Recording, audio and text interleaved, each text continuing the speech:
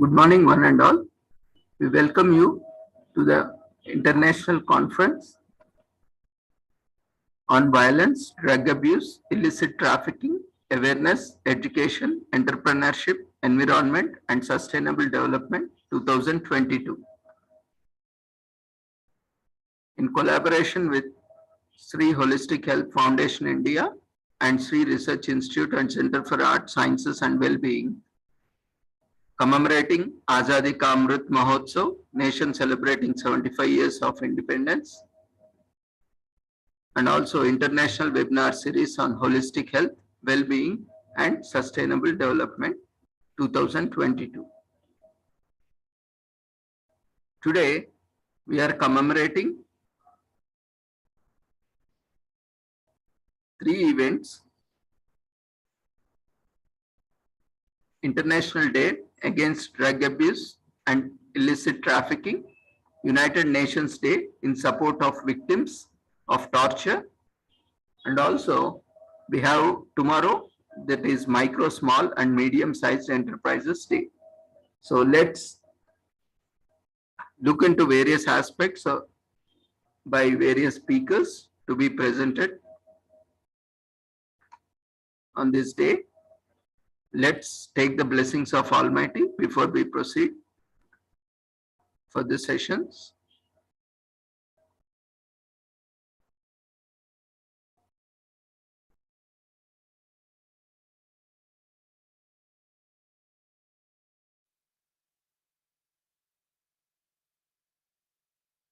कुरुत्वं कल्याणम् आरोग्यं धनसम्पदः शुभं कुरुत्वं कल्याणम् आरोग्यं धनसम्पदः शत्रुबुद्धिविनाशाय दीपज्योतिर्नमोऽस्तुते दीपज्योतिर्नमोऽस्तुते शुभं कुरुत्वं कल्याणम् आरोग्यं धनसम्पदः शुभं कुरुत्वं कल्याणम् आरोग्यं धनसम्पदः.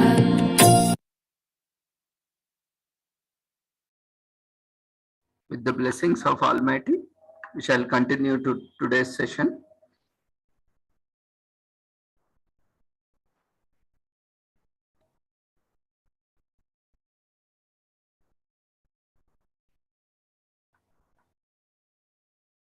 Today we have a panel of speakers who will be speaking on various aspects commemorating these events.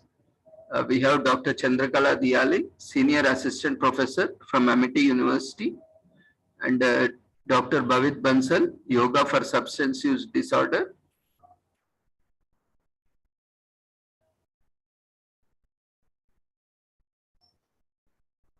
He is presently pursuing MSc from NIMHANS, Bangalore, and he has done his BYNS from Swasa University, Bangalore. It is dedicated university for yoga in India.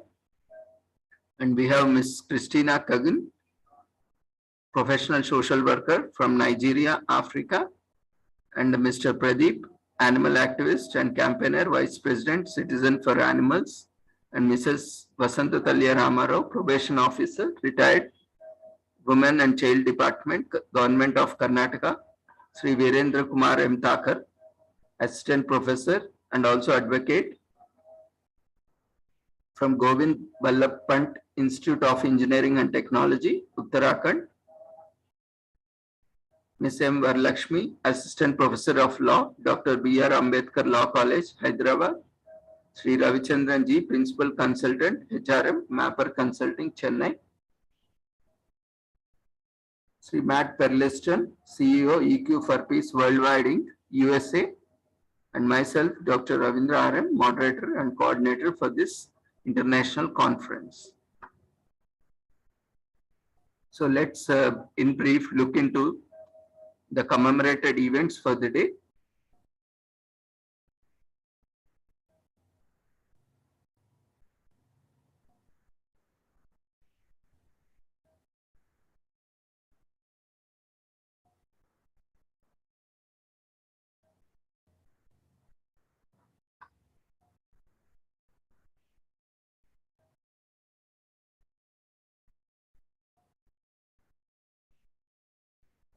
Today is the day, International Day Against Drug Abuse and Illicit Trafficking.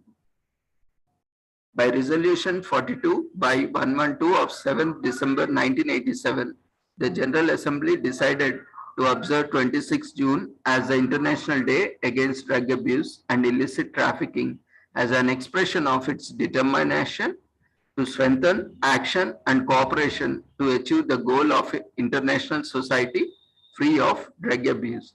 Supported each year by individuals, communities, and various organizations all over the world, this global observance aimed to raise awareness of the major problem that illicit drugs represent to the society.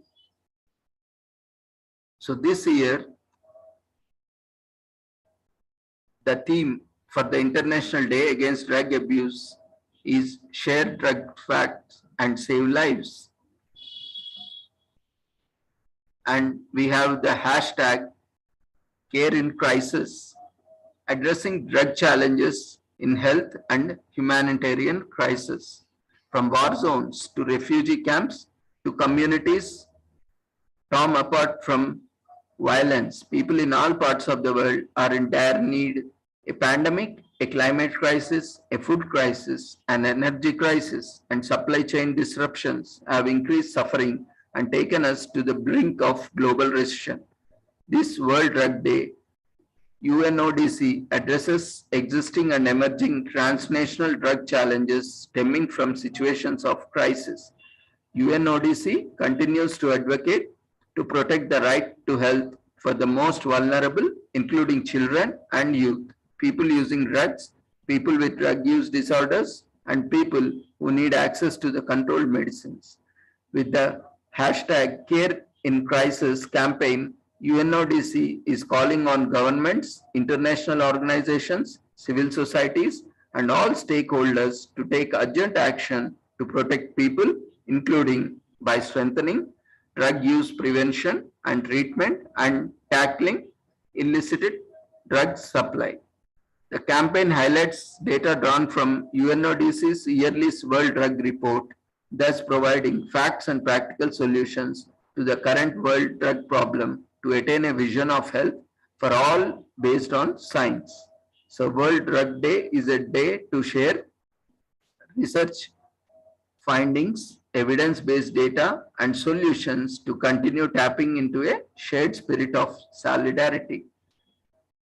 So the campaign invites everyone to do their part by caring even in times of crisis.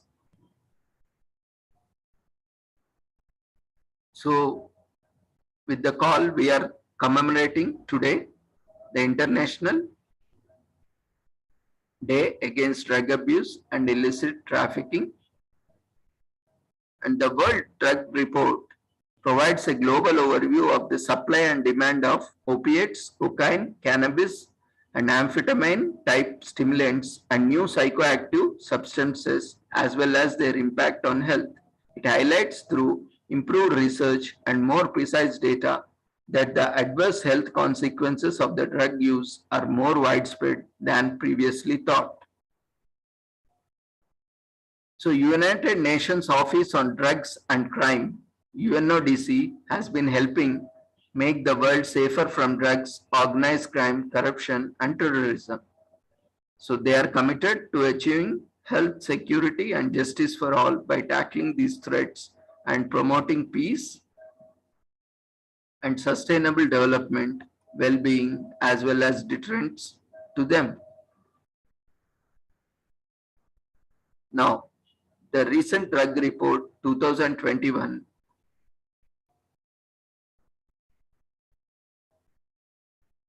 consists of 5 sections or booklets,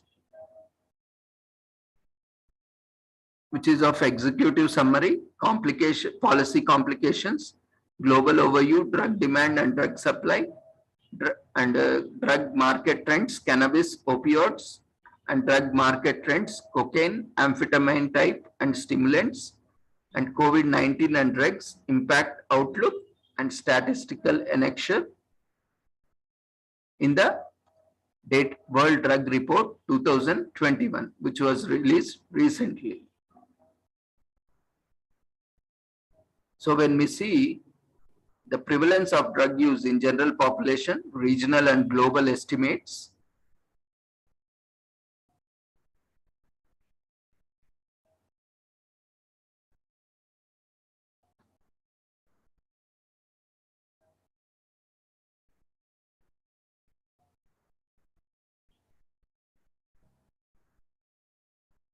we can see annual prevalence of use of cannabis, cocaine, opioids, opiates, amphetamine type stimulants, and ecstasy by region and globally. Africa, the best estimate is 46,950 thousands, and the lower is 28,150, and the upper is 64,080. So the global estimates in a percentage can be taken it as in Africa 6.41, the best estimate, the lower being 3.85 and the upper being 8.75.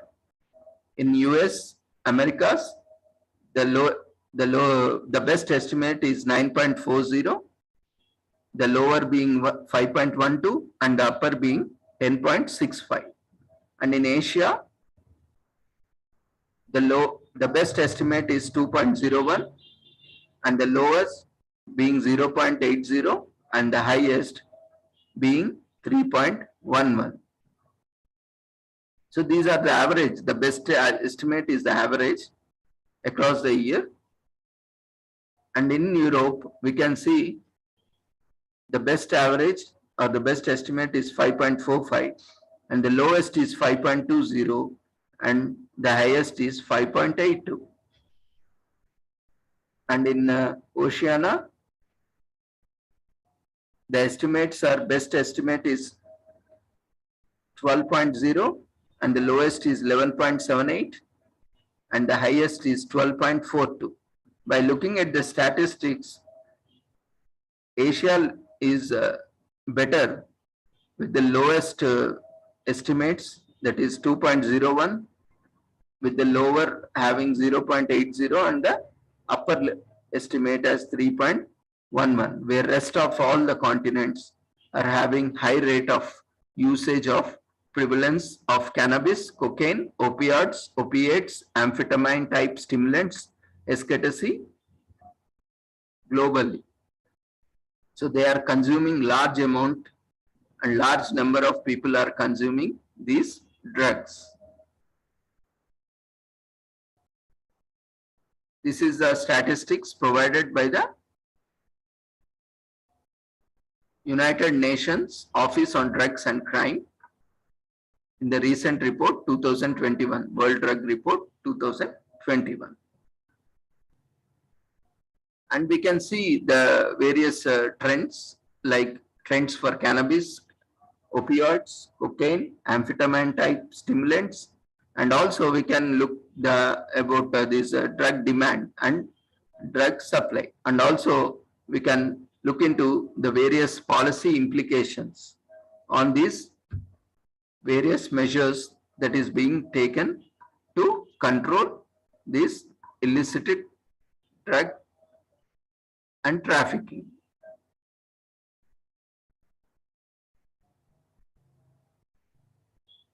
If you see ranking of drugs, various drugs used across the world,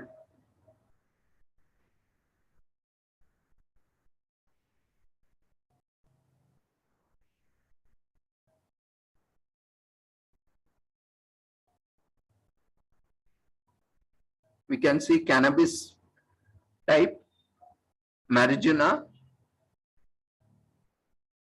hashish, opioids, opium, heroin, and cocaine salts, crack, amphetamine, methamphetamine, ecstasy type substances, benzodiazepines, barbiturates, LSD, solvents and inhalants, pharmaceutical opioids,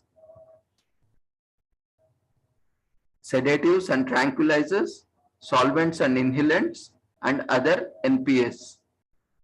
So these are widely used across the world.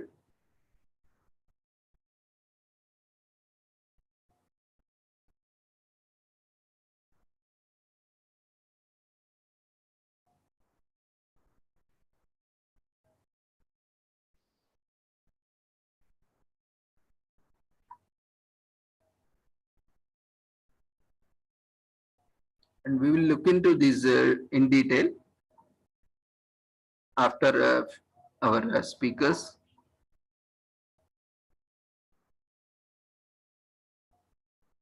Complete their sessions. Now the theme for illicit International Day Against Drug Abuse and Illicit Trafficking, or on the World Drug Day, is marked on 26 June every year. As you know, to strengthen action and cooperation is achieving a world free of drug abuse, addressing drug challenges in health and humanitarian crisis. And each year, individuals like ourselves, yourself, entire communities and various organizations all over the world join to observe World Drug Day to help raise awareness of the major problem that illicit drugs poses to the society. So together we can tackle the world drug problem. So what we can do? By sharing real facts on the drug situation, from the health risk and solutions to tackle the world drug problem, to evidence-based prevention, treatment and care resources in times of crisis. And we can continue to advocate to protect the right to health for the most vulnerable, including children and youth, people using drugs, people with drug use disorders, and people who need access to controlled medicines. So by knowing the facts and only sharing information from verified sources like UNODC, we can start now getting engaged by sharing the right facts on drugs on various channels. So we can use the World Drug Report, full of key statistics and factual data obtained through official sources, a science-based approach and research for our advocacy and also to share information. Health and justice sectors are under pressure and access to services and support is obstructed when we can least afford it. In 2022, the world continues to witness widespread humanitarian crisis in Afghanistan, Ukraine, and elsewhere, while the COVID-19 pandemic is still a major global health crisis. The synthetic drug crisis also requires nimble and adaptable solutions. A growing sense of global community and solidarity continues to emerge, as does not need to care for all in times of crisis. With the hashtag Care in Crisis campaign helps us the World Drug Day, a turning point in global efforts to tackle drug challenges. So with this, we shall conclude this introduction here, and we will move on to our next commemorative event.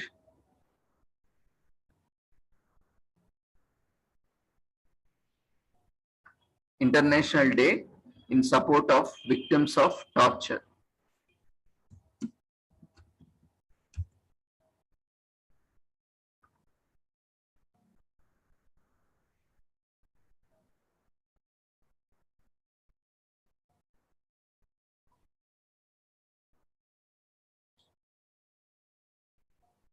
Torture is a crime against humanity. Torturers must never be allowed to get away with their crimes, and systems that enable torture should be dismantled or transformed, as quoted by UN Secretary General Antonio Guterres. Torture seeks to annihilate the victim's personality and denies the inherent dignity of the human being. Despite the absolute prohibition of torture under international law, torture persists in all regions of the world. Concerning about protecting national security and borders are increasingly used to allow torture and other forms of cruel, degrading, and inhumane treatment.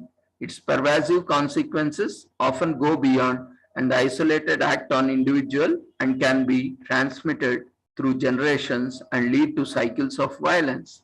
The United Nations has condemned torture from the outset as one of the vilest acts perpetrated by the human beings on their fellow human beings. Torture is a crime under international law. According to all relevant instruments, it is absolutely prohibited and cannot be justified under any circumstances. This prohibition forms part of customary international law, which means that it is binding on every member of the international community, regardless of whether a state has ratified international treaties in which torture is expressly prohibited. The systematic or widespread practice of torture constitutes a crime against humanity. On 12 December 1997, by Resolution 52 by 149, the UN General Assembly proclaimed 26 June the United Nations International Day in support of victims of torture with a view to total eradication of torture and effective functioning of the Convention against torture and other cruel, inhuman or degrading treatment or punishment. So 26 June today is an opportunity to call on all stakeholders, including UN member states, civil society, and individuals everywhere to unite in support of the hundreds of thousands of people around the world who have been the victims of torture and those who are still tortured today. So recovering from torture requires prompt and specialized programs. The work of rehabilitation centers and organizations around the world has demonstrated that victims can make the transition from horror to healing.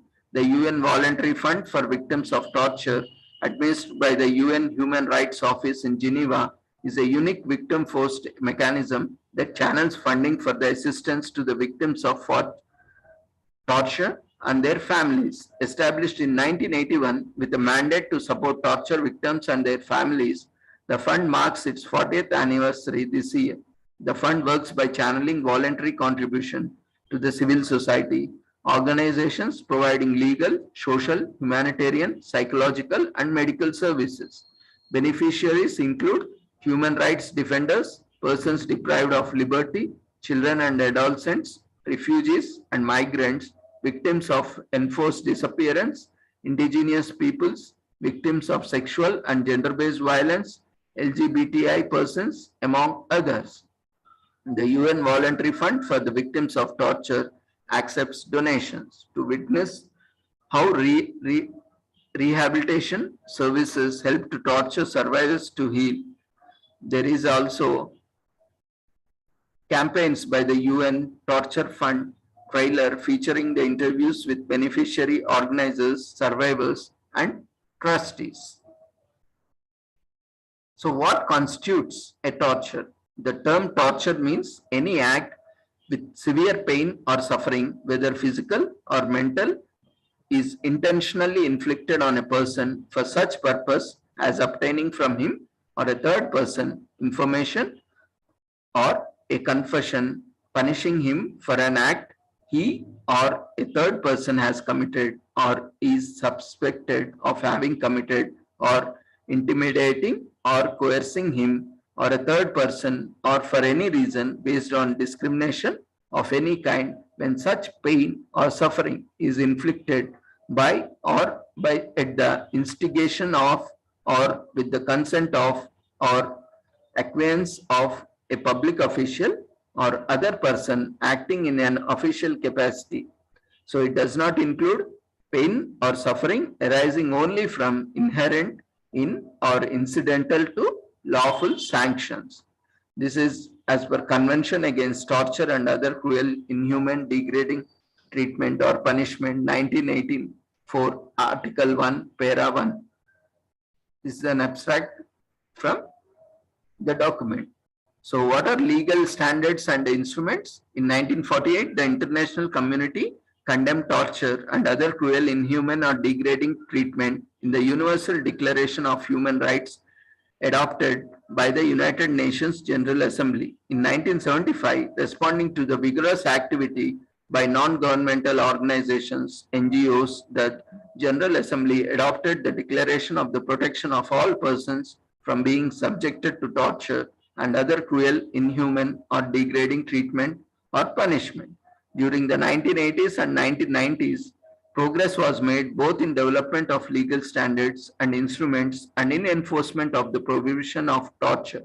The United Nations Voluntary Fund for Victims of Torture was established by the General Assembly in 1981 to fund organizations providing assistance to victims of torture and their families. The Convention Against Torture and Other Cruel, Inhuman, or Degrading Treatment or Punishment was adopted by the General Assembly in 1984 and came into force in 1987. Its implementation by the states parties is monitored by a body of independent experts, the Committee Against Torture. The first special rapporteur on torture, an independent expert mandated to report on the situation of torture in the world, was appointed by the Commission of Human Rights in 1985. During the same period, the General Assembly adopted resolutions in which it highlighted the role of health personnel in protecting prisoners and detainees against torture and established general principles for the treatment of detained persons. In December 1997, the General Assembly proclaimed 26 June United Nations International Day in support of victims of torture. The United Nations has repeatedly acknowledged the important role played by the non-governmental organizations, NGOs, in the fight against torture. In addition to lobbying for the establishment of United Nations instruments and monitoring mechanisms, they have made a valuable contribution to the enforcement.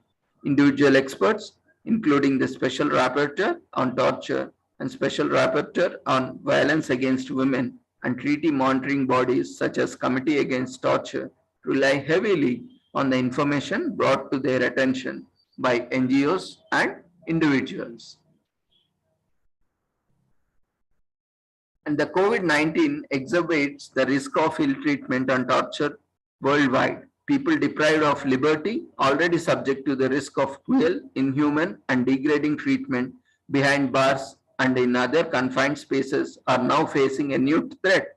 On the International Day in support of victims of torture, UN experts warn that the COVID-19 pandemic is leading to an escalation of torture and ill treatment worldwide, and torture survivors are especially in danger of getting infected by the lethal virus due to their vulnerable situation. So with this, we will conclude the introduction of International Day in support of victims of torture. And let's all support and advocate and create awareness on the cause. So let's move on to our sessions for the day.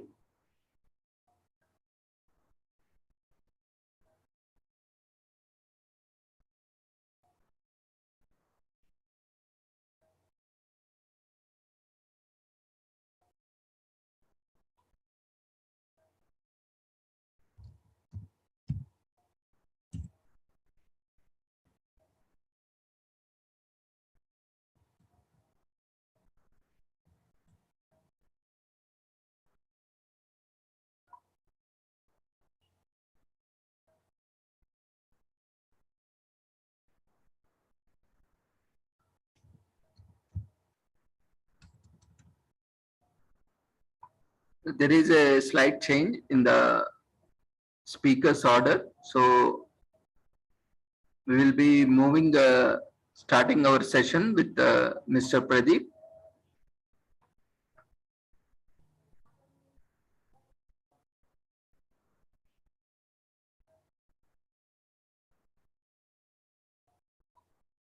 Yeah, Mr. Pradeep is an animal activist and campaigner and Vice President of Citizens for Animals, CFA Hyderabad, Telangana, India. We welcome you, Mr. Pradeep, to the international conference, and we invite you to take over for your session on illegal animal transportation in India. Over to you.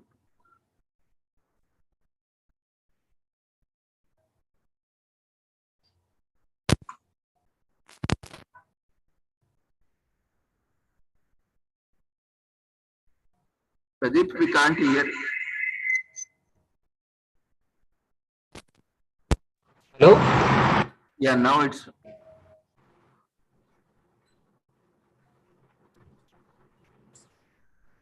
Now it's audible, sir?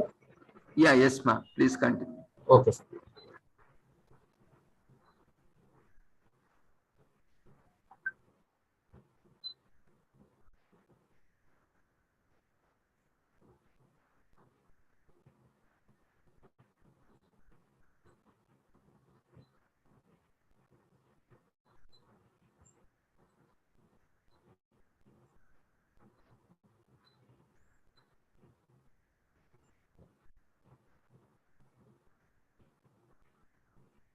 So, very good morning, one and all. So, my name is Pradeep Pera, and I work as a Vice President for Citizen for Animals. It's a non-government organization which works for protection for all animals. So, today I'm going to talk about illegal animal transportation in India. So, unlike human beings, animals also do have rights, and a lot of the times we see in like like roads and also other areas which animals are being transported in heavy like lorries and also DCMs.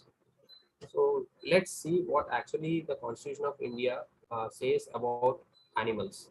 So it shall be the fundamental duty of every citizen of India to protect and improve the natural environment, including forests, lakes, rivers, and wildlife, and to have a compassion towards all living creatures. So this is this is the Constitution of India, Article 51 AG. So, but in reality, this is a condition of a cattle which is being illegally transported. Most of the times we see in Hyderabad city limits and also the other parts of India. So, lot of the times these cattle have been illegally transported. Most of them there have been no snow, and half of them died due to the starvation. We can see clearly in the picture also. So most of them fell down. Not only the cattle, even goats. If you see that in the picture, they have been carried out like beyond their capacity. For example, if you take the DCM and all, maybe we have to like 3 to 5 cattle has to be transported with a proper rules and regulations that are into the Transportation of Animals Act 1978. That later I will be saying more about it. So this is the one of the festivals which is been most of the time where the animals have been illegally transported to the India and Nepal border. So it's the festival name is Gadimai. Most of the time you might be hear about it. So lot of the times animals have been sacrificed in the name of God. So now it has been reduced because of the like a lot of NGOs and also the lot of public awareness involved. Now the transportation it has been little bit reduced, but still it is going on. So if you can see in the coming to the wildlife, more than 1 million pangolins have been illegally trafficked for the decade. This has been the census has been taken from the UNEP report and also Ministry of Forest. So most of the time, illegal wildlife trade is reportedly fourth largest global illegal trade after narcotics, contrabanding, and human trafficking.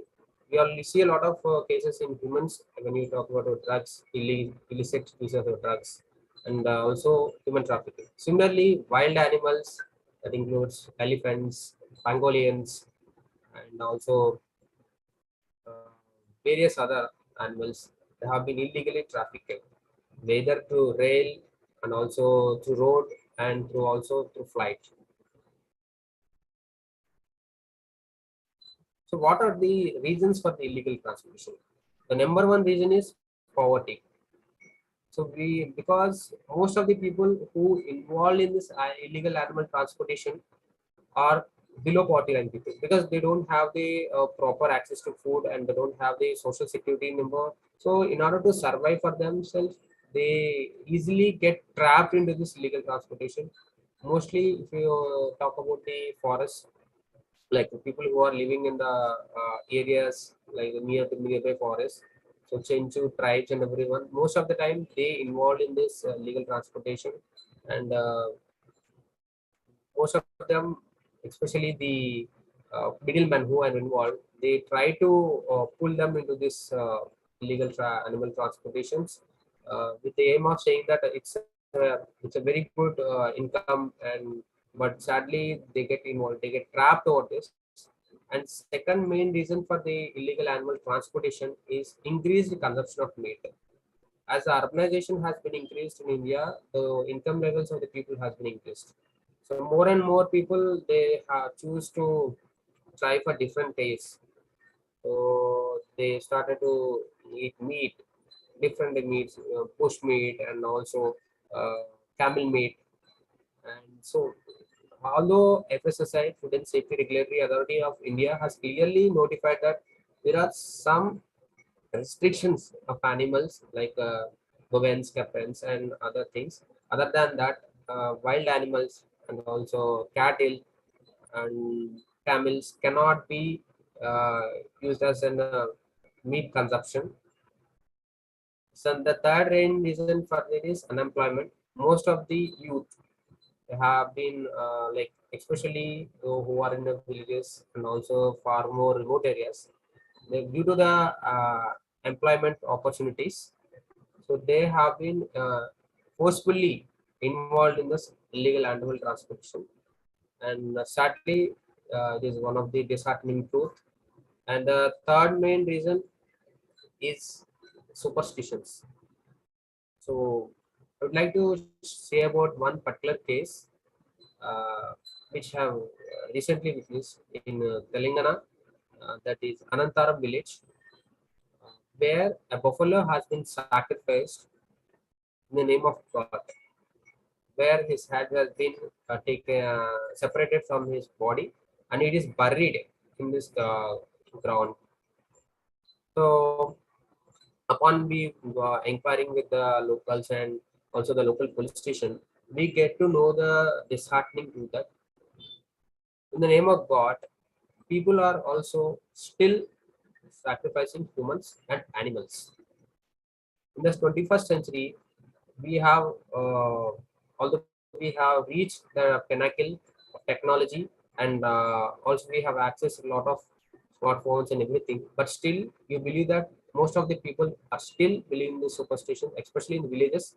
They sacrifice a lot, mainly because of them is like mainly because of false superstitions. No religion or no god wants to sacrifice any living being. That if you sacrifice an animal, only we will bless you. That cannot be. Uh, that cannot be. It's not an ethical thing to say about it. And third main thing is illiteracy. Most of the people who involved in the animal transportation are happen to be people who are not well educated, and some it's one of the thing. And the final thing is low risk and high profit. So people who want, like, who get attracted to this illegal animal transportation is it's a, they lot of the middlemen, and also who are the who are the people involved in the illegal animal transportation. So they will say that it is a low risk and high profit thing. So because of these factors, mainly illegal transportation was happening in India. Move on to the next slide. For what illegal transportation? As I said, that is for this meat and fur and also leather. Whatever we wear, the leather and tanning, everything which has been come from the illegal transportation. And wildlife trade. As I mentioned in the previous slide, wildlife illegal wildlife trade is one of the biggest crime after drug abuse and also illicit human trafficking. So how can we prevent them? So there are India is a very like, so we have religion country, and also there are certain rules and also regulations to protect the animals. So in the year of 1960, we have emanated one of the beautiful law which is called as Prevention of Cruelty Towards Animals Act 1960. So it's which talks about the various offences which it's in animals and how to prevent them, and what are the how to report the whenever an incident has happened towards animals. And apart from that, we have the transportation of animals 1978, which particularly talks about how the animal should be transported. What are the major things to be considered while transportation of animals? And while the transportation of animals, a proper veterinary certificate has to be issued, and and who are taking these animals ensure that they have the fitness, and also they're fit for slaughter. Not all animals are meant for slaughter. And third main thing is Wildlife Protection Act 1978, so 1972. So it talks about the protection of all wildlife, various offenses involved, and due to this, I'm not covering all the like laws and things. Maybe we can discuss in a future session. So, how to stop this illegal animal consumption? A lot of the times when you see as an a crime was happening in front of eyes, uh,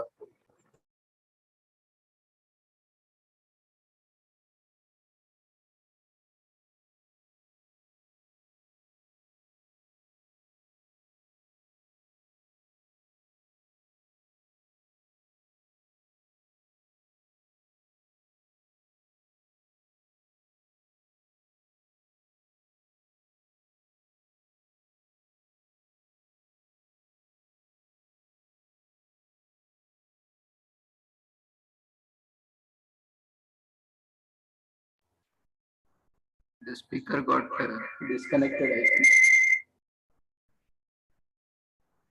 We'll wait for the speaker.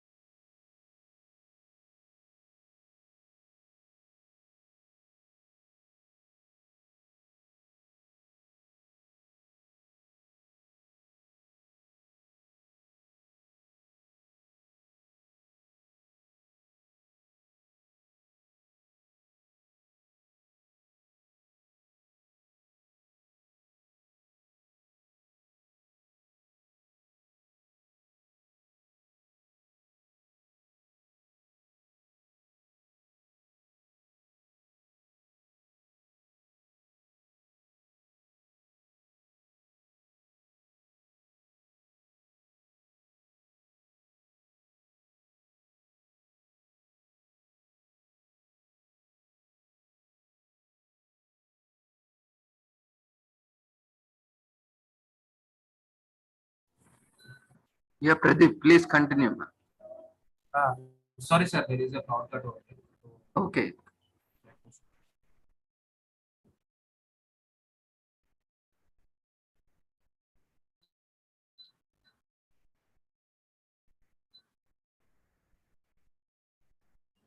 So, how to stop this illegal animal transportation? The first main thing is whenever you see any animal being transported illegally, first thing is you can take a video of the particular incident, either a photo of the vehicle which has been transported.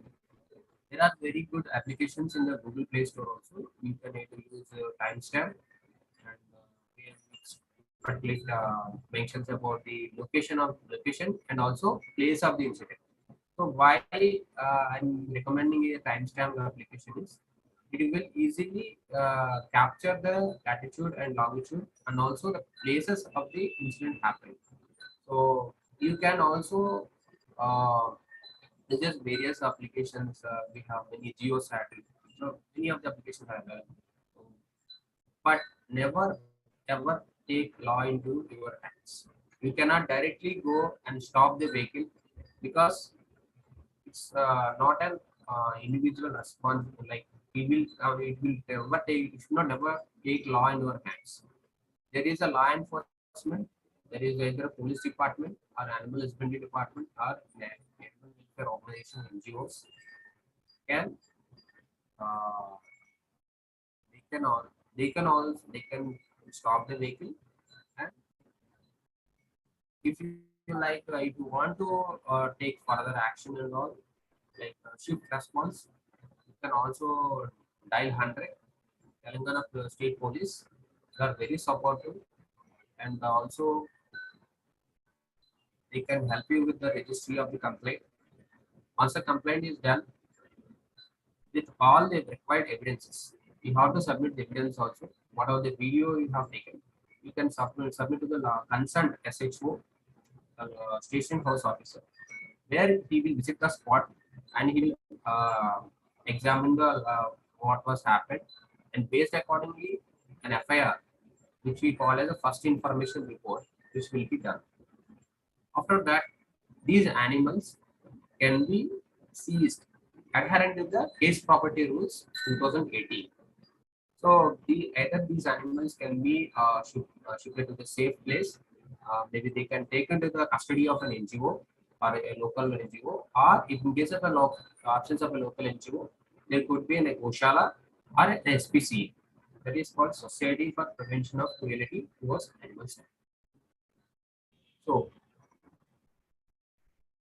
I request everyone, like whenever you experience such incidents, you can also reach out to our helpline. It's 784-222-7344, or else you can also reach out to our email address also, uh, because we actually deal with three pillars first. One is rescuing the sick and injured animals, and the second thing is awareness.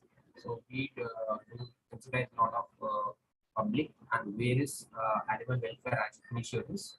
The third one is advocacy, where we talk about the cruelty towards animals, and we working towards law enforcement, police department, and filing in FIRs, and ensuring that the culprits are get punished.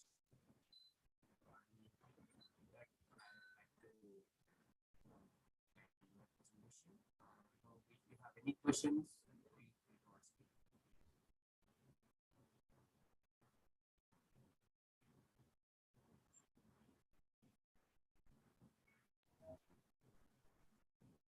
The participants, feel free to discuss or share your comments, observations. You can unmute yourself or you can raise hand if you have any queries. We'll be happy to address.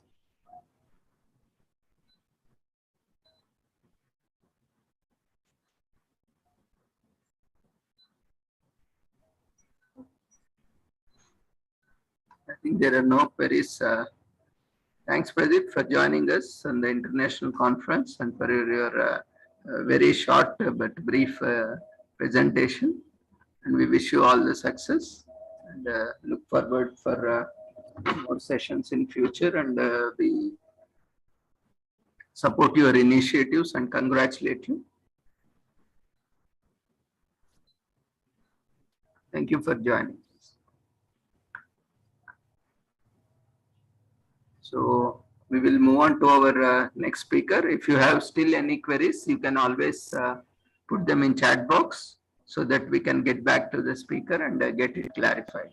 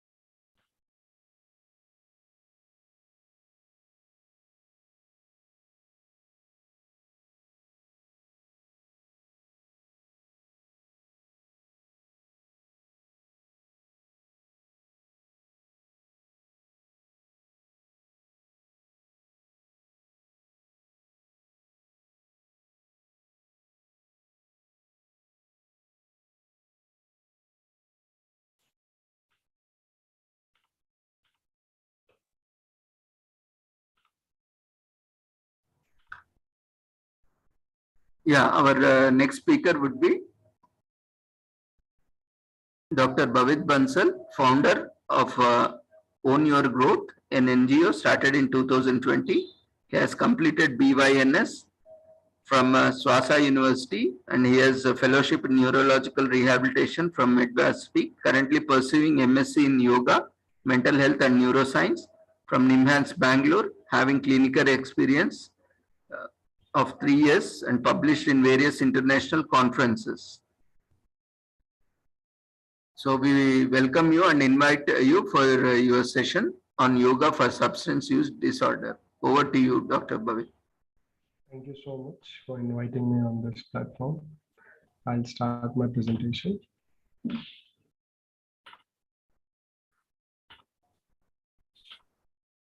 My screen is visible to you? Yes, please continue. I request everyone to sit straight, close your eyes, put your hands in Namaskar Mudra. Before we start our today's session, we'll chant the prayer to begin this session.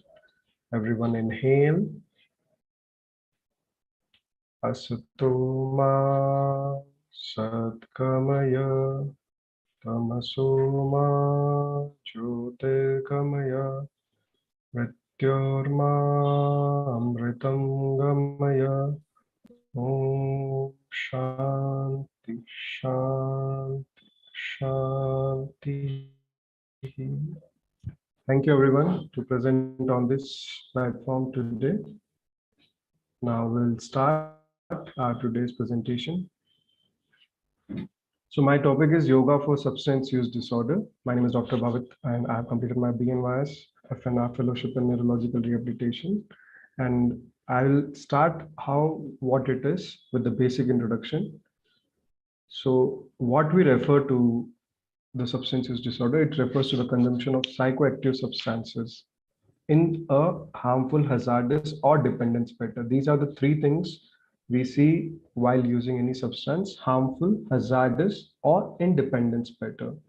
So according to a World Drug Report in 2019, 35 million people worldwide suffer from this drug use disorders. And from that, only one of the 7 individual in 35 million, if we see the data, 1 in 7 of those receive the treatment.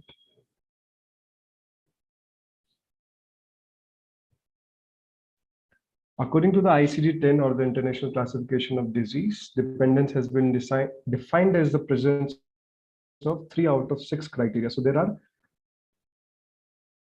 are 6 criteria for a significant period in the last 12 months. So we say if an individual is abused with any substance for last 12 months, he or she should have, there should be 6 criteria should be fulfilled.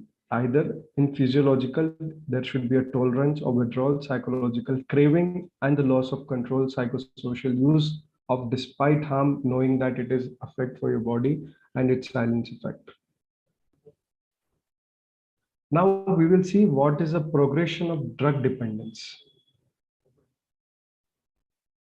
Progression of drug dependence is like how you use. First you use, then the abstinence will come, you will go for the heavy use, then relapse will be there again, you will go for early dependence, and then to late dependence, where the mind or neurocognitive functions will be dependent on your substance use, or your neuroplasticity will be going into that phase of substance use. So there are 2 phases, impulsive stage or compulsive stage. So it starts with the binge intoxication. Binge means there is no regulation of drinking or smoking or any kind of substance use, and that intoxication will give pleasurable effects to your body and your mind, and that effect will have a reward craving, like every day you feel to have that effect, and that cycle will go on, and that will begin an impulsive stage to the compulsive stage, from prolonged intoxication to go to the abstinence in a negative effect. So you prolong the intoxication and the dosage of your substance use. So you can see this is a positive reinforcement to the negative enforcement, how individual will go. There is 2 cycles. The same thing I've shown here in the different approach, the positive enforcement to the negative reinforcement. Now, what is the neurobiology of addiction? So here it says that it is said by the Koob and Volko, which shows about the neurobiological changes which happens in our brain. So you can see here how the neurocircuits are changed, how the synaptic impulses are changed, how the molecular changes or the neuroadaptation will happen. So binge intoxication, or the first stage we say, in which dopamine opioid peptides are related. Then second is withdrawal or negative effect state, there corticotropin releasing hormone and dynorphin, which will extend the amygdala in your brain. And third is preoccupation anticipation, in which glutamate or prefrontal cortex are involved. So the brain areas I told you, you can see in the picture also. The first is opioid peptides receptors, which involves basal ganglia. Second is extended amygdala. And third is prefrontal cortex. So you can see this in this very clearly explained how it is related to the neurobiology of our system. The same thing what I told you, which will lead to the neuroplasticity with increased use of any substance. So this I told you, extended amygdala or the prefrontal cortex. So CR corticotropin releasing hormone and dynorphin, which involve the extended amygdala, and you can see the cycle or the stages how it is increasing with the development of addiction. Now I come to the part of yoga, why we are doing, or why you have to understand the process of addiction and why we are using the yoga. So yoga, we say yog yujyate or integrate.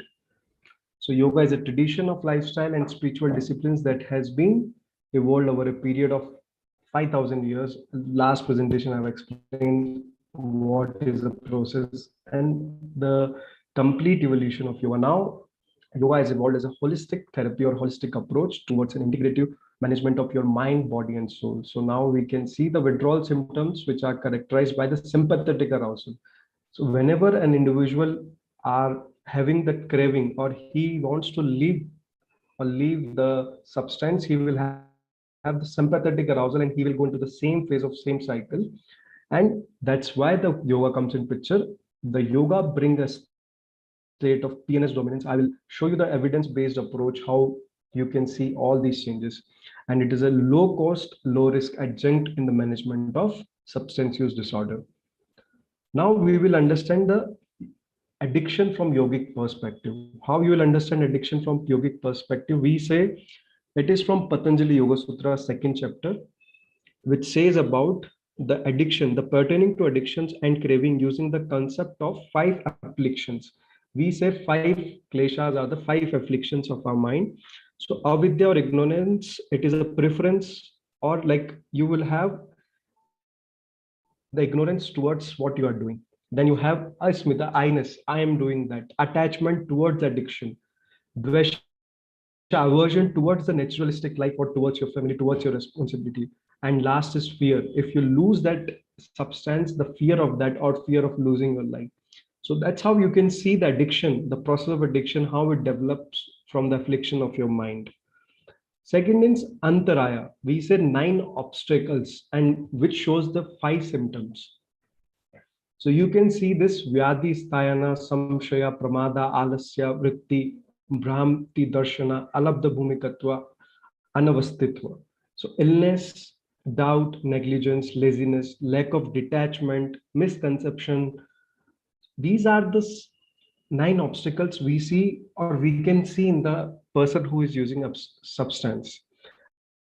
And what are the accompanying symptoms? Dukkha, suffering. How they are suffering? They will have unsteadiness. They can't stand or they can't be very stable in their neutral life.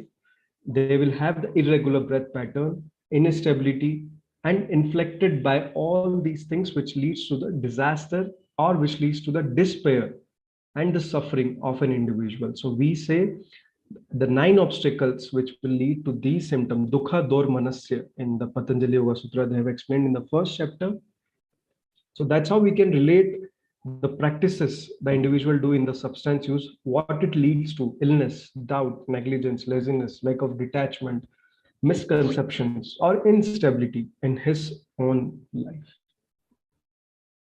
According to the gunas, we can see a person who is in the first the person is sattvic when he have not started any substance use, but because of rajasic mind or energetic mind, he want to have a desire or anxiety towards it, so he will give a motivation to himself towards the substance use. It is good for few days, it is good for social interaction, and with that the process starts and begins to the dullness of mind, laziness, sluggishness, or it is a phase, the tamas is a phase where the individual will be find as the addictive, or he will not be able to come out from his own. If we say the panchkoshas are also affected from 5 layers are there. Panchkoshas means 5 sheets.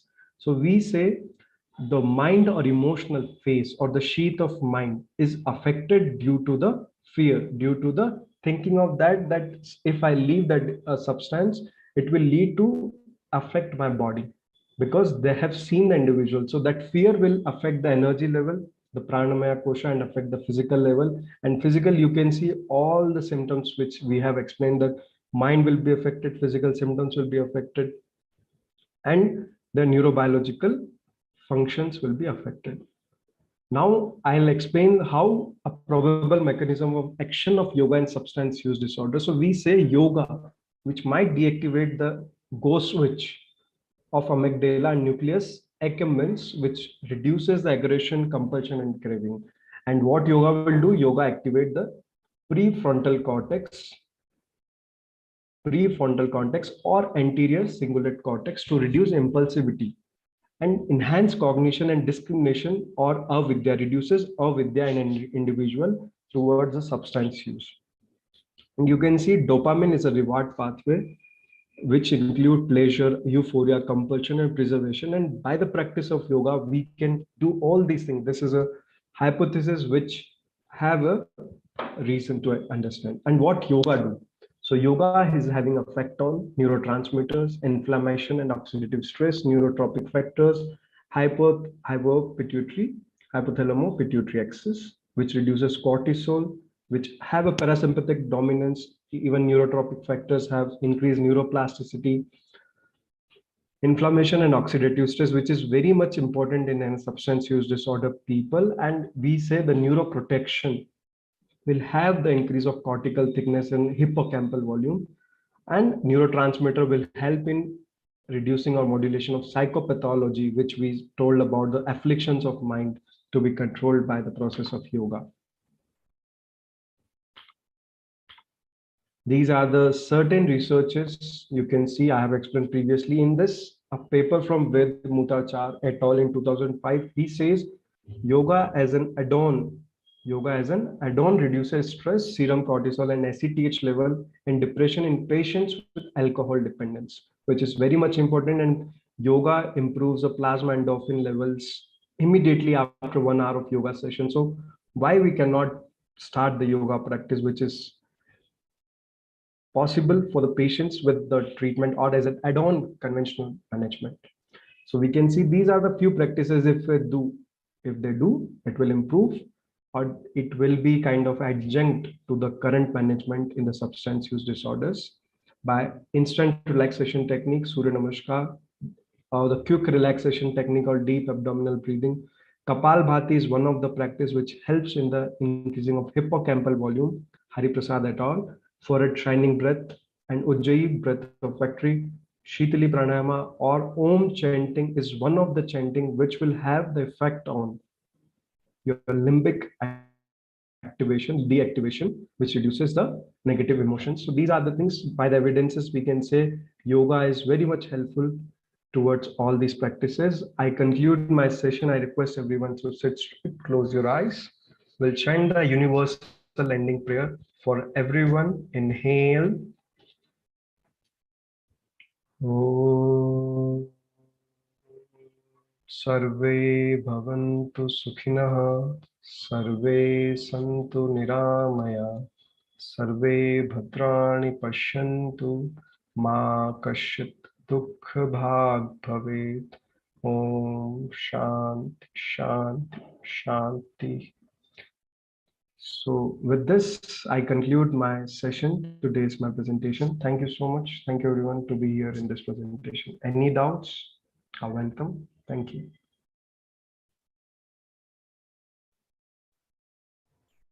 Thank you, Dr. Bhavit. It was a very short but very insightful session. There was a problem, the slides were not changing. So only that prayer slide was visible. It was not changing.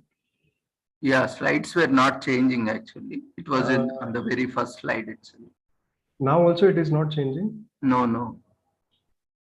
So you might have informed me because I was not aware that it is not changing, or still it is not there. I can show once again my slides. And now we can see the brain slide. Yeah, I have used 14th slide, I see. now you can see the screen shared. Yes, introduction slide. Yeah, now. Yeah, so these are the ICD-10 which says the 6 criteria to be followed. The progression of drug dependence, which I was explaining, the positive reinforcement to negative reinforcement, the neurobiology of addiction, how the 3 process of binge, withdrawal, and preoccupation, the neuroplasticity in brain circuits, the extended amygdala, why yoga is important because it is a holistic therapy and low cost and low risk adjunct to the management. 5 kleshas, avidya, asmita, raga, dvesha, abhinivesha. Antaraya's 9 obstacles according to Patanjali, we have understood. The Bhagavad Gita says about 3 gunas, tamas, sattva, and rajas. Panchkosha understanding. Then how we say that yoga may deactivate ghost switch or amygdala or nucleus accumbens to reduce aggression, compulsion, and craving. And yoga may activate the stop switch of prefrontal cortex and the anterior cingulate cortex to reduce impulsivity and enhance cognition and discrimination. These are the research papers or the biomarkers which we say the neurotransmitters will have a modulation of psychopathology, inflammation and oxidative stress will reduce by improving neuroprotection, neurotropic factors like BDNF, telomere length will increase, which improves neuroplasticity, and hypothalamo-pituitary axis, which reduces cortisol, modulation of parasympathetic dominance. These all leads to increase of cortical thickness and the hippocampal volume. These are the few researches in which the Ved Mutarcharya et al. 2005, which talks about reducing serum cortisol and ACTH level in alcohol dependence and improves plasma endorphins, which is a good feeling hormone in the patients after 1 hour of yoga. And Om chanting leads to reduction of blood flow to the limbic area of the brain, which is related to today's presentation. These are the few practices which we say as a capsule you can give to the patient at any period of time, which will act as an adjunct to the treatment procedure as an integrative management. Thank you. I think I might helpful for everyone.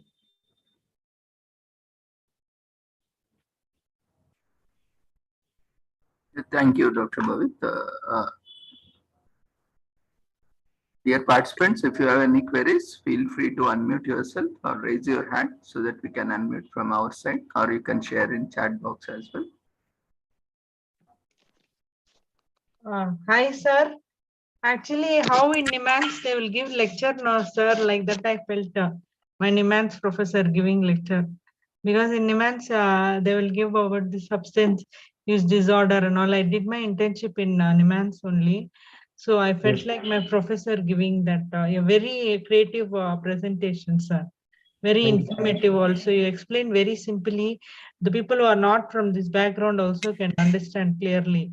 Very nice presentation, and you've done justice to the topic, sir. All the best, sir. God bless you. Hope to see you in more sessions in our webinar, sir. Take care, sir. Bye, sir.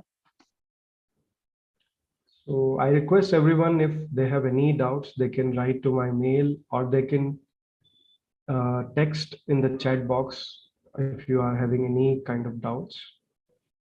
Otherwise, just let me know.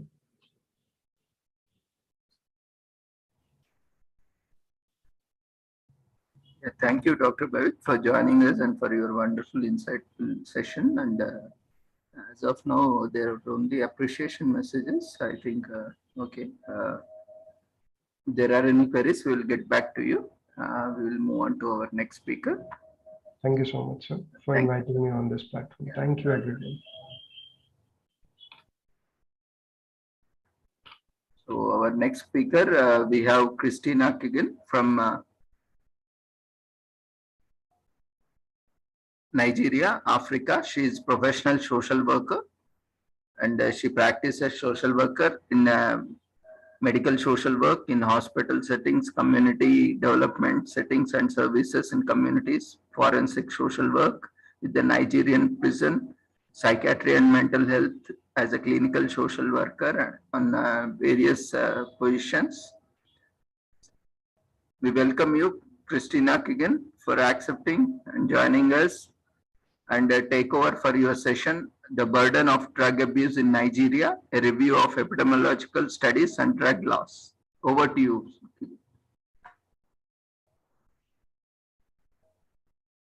You can unmute yourself. You can start your video and audio.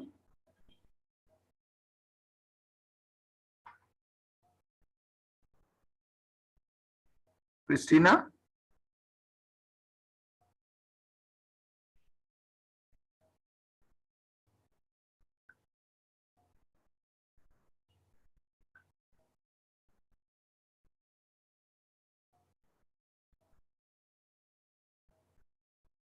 Christina, can you hear us?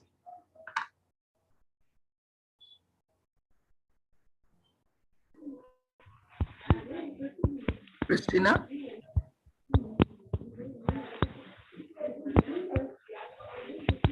Can you hear us?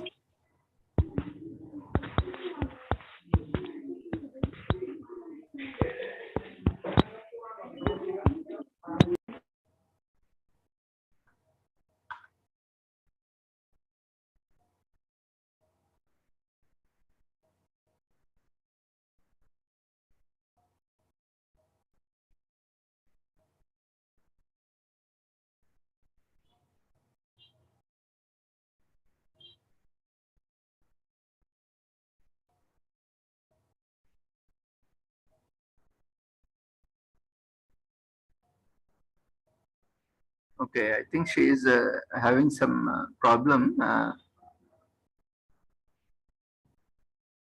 with connectivity. So we'll move on to our next speaker and then take up Christina's session.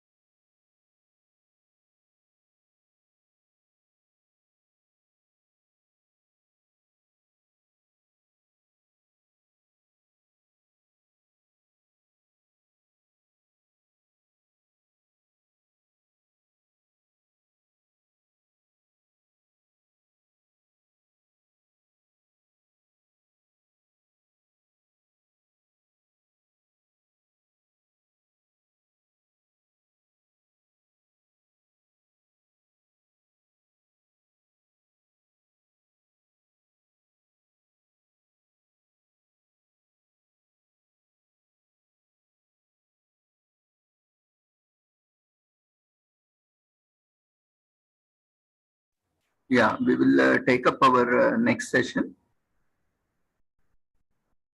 We have with us Sri Virendra Kumar ji from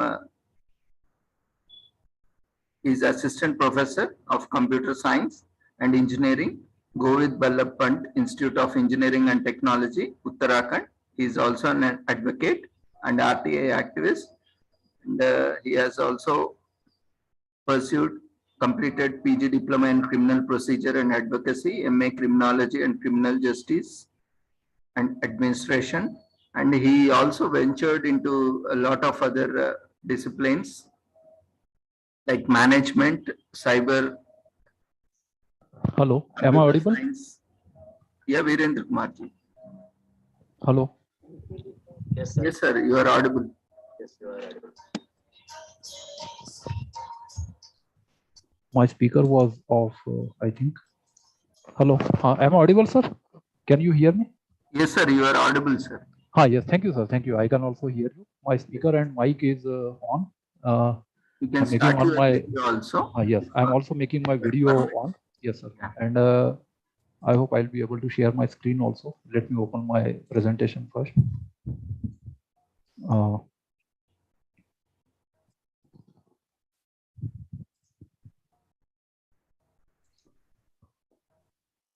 First, we shall see the NDPS Act, and then we shall see the Immoral Traffic Prevention Act.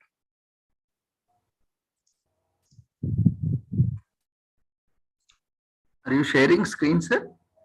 Yes, I'll make it. Okay, okay. Yes. Yes, now I have shared. So after a network delay of few seconds, it should appear before you. I hope it is visible, sir. Yeah, screen is visible, sir. You can continue. Yes, I'll make it full screen. Yes. You can just check once, sir, whether slides are moving or not. Yes. Is it moving, sir? Yeah, Can you see my second? yeah, fine, sir. Yes. Okay. Okay. Thank you. Please continue. Well, so we shall see about narcotic drugs and psychotropic substances at 1985. We shall not see all the detailed presentation because it is very long act having 83 sections. So just the names of the sections we shall see. I will not do section by section reading today. And the second act we shall see in detail, that is the Immoral Traffic Prevention Act. As far as the NDPS Act is concerned, so this presentation is taken from one presentation of Narcotics Control Bureau, that is NCB Kolkata branch. So NCB is established under this act, Narcotics Control Bureau. Earlier we had some other acts also. Actually, there are two NDPS acts. One is the NDPS Act 1985.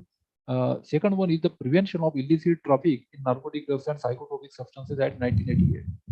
The second act of 1988 is for preventive detention, which can be up to maximum period of 2 years. And so there is a provision of time to time review after 3 months. So that is pertaining to preventive detention. Detention is before arrest. So it is a law of preventive detention. So we shall not see about that. We shall see about the main NDPS Act and the amendments that are made in 1989, 2001 and 2014. That is the latest law as it stands today, and the role of NCB, that is Narcotics Control Bureau. So first we shall see what is the new act. So if we see the history, then in history, prior to enactment of NDPS Act 1985, there was this Opium Act of 1857 and the Opium Act 1878, and then came the Dangerous Drugs Act 1930. These three acts were applicable. That is, after the East India Company took over, this 1857, that is when the British Crown took over from the East India Company. So this act was enacted, and this Opium Act was the first act. And after that, we had another act in 1878, and then came the Dangerous Drugs Act.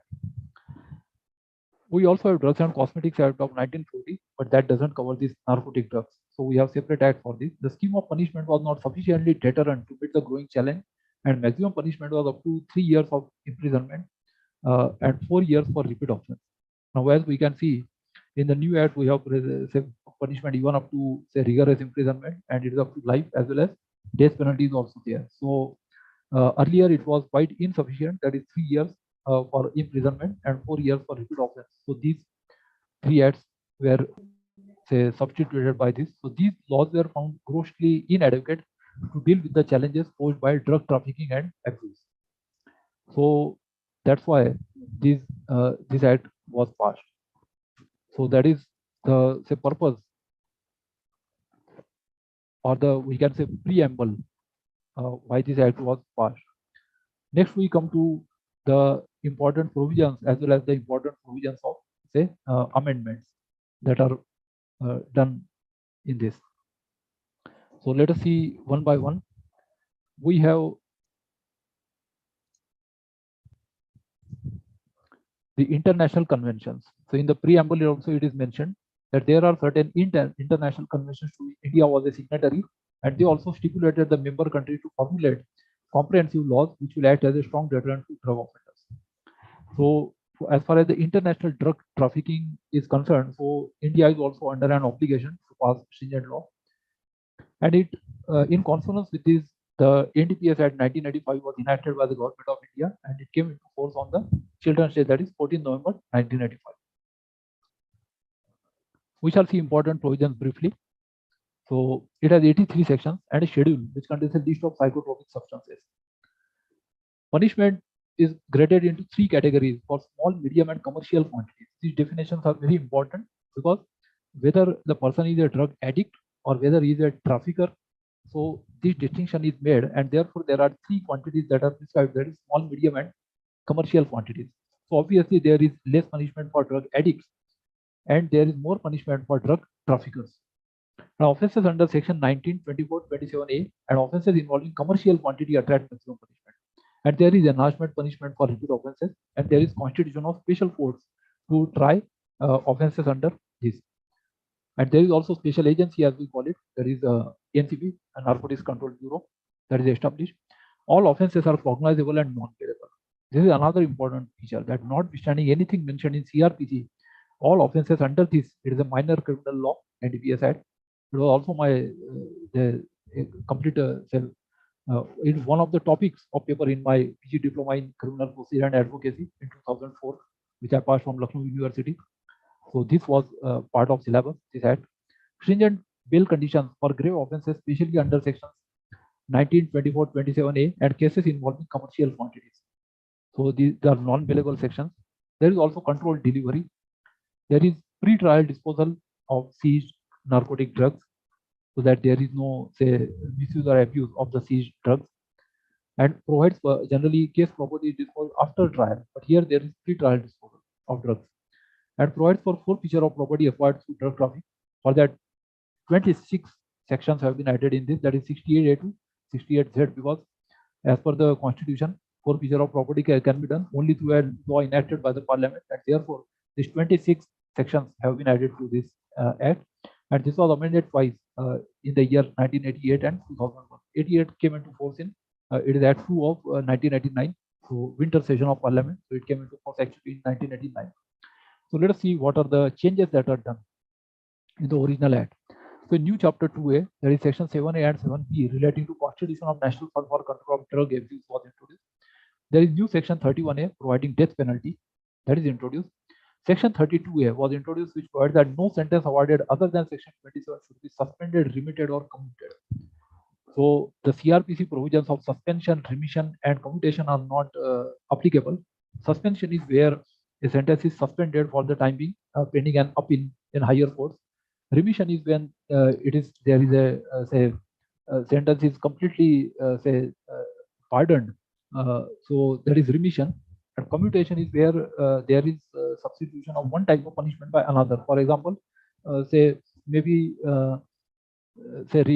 life imprisonment may be substituted by say rigorous may be substituted by say simple imprisonment may be substituted by say fine, or there could be forfeiture of property could be substituted by fine. So these are different types of commutation that are possible under CRPC. So now this no sentence awarded under this other than section 27 can be suspended, remitted, or commuted. So this is very strict act. Constitution of Special Code was provided in new section 36A. 37 was substituted to make offences cognizable and non-bailable. And new section 64A, it provides immunity from prosecution to an addict on condition. So addicts or drug addicts or the people who are taking this drug abuse or substance abuse, so the act looks leniently, and it is taken on the basis of this quantity, that is whether it is low, small, medium, or large, or commercial quantity. And new chapter 5A, this is a complete new chapter, that is section 68A to 68Z was introduced to cover all aspects related to forfeiture of property derived from or used in illicit traffic. Now, another provision is to regulate and control precursor chemicals. Section 9A was introduced, that applies to precursor chemicals. Then 25A is another new section. It provides punishment in relation to precursor chemicals, and there is it came into force on 29th May 1989. So this amendment came. Then came the second amendment, that was in 2001. So the main change brought about by the amendment is the gradation of punishment depending on the quantity of drug involved. So 3 different quantities are specified, and they have been segregated as small, medium, and commercial quantity. Small is rigorous imprisonment up to 6 months or fine up to ₹10,000 or both. For medium quantity, there is rigorous imprisonment up to 10 years and fine up to ₹1 lakh. And for commercial quantity, it is rigorous imprisonment not less than 10 years and up to 20 years, and fine not less than ₹1 lakh up to ₹2 lakhs. And provisions of controlled delivery has also been incorporated through this amendment. Another amendment is in 2014, that is use of narcotic drugs and psychotropic substances for medical and scientific use was allowed. Earlier there was ban on this also, and therefore some difficulties were faced. So now this narcotic drugs and psychotropic substances can be allowed for medical and scientific, that is research purpose. That is for treatment and research, these uses are allowed now. Preliminary chapter. Chapter 1 contains short title, extent, and commencement. Chapter 2 contains definition. Section 3 is power to add to or omit from the list of psychotropic substances. So there is a schedule, and that schedule can be amended. Schedule is under section 3. Then authorities and officers. So different powers have been given to central as well as state government. So section 4 empowers central government to take measures for preventing and combating absent illicit traffic in narcotic drugs. Section 5 empowers central government to constitute an authority or hierarchy of authorities for exercising powers and function under this act. Even Narcotics Control Bureau is established under this section. There is also appointment of Narcotics Commissioner. And section 6 provides for appointment of consultative committee. And section 7 is for state government. Even state government can provide agencies or officers under this. Then there is new chapter introduced, that is National Fund. So there is creation of National Fund for Drug Abuse. This fund can be used for combating illicit traffic in narcotic drugs or controlling abuse of narcotic drugs. This fund will be used for identifying, treating, and rehabilitation of addicts and preventing drug abuse, educating public against drug abuse, that is educational purpose, supplying drugs to addicts on medicinal necessity, that is if it is absolutely necessary, then only in small quantities it can be provided, and governing body to sanction money from the fund. And even in 7B, the report shall be placed before the government. So these 2 sections, that is this chapter contains only 2 sections. So these were added through an amendment. Then chapter 3, it includes prohibition, control, and regulation. So section 8 provides for prohibition of certain operations. No person shall cultivate any cocoa plant or gather say portion of the cocoa plant, cultivate the opium, poppy, or any cannabis plant, or produce, manufacture, possess, sell, purchase, transport, warehouse, use, consume, import, interstate, export, interstate, import from India, export from India, or transship any narcotic drug or psychotropic substance. The word should be any here. And 8A is there is prohibition of certain activities related to property derived from office. So this property obtained from this drug, it can't be converted or transferred, it can't be concealed or disguised, and there cannot be acquisition, possession, or use of property derived from an offense under the Act. So these are property offenses, and property acquired through drug trafficking is so there are certain restrictions on that. Then 9 is power of central government to permit, control, and regulate cultivation of cocoa, opium, poppy, production and manufacture of opium and derivatives, production and manufacture of manufactured drugs, and manufacture, transport, sale, etc. of psychotropic substances. So this is section 9. So government regulates this agriculture or say cultivation also. Then 9A is the power to control and regulate controlled substances. Section 10 is power of state government to permit, control, and regulate. Then we have section 12, there are restrictions over external dealings in narcotic drugs and psychotropic substances. So to engage in or control any trade or narcotic drug or psychotropic substances obtained and supplied outside India, that is, import exports are regulated under Section 12. Besides that, we also have Customs Act 1961. So in that, the Customs Department also have the powers through notification. They can notify the different things that are banned for export, import and export. Then we have Chapter 4 that prescribes for offences and penalties. This is very long chapter. We shall see brief provisions. So Section 15 provides for punishment for contravention in relation to poppy straw. That is quantum of punishment graded according to small, medium, and commercial quantities. These are defined in the Act.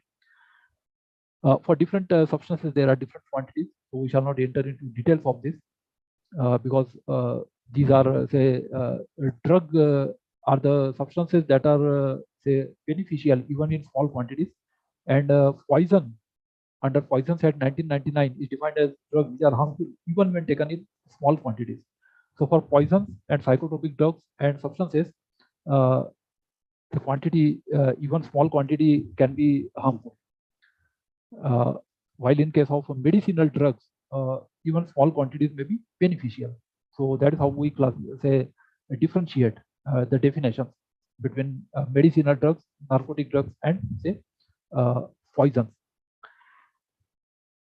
Small is rigorous imprisonment up to 6 months or is fine up to ₹10,000 or both. This is mainly for drug addicts. For medium quantity, rigorous imprisonment. Sometimes the addicts themselves also do the trafficking work. So we can classify these under medium quantities. So rigorous imprisonment up to 10 years and fine up to ₹1 lakh. Commercial are generally people who don't themselves consume, but they only do the trafficking or money making through that. So rigorous imprisonment not less than 10 years and up to 20 years, and fine not less than ₹1 lakh up to 2 lakhs. So that is how there is different or graded punishment for different quantities, that is small, medium, and commercial. Section 16 provides for punishment for contravention in relation to cocoa plant and cocoa leaves. So rigorous imprisonment up to 10 years or fine up to ₹1 lakh. Section 17 punishment for contravention is related to prepared opium. So graded quantum of punishment for small, medium, and commercial quantities. Depending on quantity, there are different punishments. And even under Section 18, punishment for contravention in relation to opium, poppy, and opium, there is graded punishment. Then we have Section 19, so punishment for embezzlement of opium by cultivator. So those who have got a license, they can only cultivate, and if they do some embezzlement, that is because Narcotics Control Bureau (NCP) gives permission for this. So if there is any violation, then rigorous imprisonment for not less than 10 years, but it may extend to 20 years, and fine not less than ₹1 lakh, which may extend to 2 lakhs. At Section 20, there is punishment for contravention in relation to cannabis, plant and cannabis. So for cultivation, rigorous imprisonment which may extend to 10 years and fine may extend to ₹1 lakh, and for others graded according to small, medium, and commercial quantum. Section 21 is punishment for contravention in relation to manufactured drugs and preparations. So different punishment for small, medium, and commercial quantities. So manufactured drugs are the synthetic drugs, which may be for consumption, or it may be for other use, which we call as substance abuse. Means it is not intended for this as narcotic drug, but people abuse. That is the thing, like this whitener. We can take example of ink whitener. Now ink whitener is used for office purposes, but people consume it through nostrils, and that we can call as substance abuse. So these are different from and some of these could even be manufactured drugs. So synthetic drugs we may call it. Punishment, Section 22 is punishment for contravention in relation to psychotropic substances. So graded punishment for small, medium, and commercial quantities. Similarly, Section 23 is punishment for illegal import into India, export from India, or transshipment of narcotic drugs and psychotropic substances. Here we also have to obey the international convention. So there are different punishment for small, medium, and commercial quantities. The Section 24 is punishment for external dealings in narcotic drugs and psychotropic substances in contravention of Section 12. So rigorous imprisonment for not less than 10 years, but may extend to 20 years. And fine not less than ₹1 lakh, but it may extend to 2 lakhs. Then under Section 25, we have punishment for allowing premises, etc., to be used for commission of an offense. This type of abatement. So same punishment as provided for the offense. So the abatement or even criminal conspiracy, these are not taken lightly. Like in IPC, there are different stages of crime. So just for thinking, that is mainly a guilty state of mind, there is no punishment. For preparation, there is 25. For attempt, there is 50%. For abatement, there is 25. For criminal conspiracy, there is 50%. This formula don't apply in case of NDPS Act. So there is full punishment, as we shall see in the subsequent sections. So even for punishment for allowing premises, there is full punishment as prescribed for the main offense. Under section 25A, punishment for contravention of orders made under section 9A. So rigorous imprisonment which may extend to 10 years and fine which may extend to 1 lakh rupees. Punishment for certain acts by licensee or his servants. So failure to maintain accounts, submit returns. There is failure to produce license, permit or authorization, and false accounts or statements. Punishment for breach of, say, conditions of license, permit or authorization, punishment which may extend to 5 years, 3 years, or with fine or both. Then we have section 27. So punishment for consumption of any narcotic drug or psychotropic substance. So this is for consumption. So there is this punishment, that is for drug addicts. So heroin, morphine, cocaine, rigorous imprisonment which may extend to 1 year or fine which may extend to rupees 20,000. For others, it is rigorous imprisonment which may extend to 6 years or fine which may extend to 10,000 rupees. Under section 27A, we have punishment for financing illicit trafficking and harboring offenders, which is same as for commercial quantity. And under section 28, we have punishment for attempts to commit offenses. So it is noteworthy that under section 28 also, the punishment is same as for the offense. That means the CRPC formula of 50% doesn't apply here.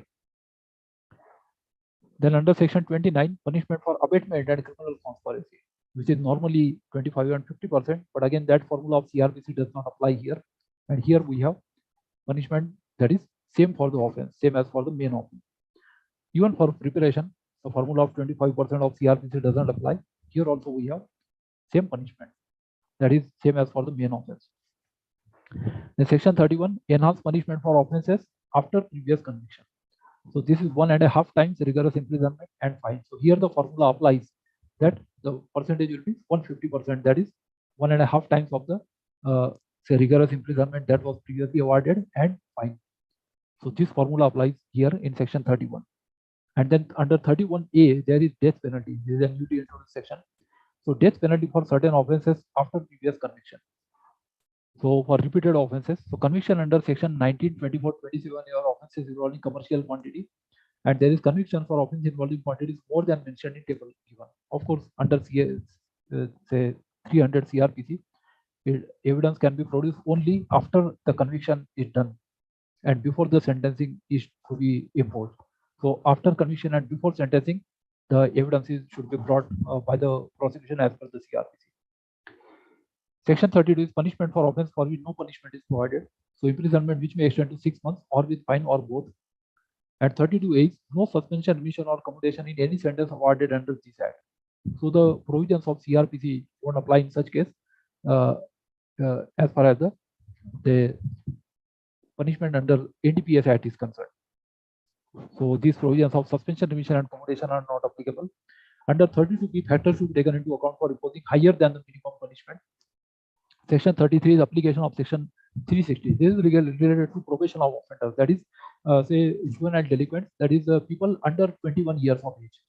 Now there is a chance of say reparation or say improvement, and therefore the law takes them leniently. But as far as NDPS Act is concerned, so even the teenagers are not exempted, and application of section 360 of CRPC and probation of offenders Act 1958, or maybe say UP first offenders Act 1938 of the state law. So this is not applicable unless person convicted is less than 18 years of age.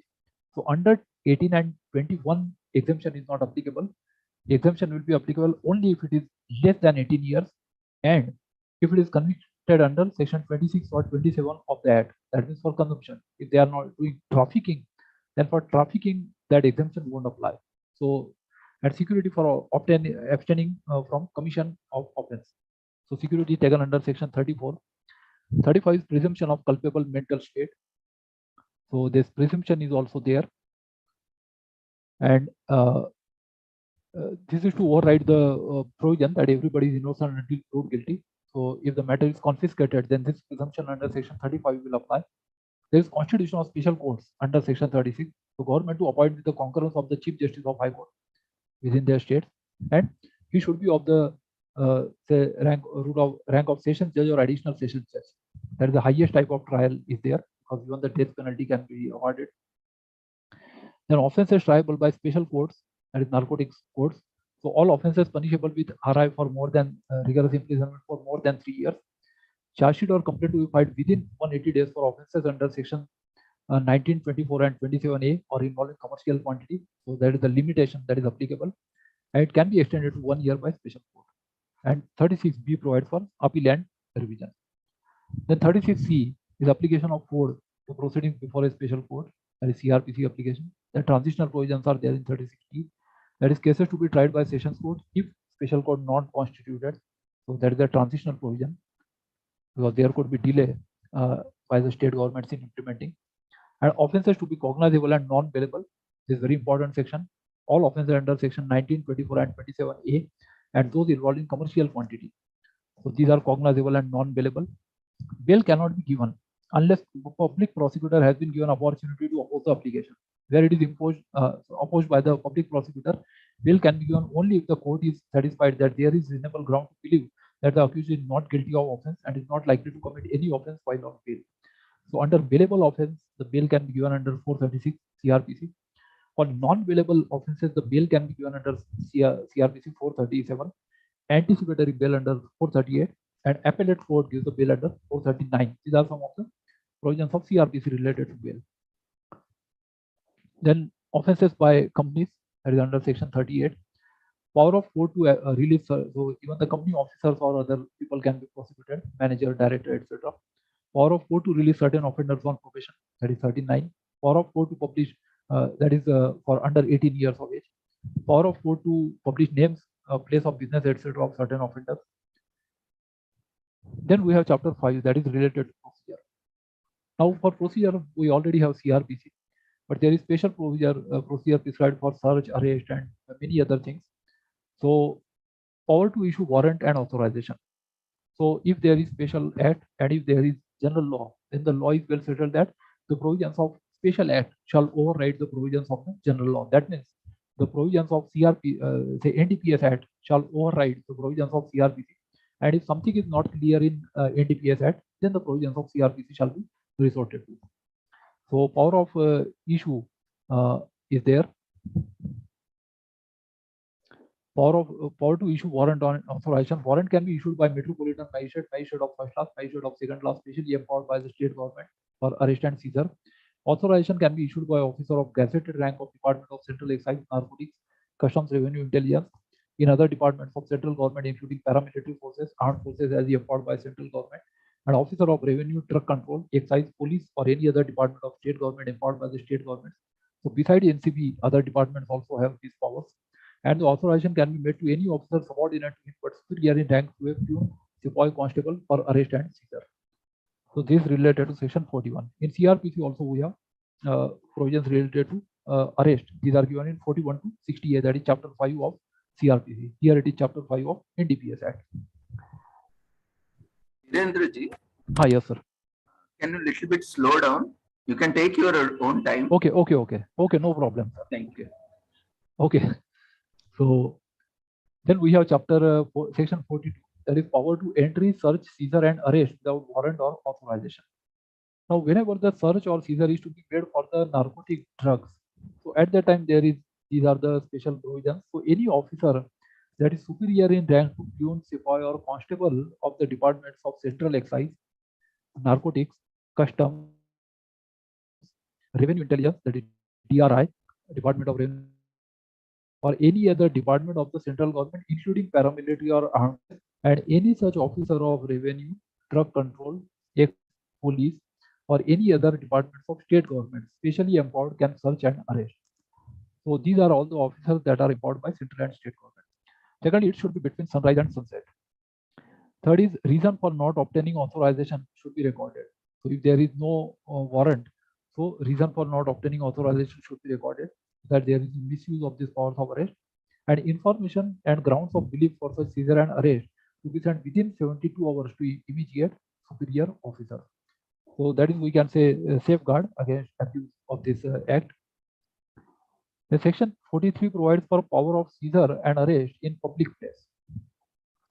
Section 44 is for power of entry, search, seizure, and arrest in offences relating to cocoa plant, opium poppy, and cannabis plant. Section 45 is procedure where seizure of goods is liable to confiscation, not practicable. So for seizure, as per the Constitution, seizure can be made only through an act passed by Parliament. So whenever the seizure of goods is there, so it is liable to confiscation where it is not practicable. So notice to be served on the owner or person in possession of the goods not to remove, part with, or otherwise, that is, he cannot sell that the property in dispute, that is cultivation, etc. So deal with the goods without permission from such officer. So that is how the NCP or other officers can exercise this power. Section 46 is duty of landholder to give information of illegal cultivation. That means if there is any unlicensed cultivation, so information to be given to police or any of the departments mentioned in section 42. Under section 47, we have duty of certain officers to give information on illegal cultivation. Similar type of, say, information about offences is prescribed in CRPC 39 also. So every person of government and every panch, sarpanch, and other village officers shall give immediate information to police or departments mentioned in section 42. So this is the duty of, say, certain officers. Then section 48 is for power of attachment of crop illegally cultivated. So NCB or other officers have powers to, say, attachment of this crop. Attachment is not seizure. Attachment is just provisional, and then finally when the decision is taken, then there would be seizure as well as forfeiture of that. Then 49 is power to search and stop conveyance. That is when it is in movement. So there is power to inspect these, that is search as well as stop this conveyance. Section 50 is conditions under which search of person shall be conducted. So search of person to be conducted by officers authorized under section 42. If the person whose search so requires, he should be taken to the nearest gazetted officer or magistrate. So if the search requires, so at that time, he can be taken to the nearest gazetted officer or magistrate. And if it is not possible, then search should be made under section 100 of CRPC. And female person should be searched only by female. Similar type of procedure is there in the case of CRPC also. So female should be searched only by female. Then section 50A is power to undertake controlled delivery. So the Director General, Narcotics Control Bureau, or any other officer authorized by him in this behalf can undertake controlled delivery of any consignment. So they have got the powers, or any officer or commissioner, say, authorized by them. Disposal of persons arrested and articles seized. So every person arrested under section 41, 42, 43, and 44 shall be informed about grounds of arrest. This is in accordance with principles of natural justice. So in case of any criminal law, they should be informed about the act as well as the section under which they are being arrested. And if there is any provision for bail, that should also be informed. Every person arrested and article seized under section 41(1) shall be forwarded to the concerned magistrate. So the person will be produced before magistrate within 24 hours as provided in CRPC. Every person arrested and article seized under section 41(2), 42, 43, 44 shall be forwarded to officer in charge of nearest police station, officer import under section 53. Then we have 52A. It provides for disposal of narcotic drugs before completion of trial in such a manner as prescribed by the government. Now, if there are narcotic drugs, then that should not be, say, that's of course it is in custody, and how that should be disposed. So that can be prescribed under rules by the government, appropriate government, that is central or the state government. Power to invest officers of certain departments with powers of an officer in charge of police station. So central government by notification can invest any officer of the Department of Central Excise, Narcotics, Customs, Revenue Intelligence, or any other department of central government, including paramilitary or armed forces, with powers of an officer in charge of a police station. Generally, one type of crime is related to other types of crimes. So whenever the CPI or the Enforcement Directorate or the other, say, intelligence agencies or say IB or RAW, so they come into contact with such cases. So normally they inform the there is passing on information from one intelligence agency to another intelligence agency. So they inform that to NCB. And sometimes there could be joint raids also. That is, the officers of special various intelligence agencies could also be involved in a single raid. So that may include, say, income tax, that may include CBI, Enforcement Directorate, or other agencies also. So these types of raids are also possible. Sometimes even the SIT or the special investigation teams can also be constituted. So if the SITs are constituted for investigation of offences, that is for collection of evidence, then that may also include the officers of different agencies or people having different specializations, because different officers are specialized in their own acts or their own regulating acts under which they have been empowered. The state government may notify any officer of the Department of Drug Control, Revenue, Excise, or any other department with the powers of an officer in charge of the police station. So they have the power similar to that of officer in charge of a police station, that is mentioned under Delhi Special Police Establishment Act 1946 also, by which the CBI is regulated. Section 53A is relevancy of statements under certain circumstances. So statements made and signed by a person before an officer empowered under Section 53 is admissible as evidence if such person cannot be examined in the court. So this is the evidence related to evidence. Section 54 is presumption from possession of illicit articles. So presumption of the accused having committed an offence is found to possess contraband which he fails to account satisfactorily. So the burden is on the person how he is possessing those contraband articles. Section 55 is police to take charge of articles seized and delivered.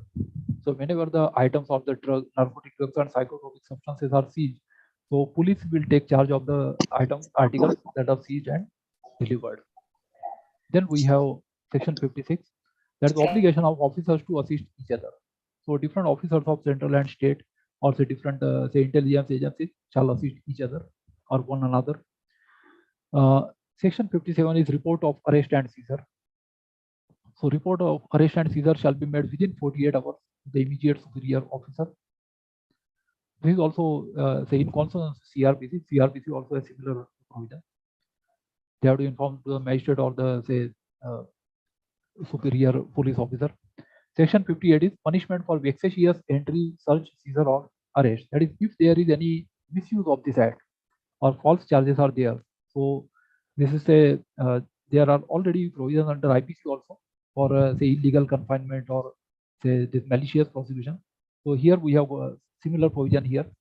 In an ED also, Foreign Exchange Regulation Act also we have such provision. So if there is any misuse, so without reasonable grounds of suspicion, or whether vexatiously and unnecessarily seizes the property of a person on the pretense of seizing and searching for narcotic drug, or vexatiously and unnecessarily arrest a person is punishable with imprisonment up to 6 months or fine up to 1,000 or both, and willful and maliciously giving false information and so causing search, arrest is punishable with imprisonment up to 2 years or with fine or both. So this is the procedure. Then we have 59. Under Section 59, failure of an officer in duty or his connivance at the contravention of the provisions of this Act. So punishment prescribed for refusal, withdrawal to perform duty under the Act is imprisonment up to 1 year or with fine or both. So they have to take action against narcotic drugs. Punishment prescribed for aiding or conniving, etc. So rigorous imprisonment not less than 10 years, but which may extend to 20 years. And fine not less than 1 lakh rupees and up to 2 lakh rupees. So if they are aiding or conniving and having due knowledge and for cultivation or trade, if they are doing, then they have the same provision that say of punishment that is prescribed for say commercial say trafficking. Under Section 60, there is liability of illicit drugs, substances, plants, articles, and conveyances to confiscation. So this section provides for confiscation to seize narcotics and psychotropic substances, etc. Section 61 is for confiscation of goods used for concealing illicit drugs or substances. So if there are some goods that are permitted, and under that permitted goods, these say contraband goods are hidden, then there could be other goods also that can be confiscated, which are used for hiding. Then under Section 62, there is confiscation of sale proceeds of illicit drugs or substances. So sales proceeds can also be confiscated. Then we have procedure in making confiscation. So court to decide on confiscation of article that is of Article 6 under this Act, whether the accused is convicted, acquitted, or discharged. So, whatever be the outcome of the trial, so the court will decide how this article, that is what we call as case property, this confiscated article shall be disposed. So, whether accused is not known, the court may inquire into and decide such liability and may order confiscation accordingly. And no order of confiscation shall be made until the expiry of 1 month from date of seizure or without hearing the person who may claim it. So, the principle of natural justice, that is opportunity of hearing, must be given, and this order cannot be done until expiry of 1 month. The section 64 is central government or state government may provide immunity from prosecution of any offence under this Act if he makes full and true disclosure. That is, if there is a person who, on the condition of say protection, wants to give information about the commission of offence, so he can be granted pardon, and central government or state government may provide immunity so that the person who is say knows about these things can make full and true disclosure about the offences under this Act. There is also immunity from prosecution to addicts volunteering for treatment. So if there is any addict who is volunteering for treatment, then there is immunity from prosecution given to addicts. Section 66 is presumption as to documents in certain cases. So where any document is produced or furnished by any person or has been seized from the custody or control or any person in either case under this Act or under any other law, or has been received from any place outside India, that is only duly authenticated by such authority or person, and in such manner as may be prescribed by the central government in the course of investigation of any offence under this Act, alleged to have been committed by a person, and such document is tendered in any prosecution under this Act in evidence against him or against him and any other person who is tried jointly with him, the court shall consider it as relevant and admissible evidence.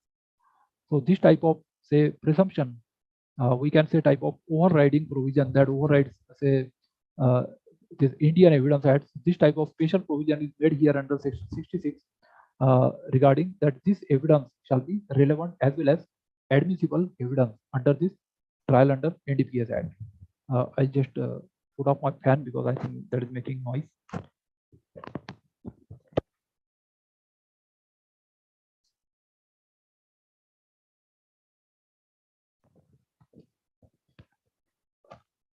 Well, now we shall see section 67, that is power to call for information, etc. So officer referred to in section 42 authorized in this behalf by central government or state government may call for information from any person during the course of inquiry under this Act. So that is the power to call for information. Then we have full chapter 5A that has 26 sections. So forfeiture of illegally acquired property through drug trafficking. So these sections have been introduced through an amendment and they deal with the forfeiture of property obtained from illicit sale of narcotic drugs and psychotropic substances. We shall not go into details of this. We shall directly go to the last chapter, that is miscellaneous, only the names. So section 69 provides for protection of action taken in good faith. So it provides immunity to the officers. 70 is central government and state government to have regard to international conventions while making rules. So any such rule should not be in contravention of the international conventions to which India is a party or signatory. 72 is power of government to establish centers for identification, treatments, etc. of addicts, that is drug addicts, and for supply of narcotic drugs and psychotropic substances. 72 is recovery of sums due to government. 73 is bar of jurisdiction. So other courts can't take say cognizance of offences under this Act because special narcotics courts have been established. If special courts are not established, then the sessions court in that district will try these offences. There are transitional provisions, temporary provisions. 74A is power of central government to give direction. Then we have 75, that is power to delegate. 76 section is power of central government to make rules. 77 is rules and notifications to be laid before Parliament. 78 is power of state government to make rules. Then 79 is application of the Customs Act 1962. So if there is import-export, then Customs Act will apply. Application of the Drugs and Cosmetics Act 1940 is not barred. So we have this Drugs and Cosmetics Act also that is related to medicinal drugs. So this application is not barred. For narcotic drugs, only we have this NDPS Act. Then we have saving of state and special laws. So special laws have not been repealed and they have been already there is saving. There is repeal and saving. So the previous 3 ads or older ads have been repealed by this NDPS ad, and there is power to remove difficulties. That is within 2 years generally after the say ad is notified and it say becomes applicable. So these are the 83 sections, and lastly we have the schedule. Schedule gives a list including the say chemical details of formulae, chemical formulae of this say list of this narcotic drugs and psychotropic substances. So list of this 110 number goes on increasing or decreasing because this can be done even through notifications, which we call as administrative law. So that ends this presentation about this NDPS Act. There have been 2 important movies. One is this classic movie Hare Rama Hare Krishna, that was based on released in 1971, in which Jina Dawan plays role of drug addict, who is sister of Devanand's sister in that movie. So this is one movie on drug addiction. Another important movie is Zindagi Ek Jua, in which just by one injection, Madhuri Dixit becomes addicted, and Anil Kapoor, her husband in that movie, was doing that drug trafficking and was involved with several drug traffickers. So how he gets that justice through say addiction of his own wife and her death, that is shown in this movie Zindagi Ek Jua, 1992. So that's the end of this presentation. May I start with the other presentation? Any questions on this? Any questions on this NDPS Act from the participants? Participants, if you have any queries, feel free to ask. Otherwise, we can go to illegal, immoral trafficking of women Act is there. Yes, sir, we will continue with that. Then after we will take. Oh, okay, sir. Yeah, Mary ma'am, do you have any query? Sir, actually, yes, madam. this, you said in all detailed all the articles. Actually, it is very informative, sir, for us. Because first time I am hearing about this act so much. Thank you, Yes. madam. Even what there is another act that I have not covered, that is related to preventive detention. So it is a smaller act. No, I have studied many acts, but this act is very new for me. That's why I jotted down all the points. Yes. Because I am hearing this act for first time. Thank you, madam. Okay, sir. I'll send you a copy of my presentation also, as usual. Oh, okay, sir. Okay, sir. Yes. Okay, thank you, sir. So, and even those say participants who are interested in getting obtaining copy of this presentation, I think Dr. Ravindra sir also uploads it on the website. So on that also it will be available, or even my contact information is given in this. So let us see now the another one, that is Immoral Traffic Prevention Act 1956. I will make my screen shareable again. So this is the second presentation today from my side. Immoral Traffic Prevention Act, that mainly relates to say trafficking for the purpose of prostitution. First, I will give a brief introduction of this act. This is a earlier it was called as say suppression of immoral traffic, that is Sita Act. So now from Sita it is called as PITA, that is instead of suppression the word is now changed to prevention. Also earlier it was called as suppression of immoral traffic in women and girls. So this act has been, after 30 years, that is in 1986, it has been made gender neutral law. That means now this immoral trafficking is related not only to women and girls, but also to say male or minors, or say of any gender. So this immoral traffic is related to human trafficking broadly. It's not only for the purpose of prostitution, but for any purpose whatsoever. So this change has been done through an amendment in 1986, and even the words, that is women and girls have been changed, and even for her the words have been changed to him, because as per the general clauses at 1897, the word him includes the word her also. So we have her, she, these all whenever we have the word he, him, his, that also include she or her. So this is made a gender neutral. That means whenever there is reference to male, that also includes reference to female also. So these are some of the changes that are made in that. So let us see the provisions one by one.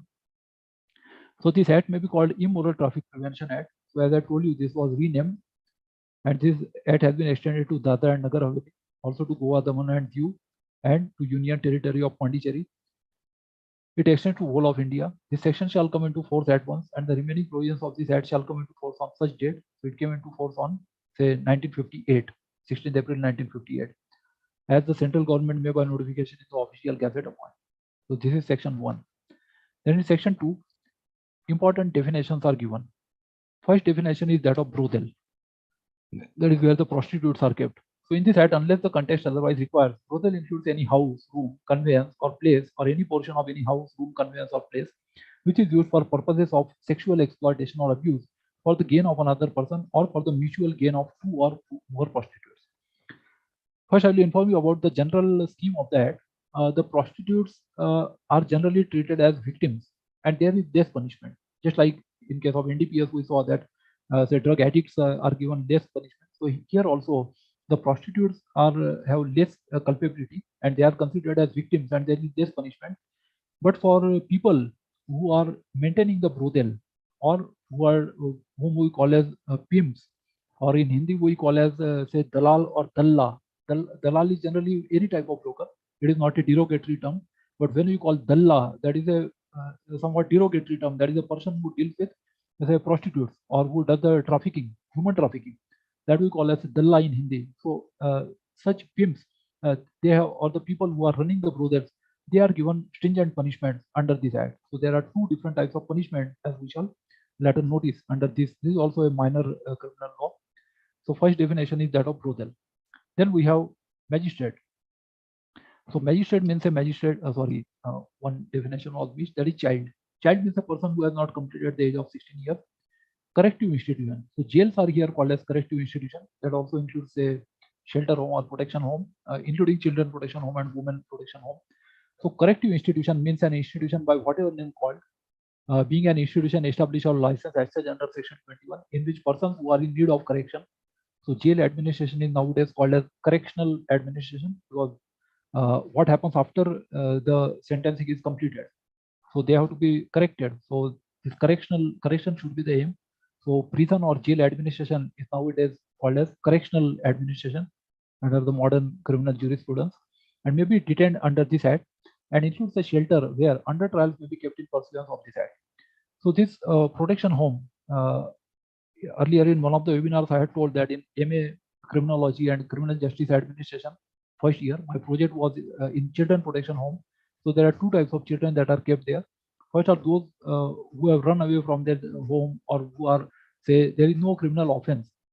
Who are just orphan children. So orphan children or the women, they are kept under women or children protection home. Second one is under trials. That is against whom there are certain criminal charges.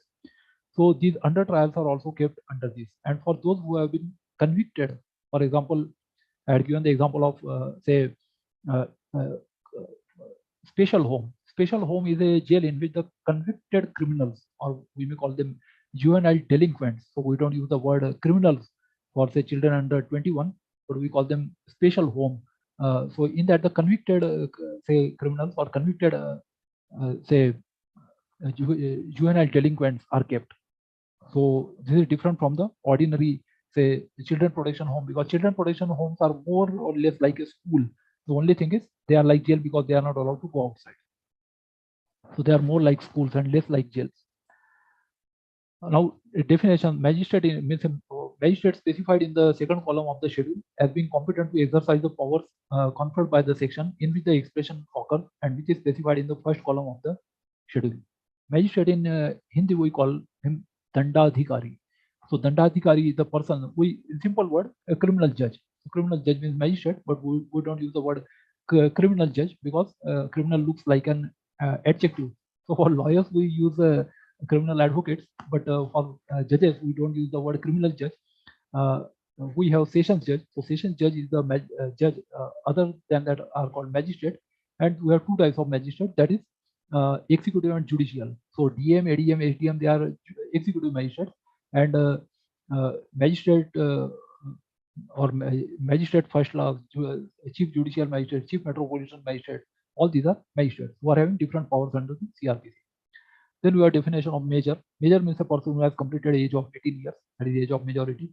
Minor means a person who has completed the age of 16 years but has not completed the age of 18 years. In IPC, we use different terms, that is kidnapping and abduction. So below 18 years, we call it kidnapping. Above 18 years, it is abduction. Prescribed means prescribed by rules made under this act. Then we have definition of prostitute. So prostitute means the sexual exploitation or abuse of persons. It includes male prostitutes also. So now it is not only women or girls, but even male prostitutes are included. So it includes abuse of persons for commercial purposes, and the expression prostitute shall be construed accordingly. So definition has been made gender neutral now. Then we have protective home. It means an institution by whatever name called, being an institution established or licensed as such under section 21, in which persons who are in need of care and protection may be kept under this act, and where appropriate technically qualified persons, equipment and other facilities have been provided, but does not include a shelter where under trials may be kept in pursuance of this act. So under trials will not be called protective home, but that will be classified as correctional institution or a corrective institution. So corrective institution is different from protective home, because the corrective institution houses the under trial also. So that is, or they may even house a convicted criminals also. So that is how the definition distinguishes them in this act. There are 25 sections. It is a small act, but I have made the detailed presentation. Public place means any place intended for use by or accessible to the public and includes any public conveyance. So as far as the soliciting or looking for customers by the prostitutes is concerned, so there the definition of public place is important. Special police officer means a police officer appointed by or on behalf of the state government to be in charge of police duties within a specified area for the purpose of this act. Trafficking police officer means a police officer appointed by the central government under subsection 4 of section 13. So they'll be called as trafficking. Here it means human trafficking. Okay, it doesn't include that. Vehicular traffic is not the intended meaning here. That is under Motor Vehicles Act. So in that the word traffic is a different meaning under Motor MV Act 1989. Here trafficking is human trafficking. Now the rule of construction regarding enactment not extended to Jammu and Kashmir. So this section has been recently omitted, as we know. That is after this Jammu and Kashmir were made union territories in this adaptation of Central Laws Order 2020, and white union territory of Ladakh organization adaptation of Central Laws Order 2020. I have tried to make my say presentation as authentic and scholarly as possible. That's why I have given all the legislative history also including this. So I have referred to India Code and other websites for this. So this 2020 amendment is there. Then punishment for keeping a brothel or allowing premises to be used as a brothel. So any person who keeps or manages or acts or assists in the keeping or management of a brothel shall be punishable on first conviction with rigorous imprisonment for a term of not less than 1 year and not more than 3 years, and also a fine which may extend to 2,000 rupees, and in the event of a second or subsequent conviction with rigorous imprisonment for a term of not less than 2 years and not more than 5 years. So it is 1 to 3 years. On subsequent offence it is 2 to 5 years, and fine which may extend to 2,000 rupees. Then any person who, being the tenant, lessee, occupier or person in charge of any premises, uses or knowingly allows any other person to use such premises or any part thereof as a brothel. So even the landlord should be aware of these activities if any such thing is going on or suspicious activities going on. Or being the owner, lessor or landlord of any premises or the agent of such owner, lessor or landlord lets the same or the part thereof with the knowledge that the same or any part thereof is intended to be used as a brothel, or is willfully a party to the use of such premises or any part thereof as a brothel, shall be punishable on first conviction with imprisonment for a term which may extend to 2 years and with fine which may extend to 2,000 rupees, and in the event of a second or subsequent conviction with rigorous imprisonment for a term which may extend to 5 years and also with fine. So our keeping brothel it is 2 to 5 years, or it is 1 to 3 years, and a subsequent conviction 2 to 5 years. Then subsection 2A, for the purposes of subsection 2, it shall be presumed until the contrary is proved that any person referred to clause A of clause B of that subsection is knowingly allowing the premises or any part thereof to be used as a brothel, or as the case may be, or has knowledge that the premises or any part thereof are being used as a brothel.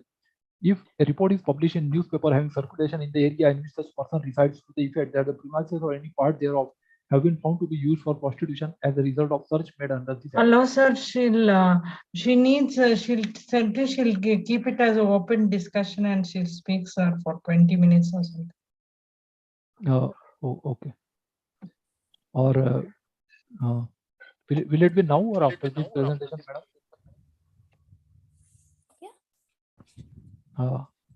I suppose we may have it after the presentation. Virendra ji, Yes, sir. Yes, sir. have some emergency, so Okay. So I'll continue. take up the speaker, another speaker, and we will resume back, sir. Is it Okay. fine, sir, with you? Okay. So may I take a pause now, sir? Can we stop now and resume back after her session?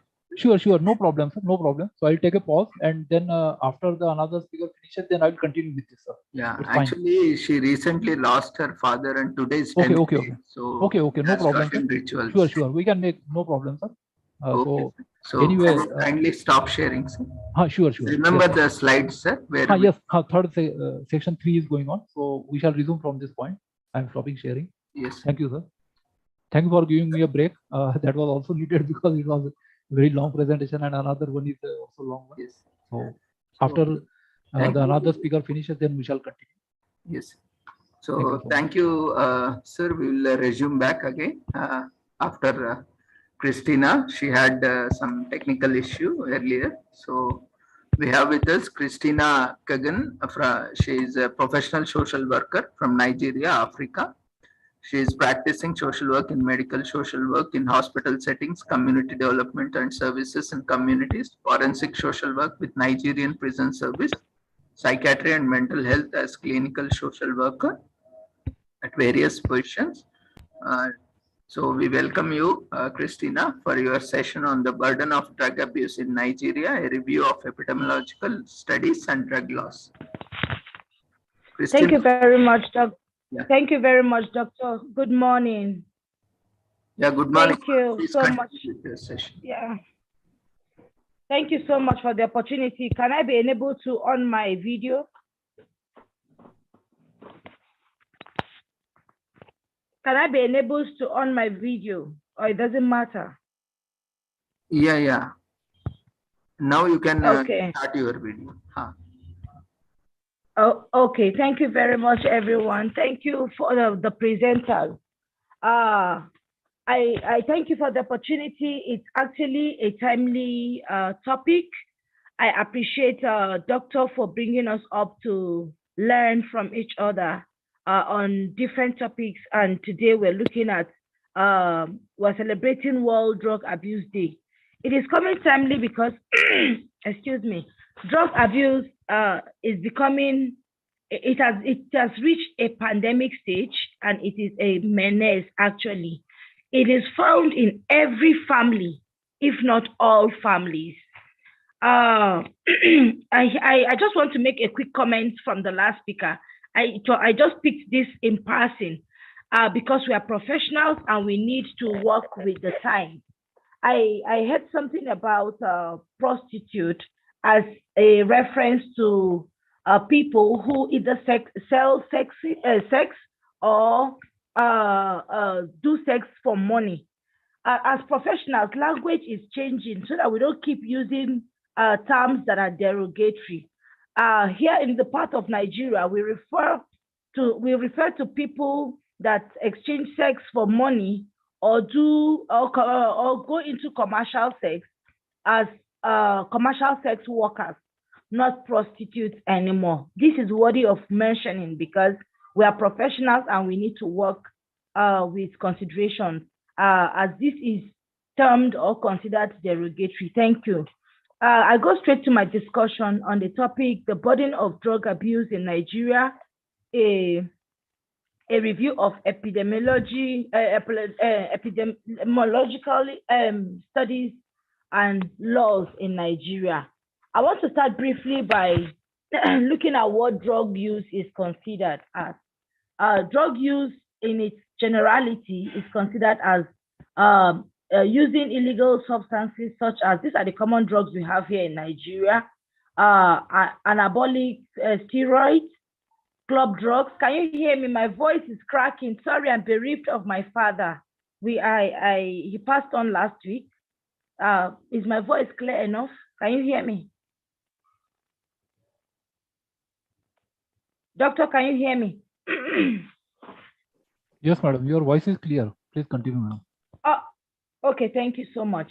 So it's using of illegal substances such as anabolic steroids, club drugs. We have different club drugs like they have street names. They have like heroin, cocaine, inhalants, that's sniffing drugs. We also have marijuana, and we have methamphetamine. These are known drugs all over the world. Misusing prescription drugs like medicines, including opiates, means taking medicine in a different ways. Some people inject these drugs, some people swallow them, and then some people ingest it through different means. Taking medicines that is not prescribed is also considered misuse of drugs. So we want to see. I just felt like sharing why drugs especially dangerous for young people and even the general group. Drugs are dangerous. The drugs are meant to be used for treatment purposes, but when abused, it is dangerous because it does a lot of harm. For example, it hampers brain development. It hampers memory in young and even old people, and also it hampers development in totality amongst growing young people. So young people's brains are growing. There are ages that brain needs to grow. There's from 0 to 25, that's the age of brain development. But when young people initiate drug at a tender age, it hampers that growth level. So I go straight to my discussion on the burden of drug abuse in Nigeria. Like I said, it is a menace because it affects every facet of the society. It affects both the young group, it affects both the middle age, and even the old class of persons. For the young ones, they are the ones that fall under the category of using even club drugs for experimentation and for excitement. For energy, people use drugs like tramadol to boost energy so that they can do a lot of work that ordinarily their ages shouldn't even attempt to do. Reasons for drug use have been found to be for experimental reasons, for health reasons, and also for pleasure reasons.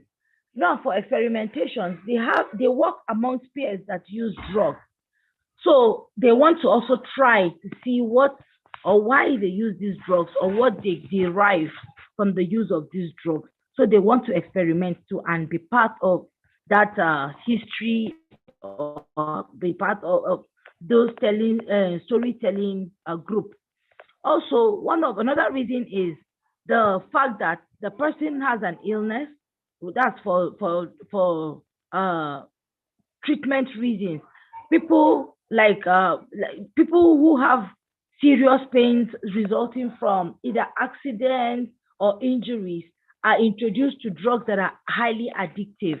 So if these drugs are not controlled, the people get hooked or people get used to using these drugs and find it difficult to quit, and that leads to addiction. These drugs can be the methadone, pentazocine, which is injectable. And like I said, drugs are used in different ways. And because of the effect that it gives when administered in through different ways, people tend to use them to achieve the best satisfaction that they require.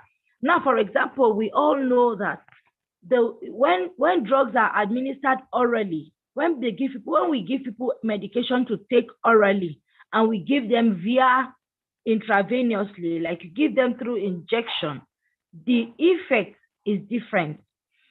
If somebody, even if a person is treated for malaria and you give the person injection, anti-malaria injection and anti-malaria oral, they have two different experiences. It is faster when the administration into the bloodstream is usually faster when it is administered intravenous through injection, not only intravenously, through injection, because it goes directly into the blood. And that is why drug is also abused through injection.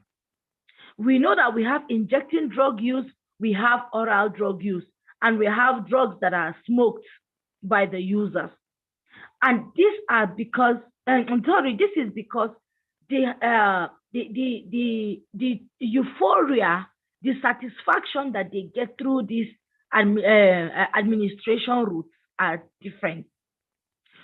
Now, let's go back to why I chose this topic, drugs and the burden of drug abuse in Nigeria.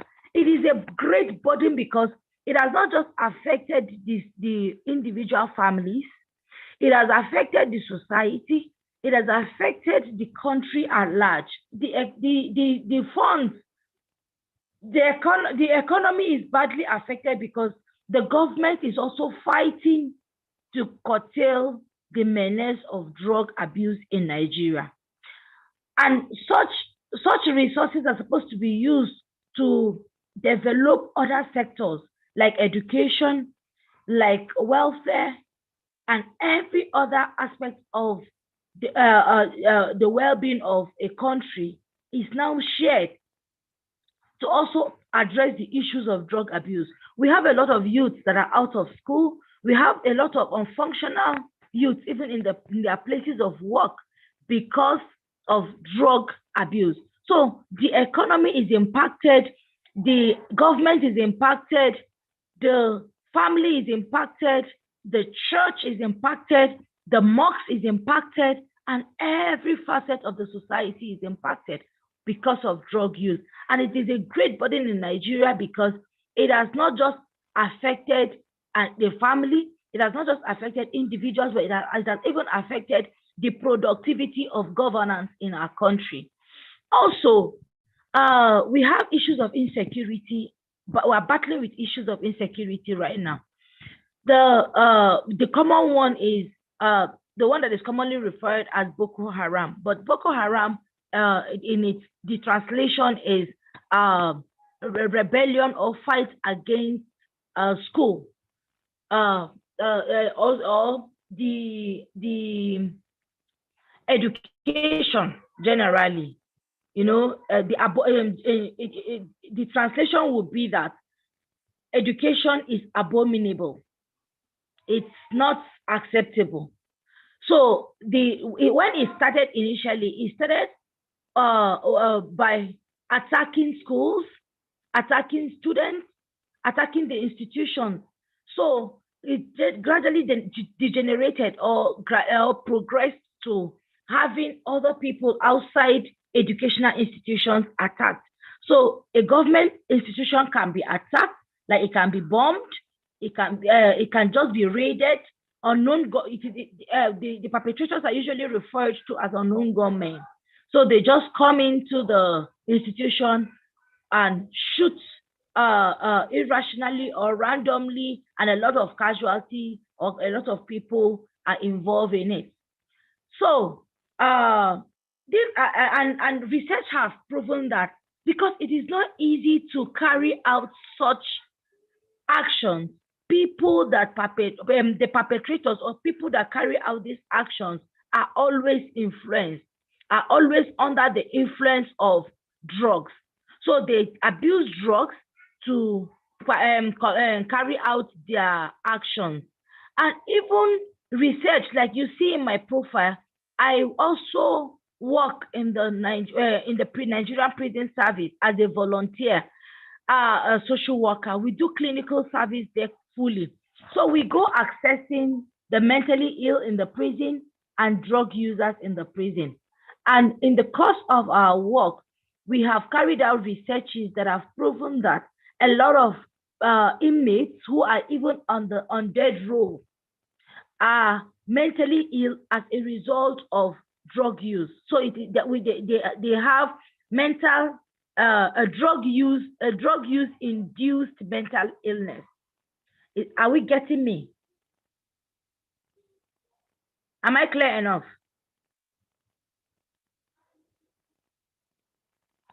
Hello? Yes, yes, Somebody madam. get Yes, yes, yes, madam. All right, thank you. So they have the mental illness, drug use induced mental illness, and they are all they're all in the prison on different sentences. Some are on life sentence, some are on death row, some are on trial, and they have been there for as long as we don't even know, because they have lost count of their years of imprisonment. And for some, we have gone through to check. Some have spent 3 years, some have spent 2 years in custody. Some are waiting trial for more than a month and more than a year. And all of them have been tested and found that they are using drugs and have had history of drug use even before perpetrating that crime. So, like somebody who uses cocaine, we know that the effect of cocaine, one of it is hallucination. One of it is emotional disinhibition. Those are some of the effects. Those are some of the effects of drug use generally. Now, for somebody that hallucinates, he hears voices. You hear voices that are not real, but are real to you. So you hear a voice telling you, please shut the door. You hear a voice telling you, I will kill you. I'm going to attack you. I'm going to strip you of everything you have worked for. And if I have any opportunity, I'm going to just end your life. That voice comes to them clearly. They hear it in clear consciousness. Hallucination is hearing of voices. And to the person hearing those voices, it is usually in clear consciousness. So it is difficult to tell the person that no, it's not true. These voices are not real. So when they hear such voices, they react to what the voice is telling them. I have met somebody in the prison who killed his grandfather. He killed his grandfather, and of course, the crime of murder is not just a crime against the person or the person or the family of the person who have lost a loved one in the course of that, but it's also a crime against the state. So the person was brought into the prison. Though he killed a family member, he was brought into the prison because of that. And the person told us that because he got better in the prison while he was on his antipsychotics. And he told us that he was hearing a voice telling him to kill the father first. If not, the father will kill him. Those are some of the bad effects of drug use. So this is just a background of why drug use can be referred to as a burden, and it is truly a burden because it is not only sapping individual families of their resources, but it is also sapping the government of resources. Now, governments are forced to open rehabilitation centers that are unplanned for. They are forced to open up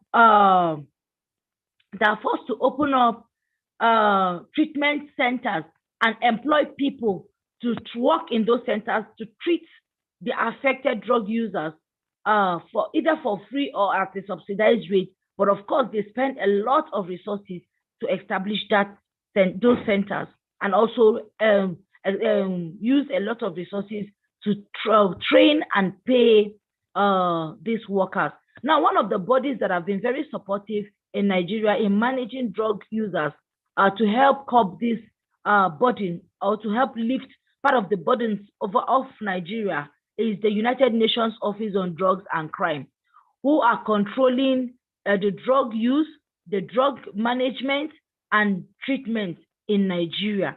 And I am fortunate to be one of the beneficiaries of their training. So I am, in addition to what I do, I am a trained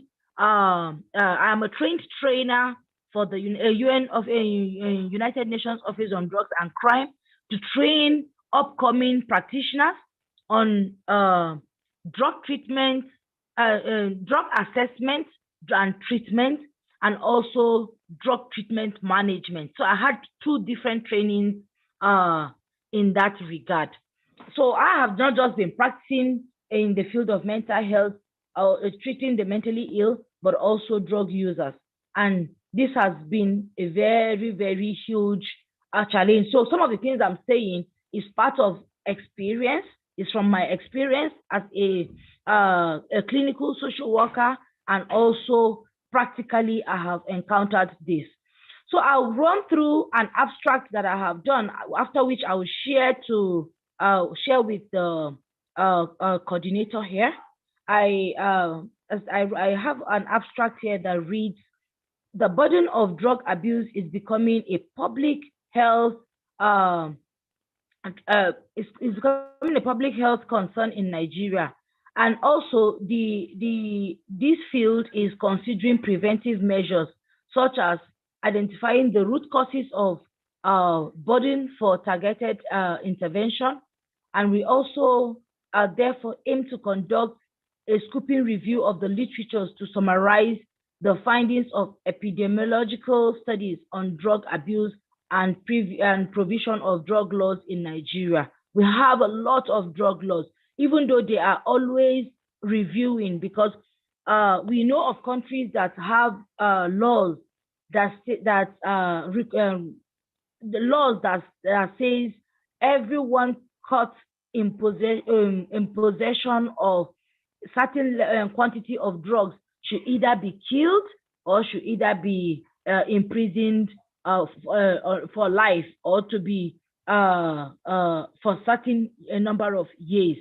But also, the research has proven that drug addiction is a brain disease. So like you treat malaria, you are supposed to treat drug use like that, with all the compassion and empathy that you give to every other drug user and every other health issue you give to drug use. Yes, some of the drug users go into drug use on their own, out of their volition, without being compelled to go into it. So it's easy to say that it's out of your choice that you chose to go into this, and now you should bear the consequence yourself. But if such a person is allowed to bear the consequence, it has a ripple effect on the society at large. So the safest is to treat with compassion and with all sense of empathy. Also, the method used in this assessment is a systematic search of literatures. And like I said, I have added a part of experience in it that is researched and documented. Some of the results that are gotten is the systematic, and some of the results gotten from the systematic search is that 20 to 40% and 20.9% of drug abuse was reported among students and youths, respectively. And commonly abused drugs include cannabis, cocaine, amphetamine, heroin, diazepam, codeine, cough syrups, and tramadol. These sources where abusers obtained drugs were pharmacies. The sources of this information is among the drug users interacted with. And the sources of getting these drugs. Some of them are the pharmaceutical stores, medicine stores, the open market. We have hawkers who hawk these drugs on the streets. They hawk them like they hawk sweets, but their dealers know them directly. Fellow drug users also hawk and spread drugs for users to use. So access is very easy. And then also drug abuse has been found to be common among young people, like I said, school students in schools, and even responsible workers in organizations. I know we have corporate drug use. They do corporate drug smuggling. So even if the security of that place is tight, they find a way to smuggle in these drugs, and you will hardly believe that these people do drugs. Now, the conclusion of this findings have proven that from the epidemiological point of study on drug abuse in Nigeria, it has demonstrated that the burden of drug abuse is still high despite the existing drug laws, policies, and strategies for prevention measures to reduce the burden. It should involve the community, the government, and religious bodies which can also constitute a preventive measures. We cannot say you attack only the users of this drug. If there are no suppliers of drugs, will the consumers find drugs to use? Just a question for us. I don't expect anybody to answer, but it's just a question. And this question can be a rhetorical question where it is just commonsensical to know that without supply, there will be no demand. So if there is demand, there will definitely be high supply. That's the law of the demand and supply. So also, one of the suggestions is that the one person cannot fight this menace.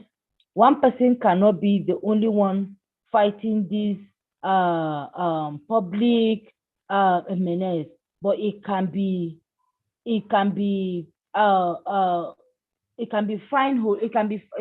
fought holistically by the government and also other individuals. At this point, I want to get comments before I conclude. Any comment at this point or question at this point?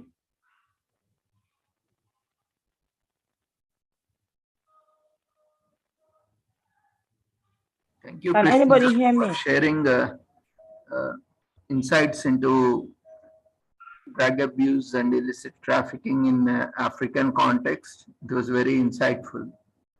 In spite of many measures taken by the government and also laws in place, but many times even in news we see there are a lot of cases that has been being reported and a lot of things. So as a social worker, so as a social work fraternity, what is that we are doing, we need to do for reducing and preventing this illicit drug trafficking or illicit trafficking?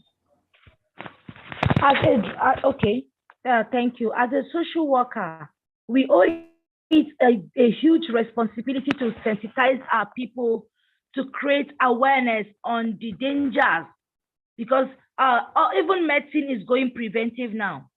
It is not about curative, because sometimes if we wait until it gets bad and we wait until we want to treat or cure, it becomes a problem. So it is better to attack it at the preventive stage where you can help this person to understand the danger of what he is into or about to go into, and then the person gets help even at the point of not reaching the dangerous point. What does this mean? If I have information about the danger of a thing, it prepares me to take that decision to avert it.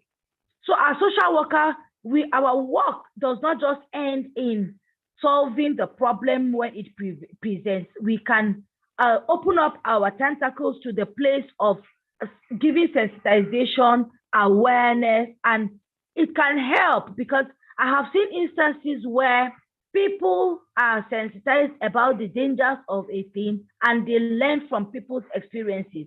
They don't wait to get there before they start crying to get treatment. And of course, like I said in my discussion, treatment here is not even cheap.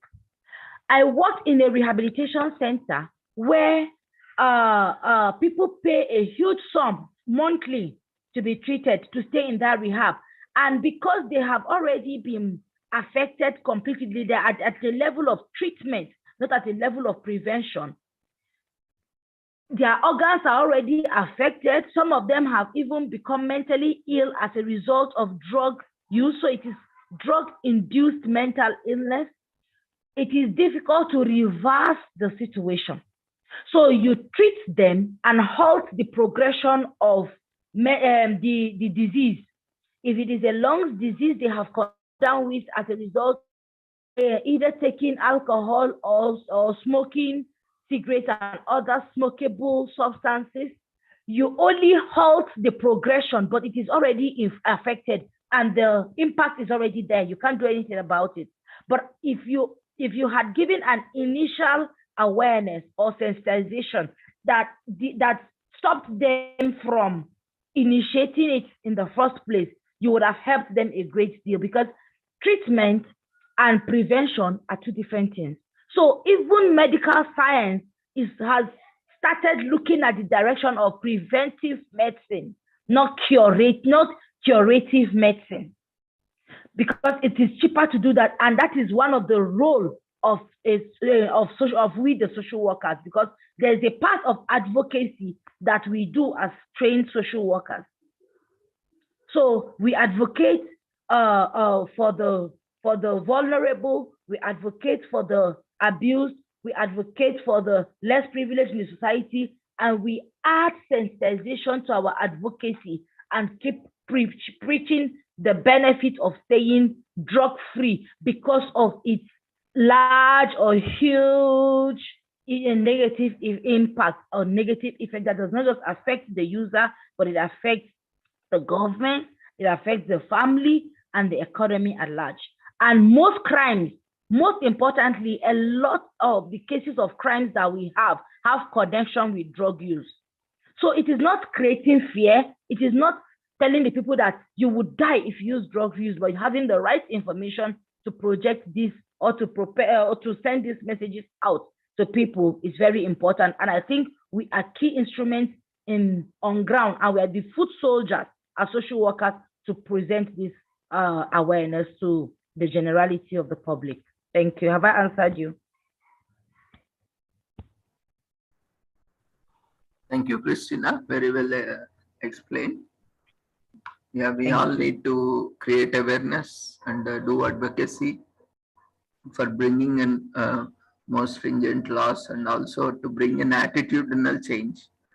Just having laws will not be always a deterrent for the crime or abuse or illicit trafficking. We also need to work in and bring in social change, attitude change, so that everyone follows them by themselves, not by restraint. Absolutely, absolutely, absolutely. When people have the right information, you leave it to them to process it and make the right decision, so that they will take responsibility for whatever decision they have made.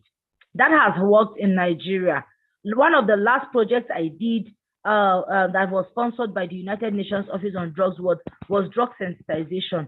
And that was eye-opening to a lot of young people and parents also. The attitude actually changed. So that brought about a high level of attitudinal change. And also we're beginning to see reduction in the use of drugs, even amongst the drug users. Though, like I said, for the drug users, they have already started. So it is still useful because it will halt the progression of the damage, and also reduce the effects of these uses among the users, basically. Any more questions, or I go on? Yeah, Mary, you can unmute yourself. Okay, I can unmute myself. Hi, Christina. Wonderful presentation. And I have also learned about drug addiction in my de-addiction center in MSW, but you told detailed. I learned lot of information, but not any doubts because you clarified, you did detailed and you done lot of research and you told. So it is very informative for me. God bless you and all the best. Thank you very much. Bye, take care. Thank you so much, Florence. Thank you. Thank you, Christina, Yes. for joining in spite of your grieving, and we express our deepest heartfelt condolences and pray for Thank you very much. well-being and sooner recovery. And we Thank you very much. Thank you very much, Doctor. There's a hand up. Can I take that? There's a hand up, Doctor. Can you unmute the person? Yeah. I can't see any hand. Can you name it? Okay, I can see a hand up, but I don't know if the person has changed his mind. Okay, okay. So participants, if you have still any queries, you can raise your hand, or you can put in chat box, or you can unmute yourself and ask. Otherwise, we will continue with the other session. Thank you very much, Doctor. I truly appreciate. Thank you for the opportunity to share my knowledge and to also learn from other colleagues. Thank you. Thank you, Christina, for joining us on this wonderful day for the Thank you. international conference, and we wish you all the success and look forward for more sessions in future. And we are always there with you as a social work fraternity, always supporting each other. Take care. Thank you very much. Thank you very much. I appreciate. Thank you. So after listening to African context of situation there about the topic, let's move on and resume to Virendra Kumarji's session. Virendra Kumarji? Yes, sir. Thank you, sir. I'm connected. Thank you, sir. We shall continue with this session. Yes, surely. Yes, sir. So I'm thankful to Krishna, madam.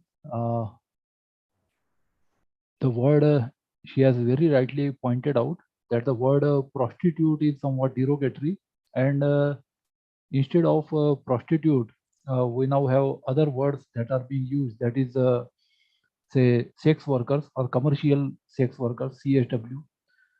In India, for say mad people, earlier there was Pagal Act 1911, and now the word Pagal is no more used.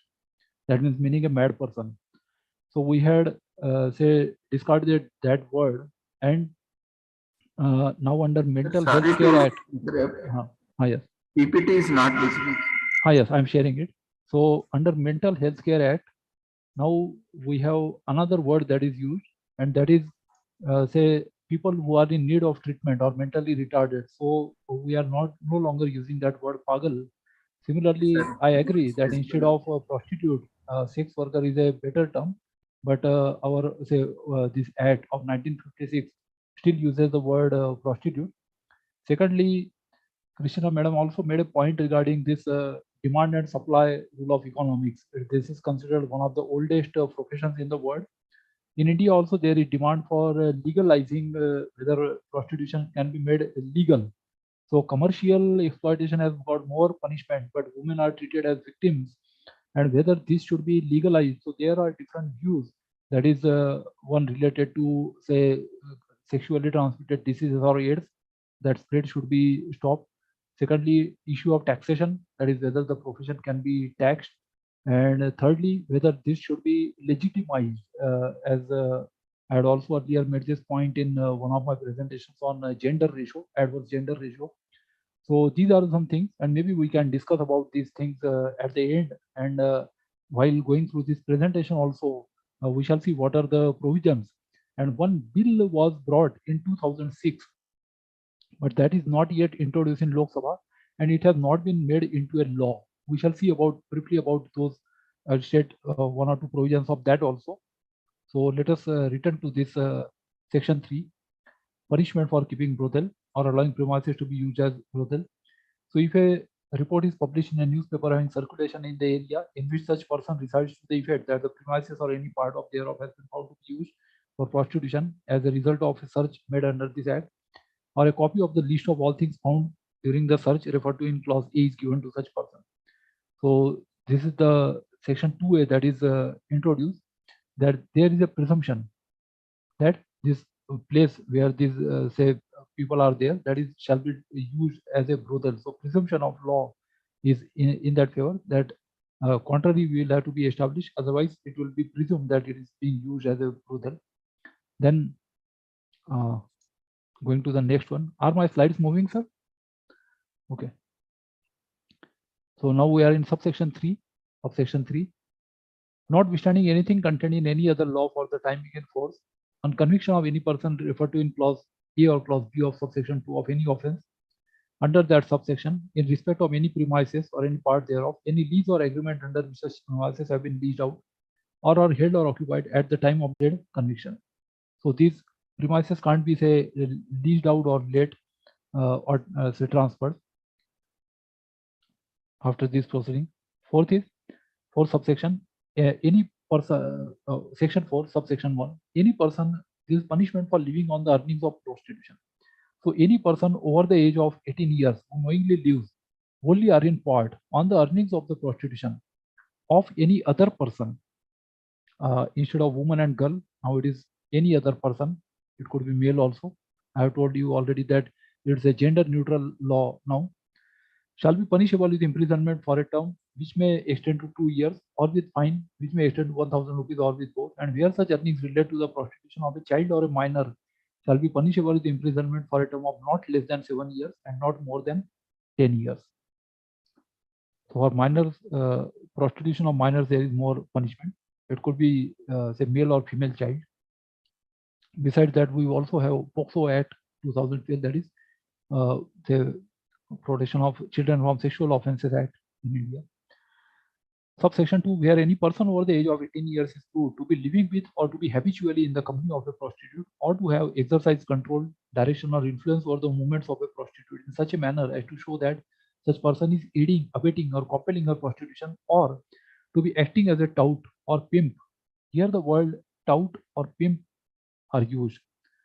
So tout are the people who are dealing in trafficking, that is human trafficking, selling and buying of prostitutes.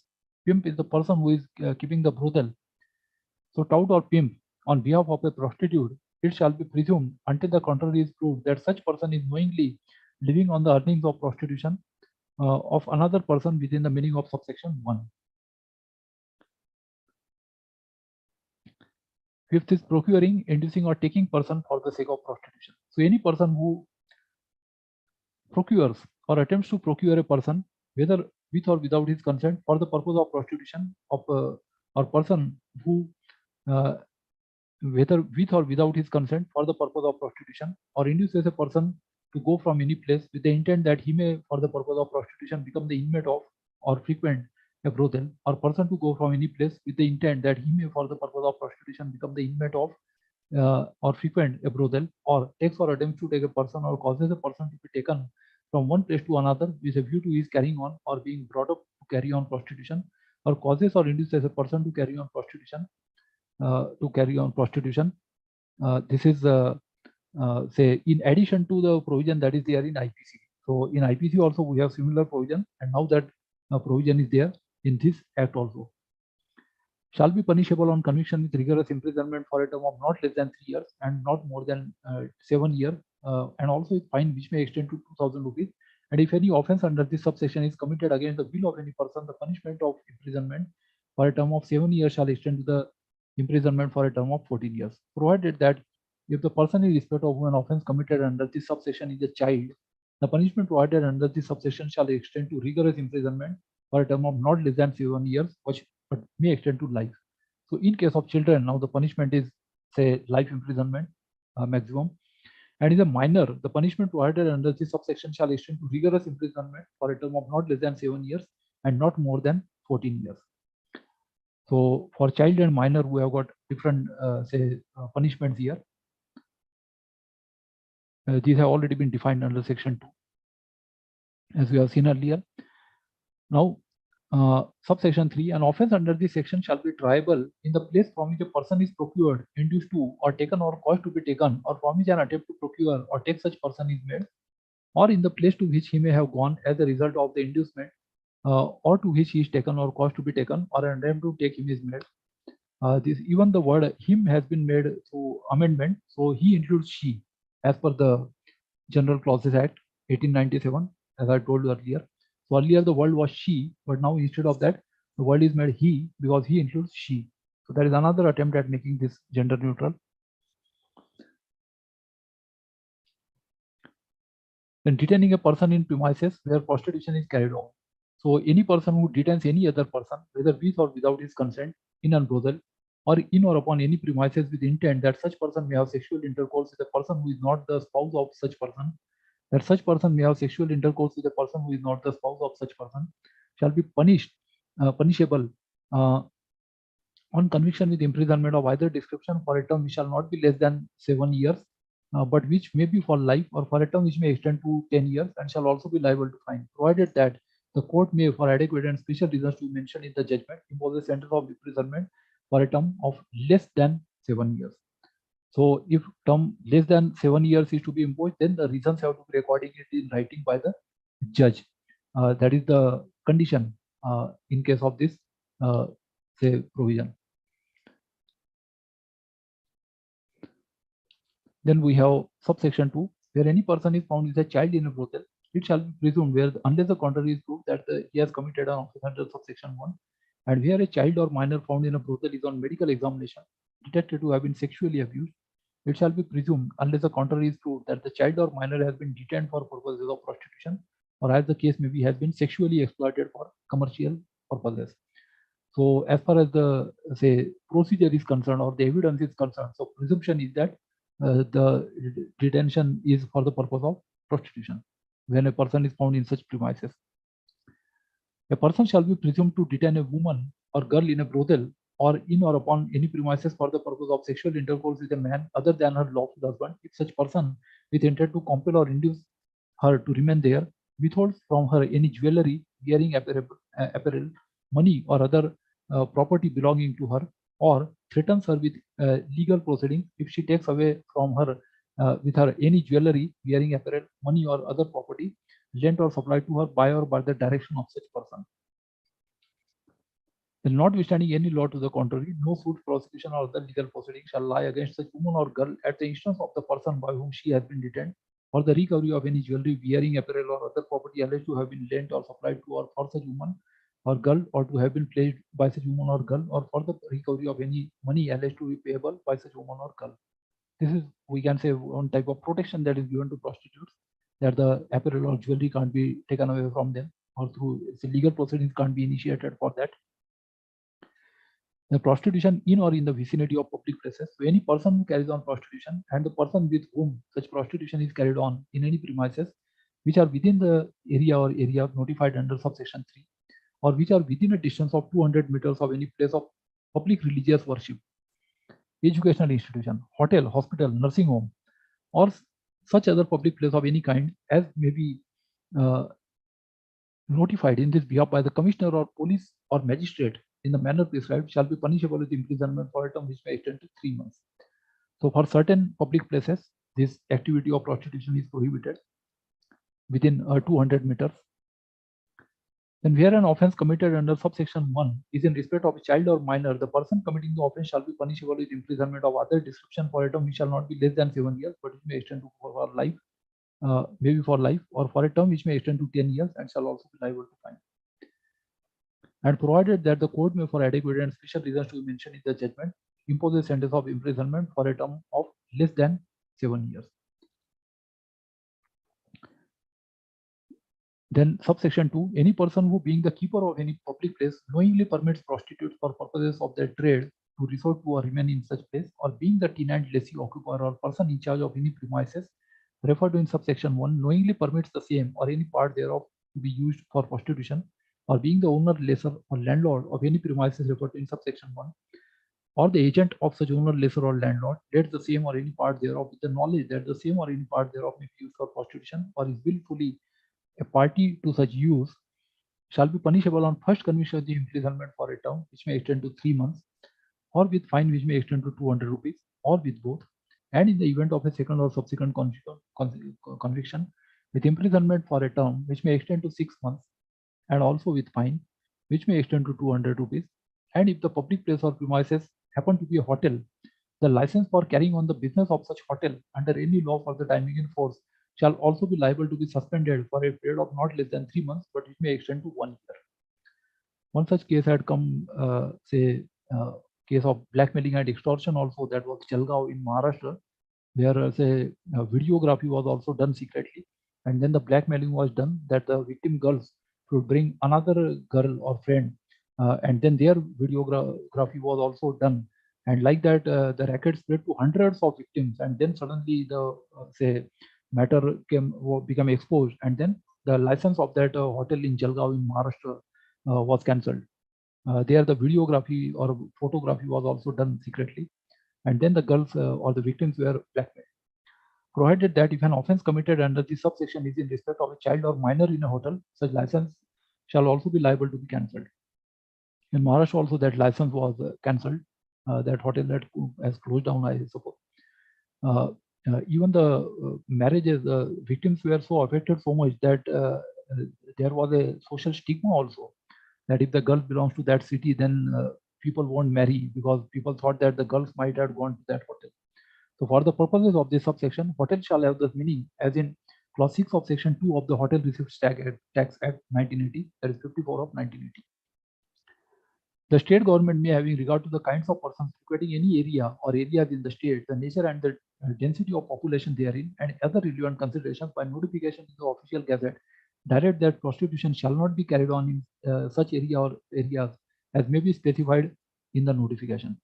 Where a notification is issued under subsection 3 in respect of any area or areas, the state government shall define the limits of such area or areas in the notification with reasonable certainty. No such notification shall be issued so as to have effect from a date earlier than the expiry of a period of 90 days after the date on which it is issued. So state government have notified that such area shall not say activity of prostitution shall not be carried on in any such area. 8th is seducing or soliciting for purpose of prostitution. This is the section that was supposed to be dropped in 2006, but that bill was not tabled before the, or it was not brought before the Lok Sabha, and so it has not become an act. So this section 8 was supposed to be omitted, that seducing or soliciting should be allowed and there should be no punishment for that, but it has not been omitted yet.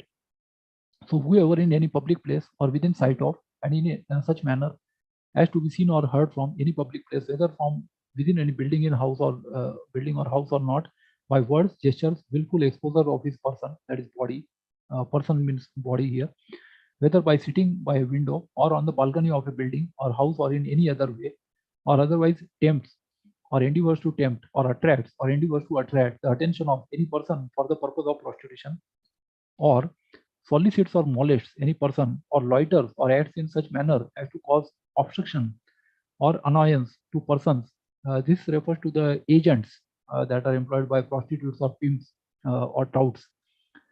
So loitering or acts in such manner as to cause obstruction or annoyance to persons residing nearby or passing by such public place that is looking for customers, or to offend against public decency for the purpose of prostitution, shall be punishable on first conviction with imprisonment for a term which may extend to 6 months, or with fine which may extend to 500 rupees, or with both, and in the event of a second or subsequent conviction, with imprisonment for a term which may extend to 1 year, and also with fine which may extend to 500 rupees. Provided that where an offence under this section is committed by man, he shall be punishable with imprisonment for a period of not less than 7 days, but which may extend to 3 months. So there is a different punishment here for men.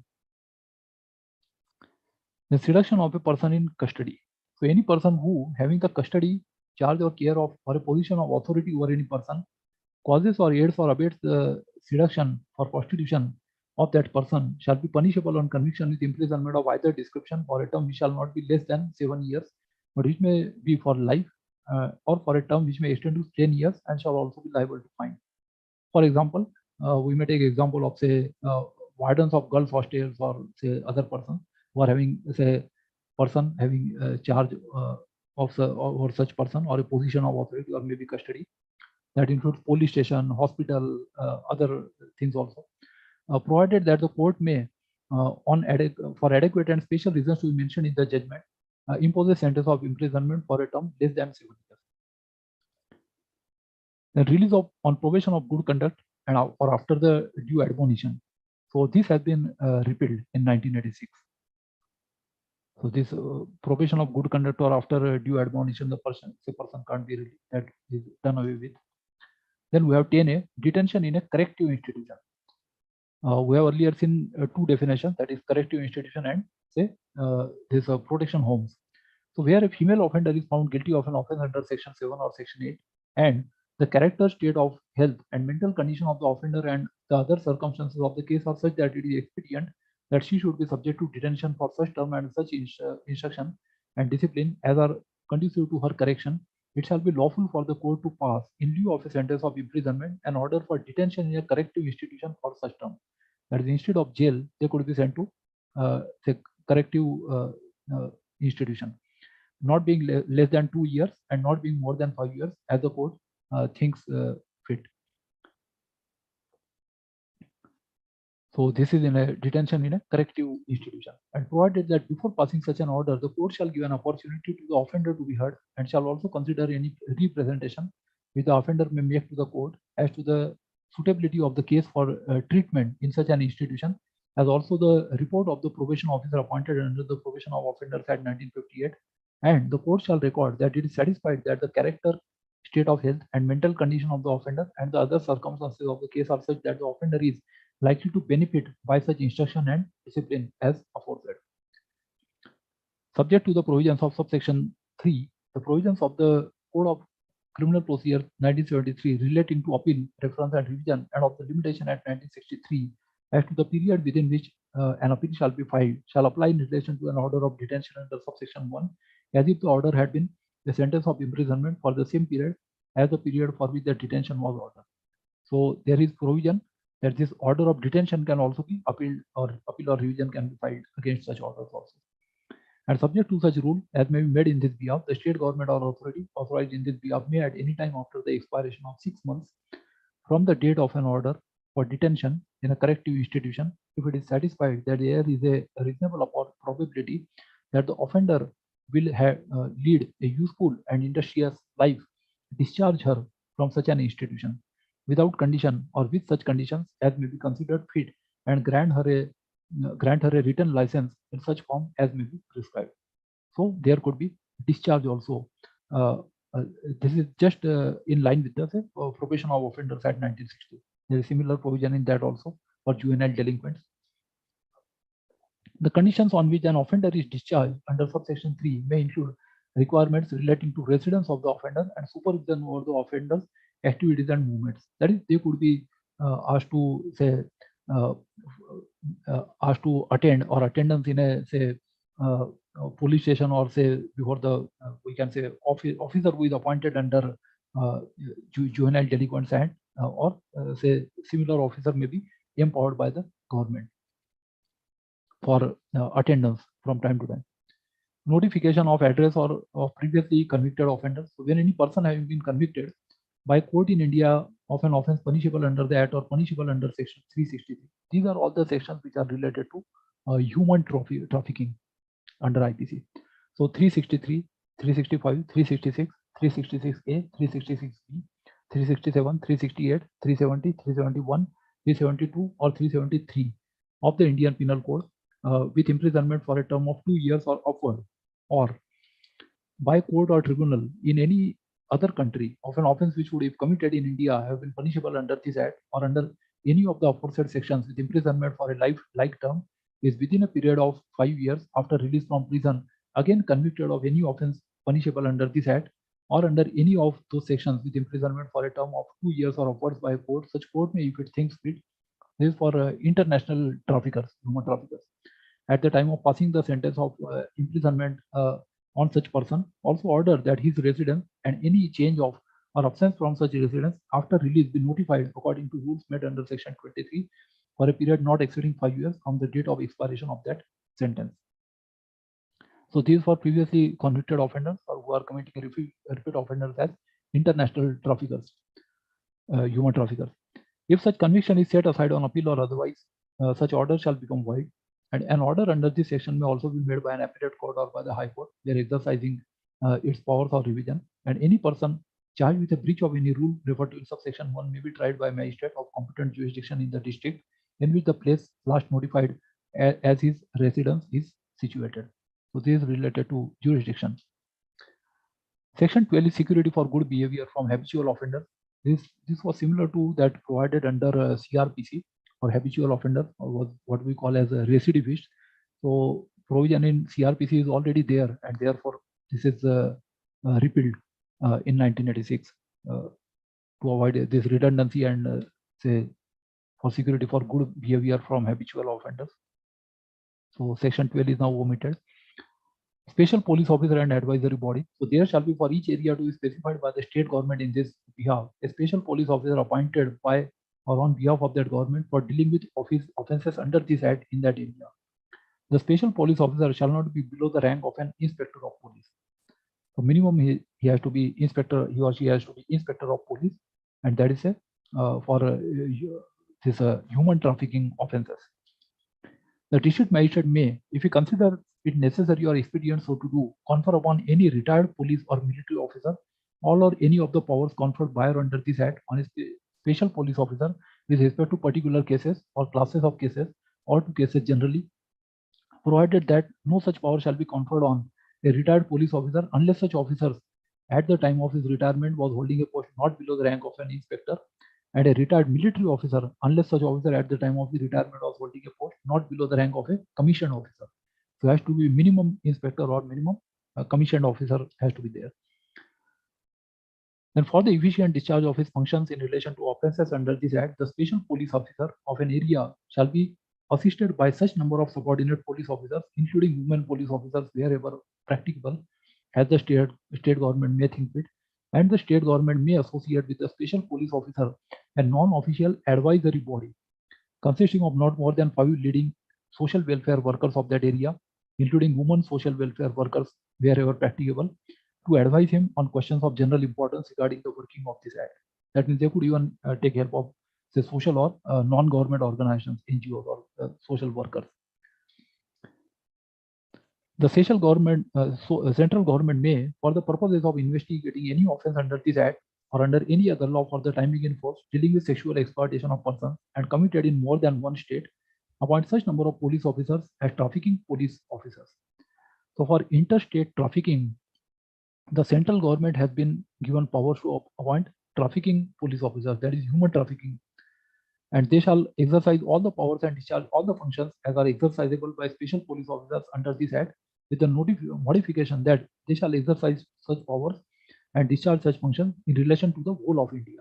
So they have the interstate powers because they have been appointed by the central government, and not offences to be cognizable. So notwithstanding anything contained in the CRPC 1973, any offence punishable under this act shall be deemed to be a cognizable offence within the meaning of that code, provided that notwithstanding anything contained in that code, arrest without warrant may be made only by the special police officer or under his direction or guidance or subject to his prior approval. So as far as the arrest is there, so there are special police officers or trafficking police officers. Special police officers are appointed by state government, trafficking police officers by the central government. When the special police officer requires any officer subordinate to him to arrest without warrant, otherwise than in his presence, any person for an offence under this act, he shall give that subordinate officer an order in writing, specifying the person to be arrested and that offence for which the arrest is being made, and the latter officer before arresting the person shall inform him of the substance of the order and on being required by such person, show him the order. Him includes her also. This provision is similar to that given in CRPC. Even the identification or the photograph of the person has to be given so that correct person or the wanted person is arrested and not any other person.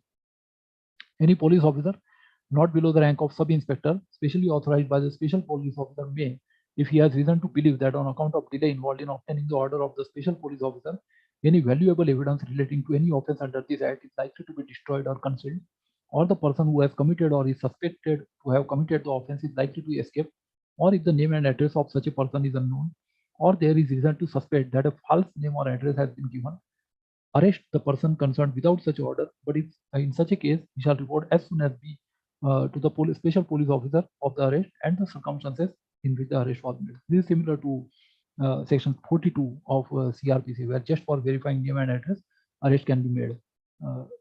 Section 42 is in chapter 5 of CRPC.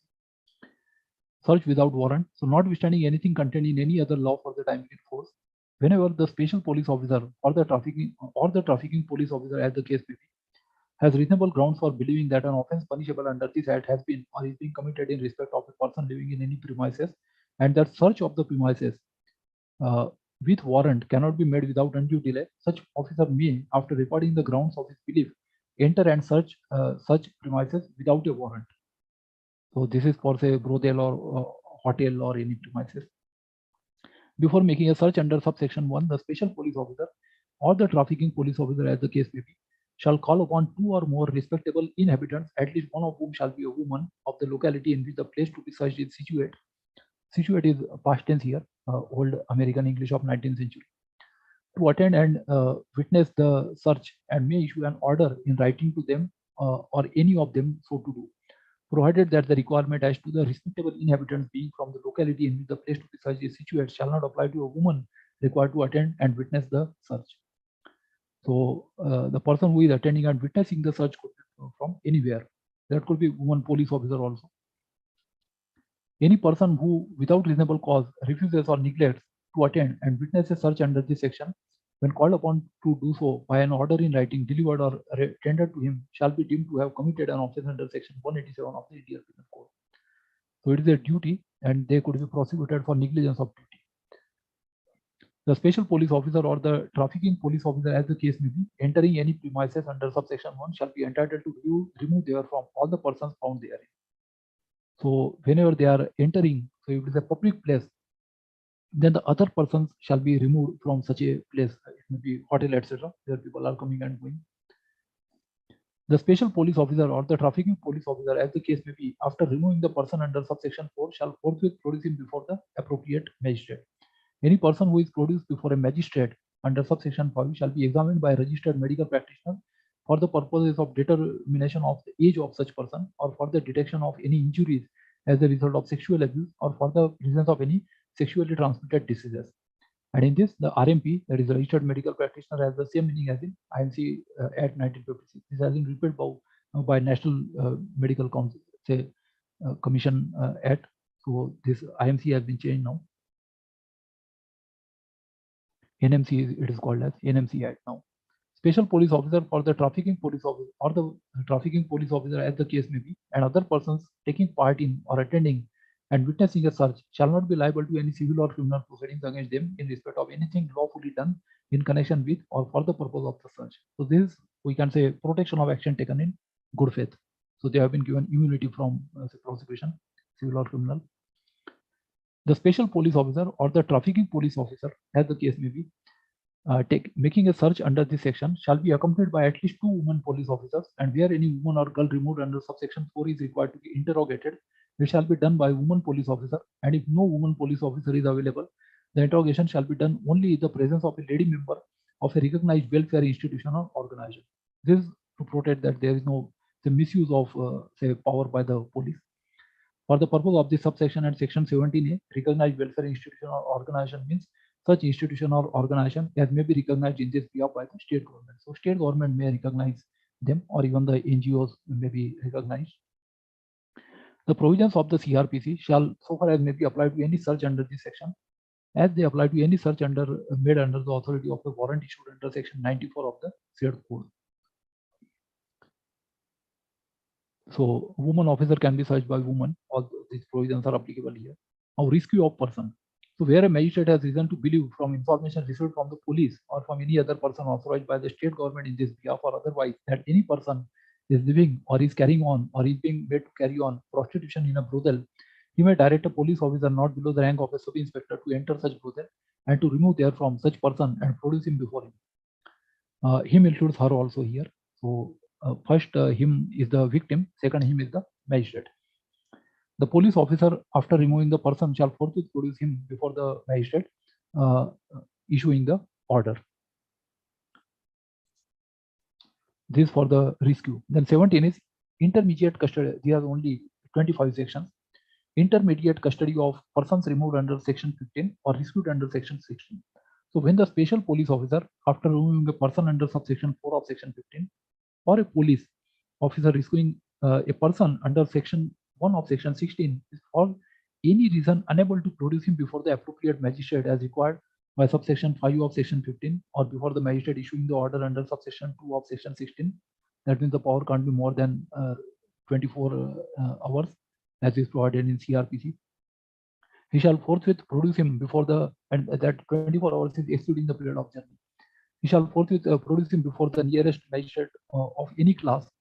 It could be magistrate or it could be magistrate first class. It could be CJM also, who shall, or chief metropolitan magistrate, who shall pass such orders as he deems proper for his safe custody until he is produced before the appropriate magistrate or as the case may be the magistrate issuing the order.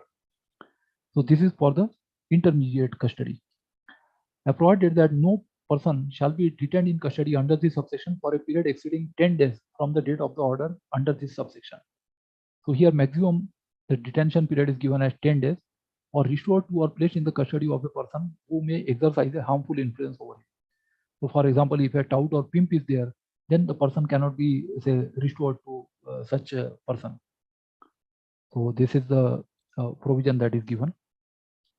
Then second subsection, when the person is produced before the appropriate magistrate under subsection 5 of section 15 or the magistrate under subsection 2 of section 16, he shall, after giving him an opportunity of being heard, cause an inquiry to be made as to the correctness of the information received under subsection 1 of section 16, the age, character, and antecedents of the person, and the suitability of his parents, guardian, or husband for taking charge of him, and the nature of the influence which the conditions in his home are likely to have on him if he is sent home.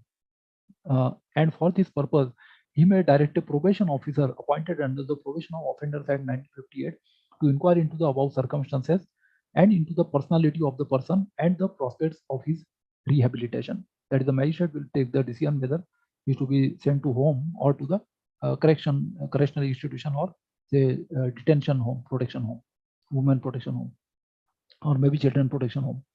The magistrate may, while inquiry is made into a case under subsection 2, pass such order as he deems proper for the safe custody of the person, provided that where a person rescued under section 16 is a child or minor, it shall be open to the magistrate to place the child or minor that is below 16 years or below 18 years, as we have seen in the definition section 2 earlier, in any institution established or recognized under any Children Act for the time being in force in any state for the safe custody of children. We have JJ Act now, 2015. Provided further that no person shall be kept in custody for the purpose of a period exceeding 3 weeks from the date of such an order, and no person shall be kept in the custody of a person likely to have a harmful influence over him. So while making custody order, these factors have to be taken into account. And where the magistrate is satisfied after making an inquiry as required under subsection 2 that the information received is correct and that he is in need of care and protection, he may, subject to the provision of subsection 5, make an order that such person be detained for such period being not less than 1 year and not more than 3 years, as may be specified in the order, in a protective home or in such other custody as he shall, for reasons to be recorded in writing, consider suitable. That is, the age shall also be taken into account, because the person may achieve majority in the meantime, so that these facts and circumstances of the case shall be taken into account.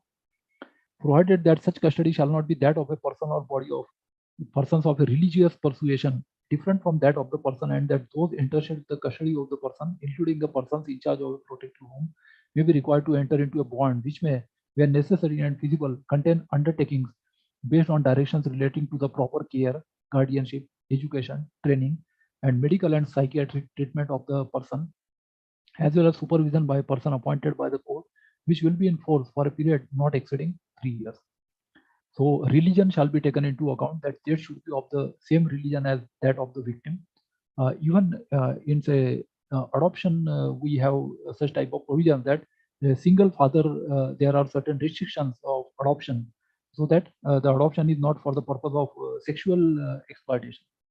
So such type of provisions are there in the Adoption Act also.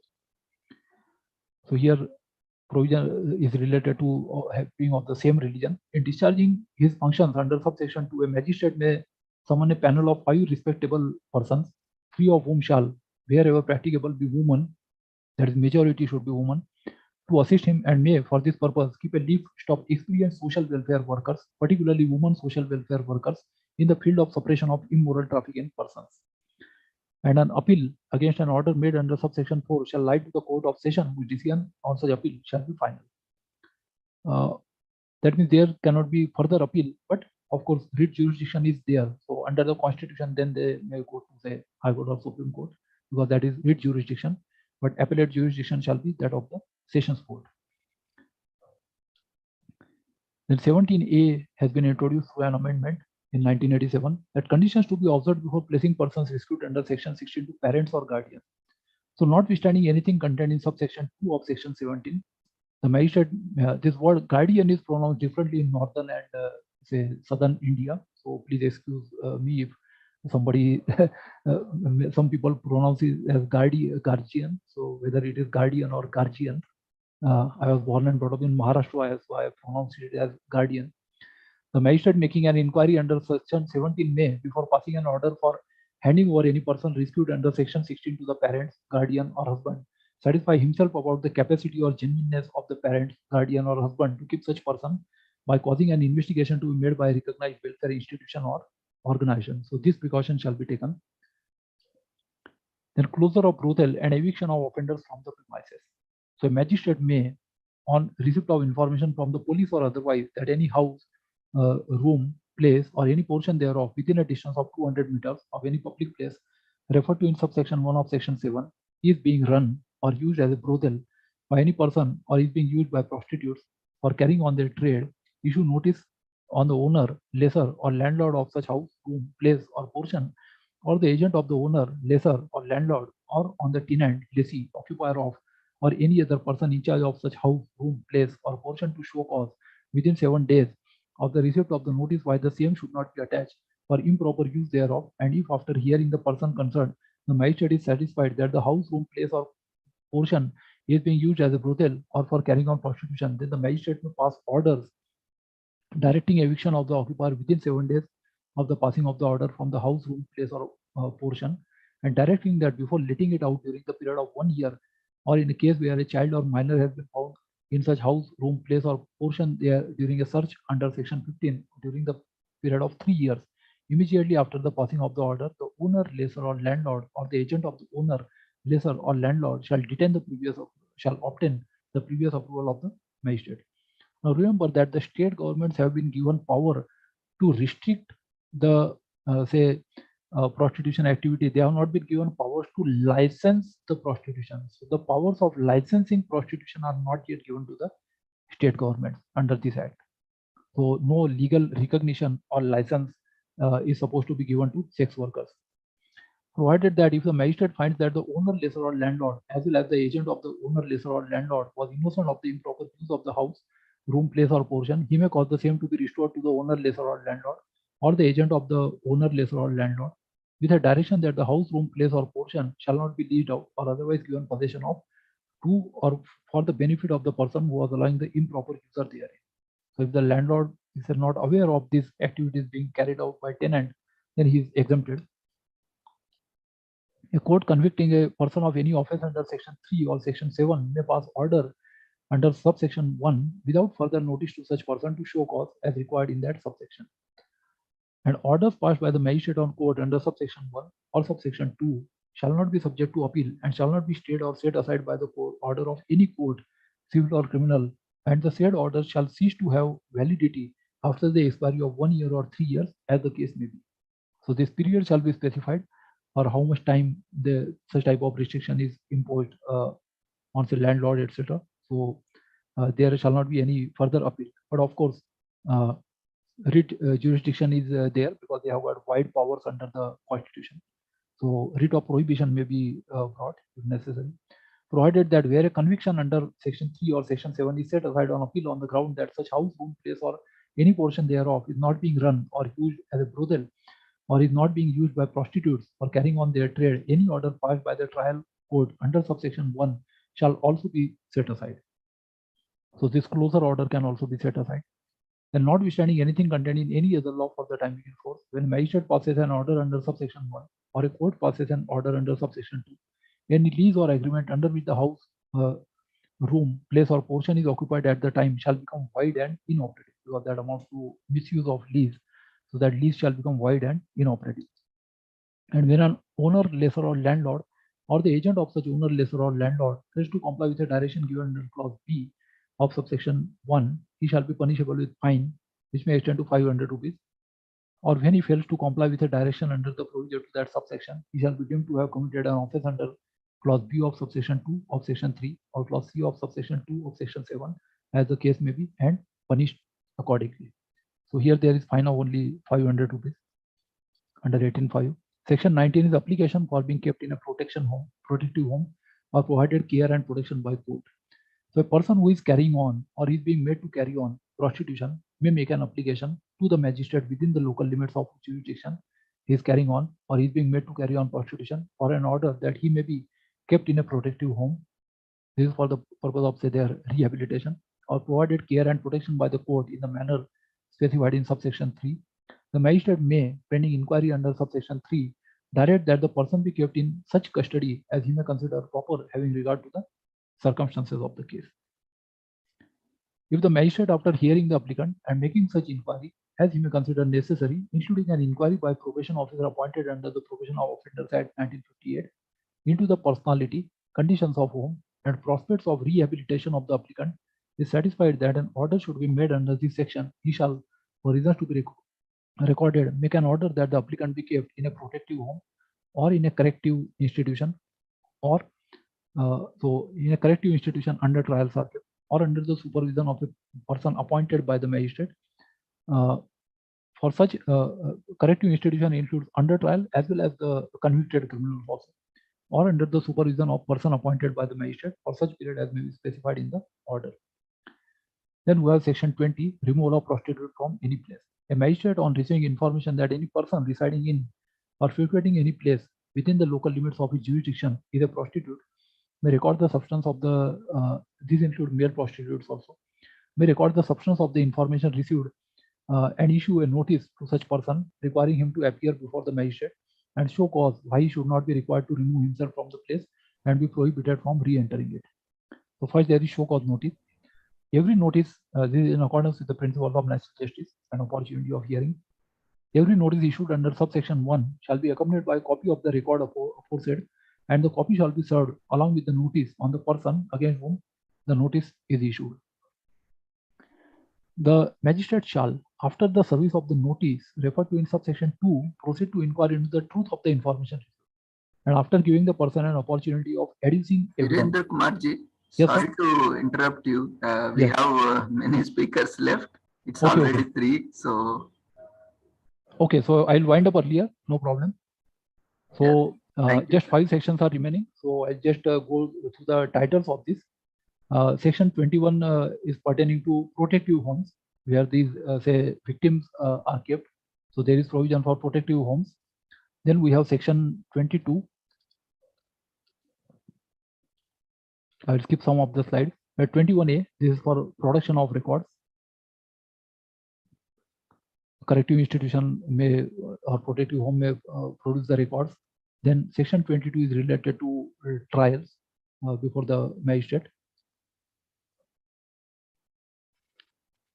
Then so it should be minimum metropolitan magistrate or JM of first class for section 3, 4, 5, 6, 7, and 8. Then 22 is power to establish special courts. So this power is given to the state government.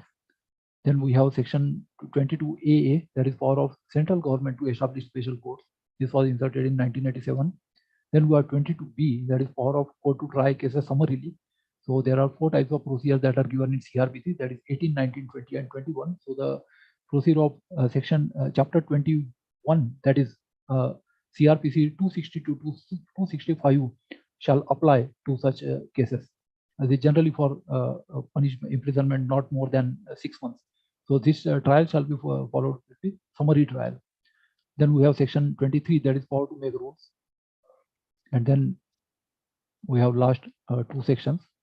So 24 is act to be not to be in derogation of certain other acts. This shall be in addition to the, say, it is not in derogation of the Reformatory Schools Act 1897, that is the older act, or any state act enacted in modification of the said act, or otherwise related to juvenile offenders.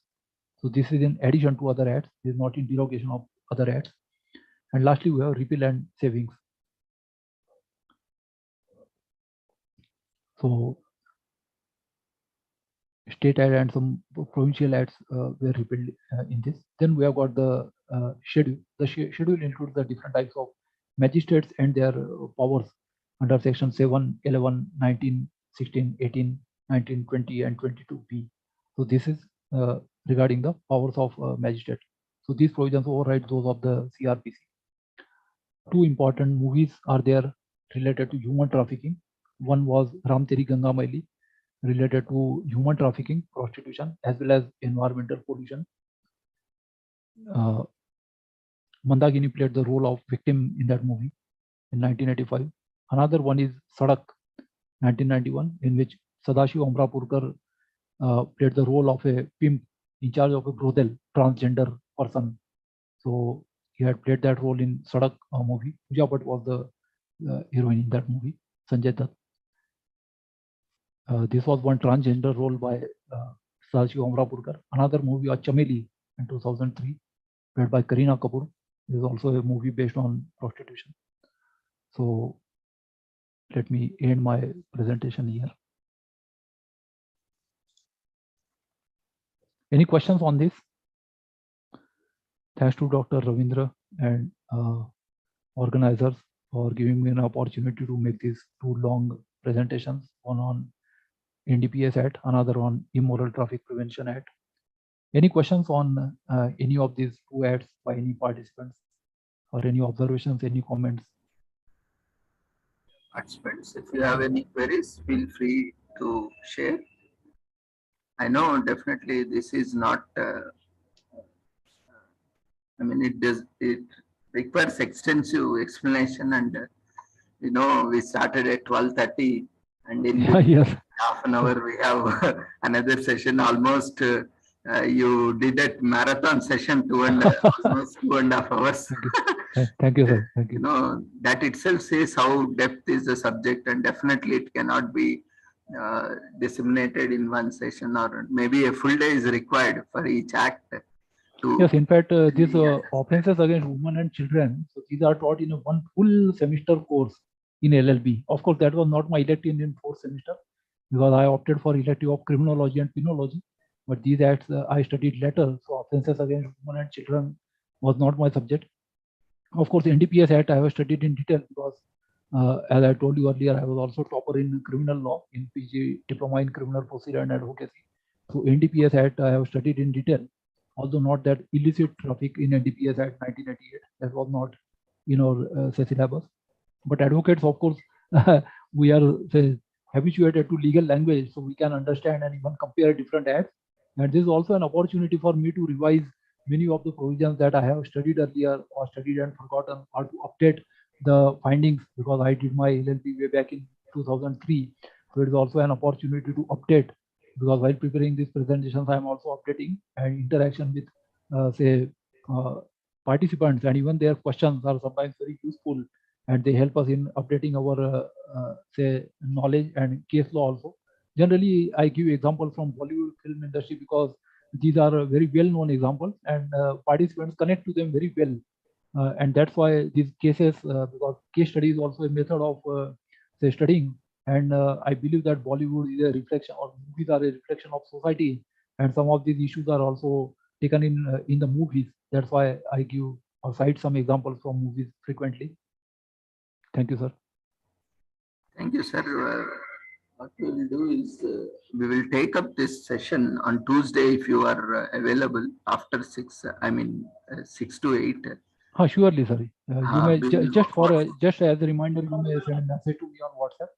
So Ah, I'll be prepared sure. accordingly. Definitely, sir. So on Tuesday, we will take it up. Participants, if you have any queries, we will take up on that day, 6 to 8, Tuesday. So that Mary we will madam. resume. This is very important, and because the time constraint is there also there. So definitely do join us. Daily sessions are going on. So Tuesday, 6 to 8, we will continue with the same topic. And we will Surely. exclusively dedicate the 2 hours or so, whatever time required to. Yes, and maybe I'll cover that illicit trade in NDPS at 1988 also by that time. Mary Yes. madam has to say something, I think.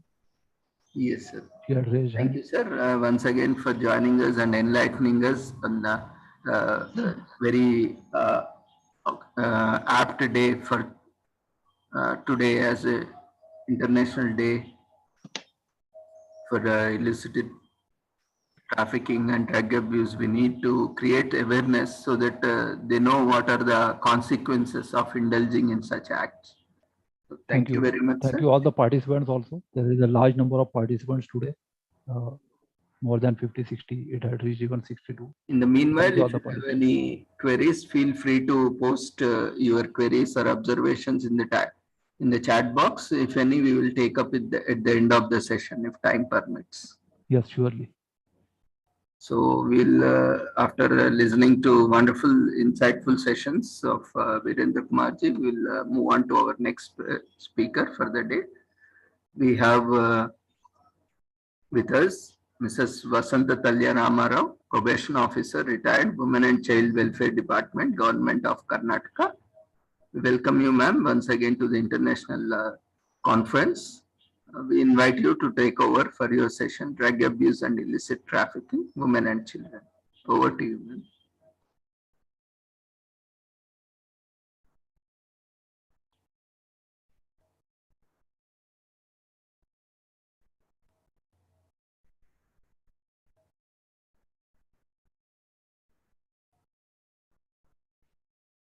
Vasanta, ma'am, you can unmute yourself. Is it okay, sir? I'm audible now? Yes, ma'am. Yes. Good evening, good afternoon to each and every participant of the day. And just now the engine is started by Mr. Virendra Kumar. And I will be the following bogie for that because the subject is relevant. And he was explaining regarding the law, and I am explaining now the reality which is taking place in everyday's life. As he was telling,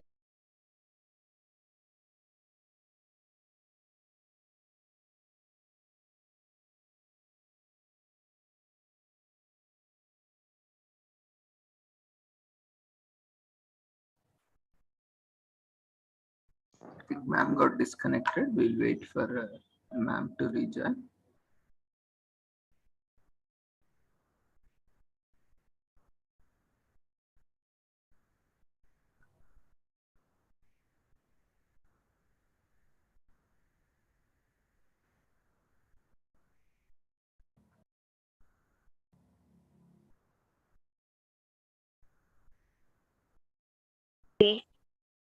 in this session today.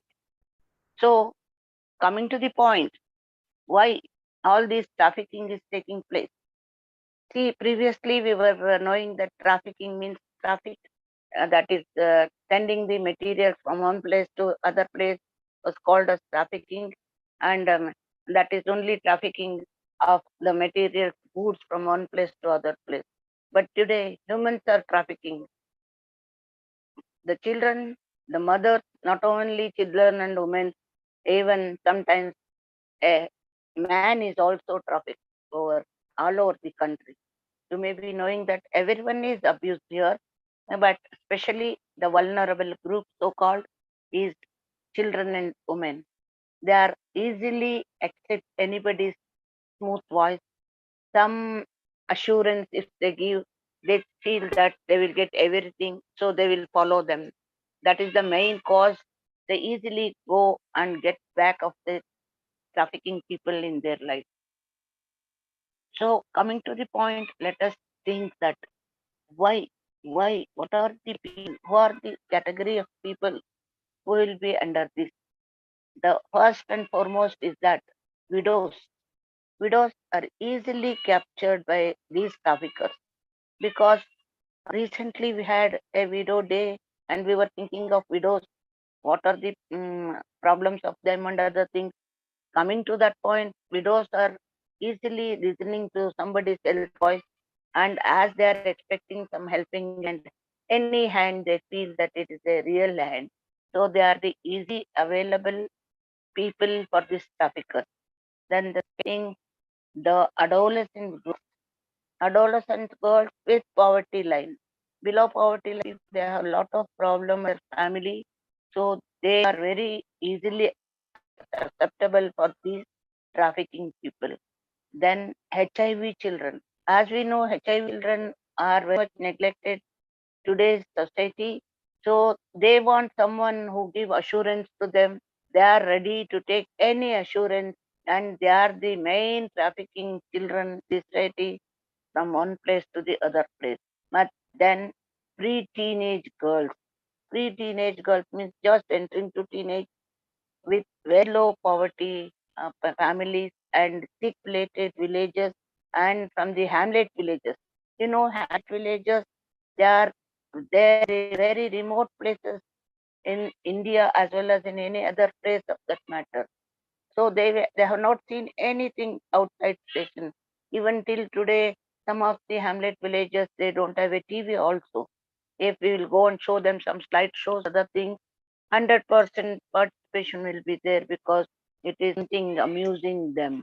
So in such a case, if a well-dressed lady with ornament, jewels and all, and or well-dressed, if she goes and gives some assurance that you will also have this type of life, if you will come with me, I'll give you that, I'll give you good life, you will be married to a young man, you get all the things and all the assurances, they listen it. It's like a blotting paper, they observe everything and feel it is all true. And it's very easy to traffic these kind of people from the village. They are, in case of working, going for work and all, they are very easily attracted by these newcomers. And there are causes. One is poverty in their family, poverty in their village, family, poverty in their society too. So they are trafficking their own knowing people, not new people required to traffic them. Their own neighbors, their own friends, their own little bit literate people, their age only will traffic those people to the other places for immoral trafficking. So just now, this previous speaker was talking everything about immortal trafficking act. It's very lacked in the society. As he was said, it is the major subject them in law course, of course, and it is very important also. So there are things are going on in this.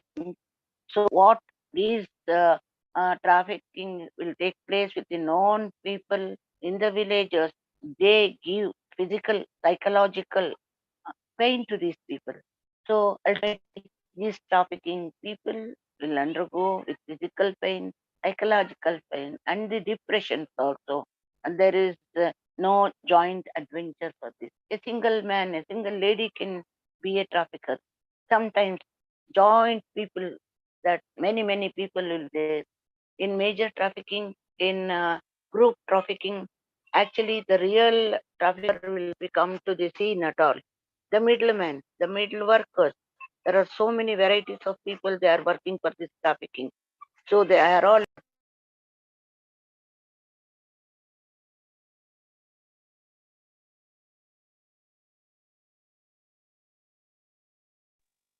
so, so there will be there are able. Hello. Yes, ma'am. So Please continue. yes. So these takers who are working as middle people, they don't know what is their role. Only they will be given a from X point to point where duty is. You have to do this much and that much amount, that much content. Like this, bookwise work will be taking place in almost all trafficking. Nobody knows the whole history of trafficking. So they will take their own role, they do that much work and they go off. But ultimately, who is the victim? These are the children, these are the women, sometimes the men also the victims in this case. They are very much ill treated and they will be given lot of trouble to them and all. So the young children, they will be for this and they will give lot of drugs. So lot of drugs make them to grow fast. The some other time in my life I was working as in department and so many children some they trafficked and police brought me all. They're all 10 years, 12 years, 13 years boys. They all are given with the drugs and dressed up well. At the age of 13 years, soon after the admission, they say, I want sex right now. Come on, you provide me my partner. Afterwards, you talk to me. See that much growth. What in 25 years of age they want, that will be required at age of 12 because of the drug addiction to these children. So this is one thing they are very much doing a big business in this, and every person is responsible to stop all this. We are all in this society. All of us are responsible. All of us should take some responsibility. You may say that the advocate, he knows everything he can do. Madam, you were there, what are you doing? But I don't know anything. How can I do something? No, as a responsible citizen of India, responsible citizen of this nation, everyone can do something. Just to inform the certain people where you have to inform, just to inform, not even your name, your photo, nothing will be noticed. Only your voice will be recorded and necessary action will be taken about the trafficker as well as the victims of that scheme. Whether it is children, ladies, or whoever them. So trafficking is become a big mafia in India. It is really, it is very, very difficult. Not only the department, not with like all responsibilities on their shoulder and do this job. So one trafficking never happens within this state. It is happening between the two states. The people from Karnataka will traffic Bombay, Assam people will traffic Bangalore, and Kashmir will be trafficked to mother. It's like it is an inter-country are going on. Especially girls, adolescents trafficking will take place with Dubai. They will be given assurance that you will get a good partner. You will be married to a high rich man. He will be a nice man. So you'll have all the facilities to enjoy like that. And all will sell them to the someone Arabic person will all be trafficked to the that Arabian countries. So the varieties of traffics are going on. These trafficking, adolescents and children are having their mental tortures. They can't even control themselves. They don't know what. Some cases will with the suicide cases for not controlling themselves, not to how to do and all. They don't know about what to do and all. In such, who can help? In such cases, NGOs, the welfare committee, the labor department, the police, child right officers. In each, that these are the common. You have to write as a human being, as a responsible citizen of India. Even if a student find a child anywhere, you feel that child is trafficking or is under drug abuse or any illegal activity, you see that in child, you can call 1098 of that area. So the 1098 is the child right. It will come immediately. They'll do this child helpline. They will take the custody of the child them, and they will do all the responsible work of that. You will not all be in the picture. If see ladies will be found in railway station roaming here and there, underpasses near between railway station and the main bus stands are there. They will be waiting there in the underpasses, you feel that they are under illegal activities, immediately you can call 181. You please remember 181 for the ladies and 1098 for the children. It is the helpline for them. And immediately come and take attention. They will take custody of them and they will do all the rehabilitation work for them. But no, the main cause for these things nowadays, why it's happening, to go back and see, just peeping. Previously, there was joint families. Joint families means in a family there used to be 8 to 10 people. The grannies used to be there. The seniors used to be sitting always in front of the door, sitting on the divans of the wall, and then they're always keeping an eye.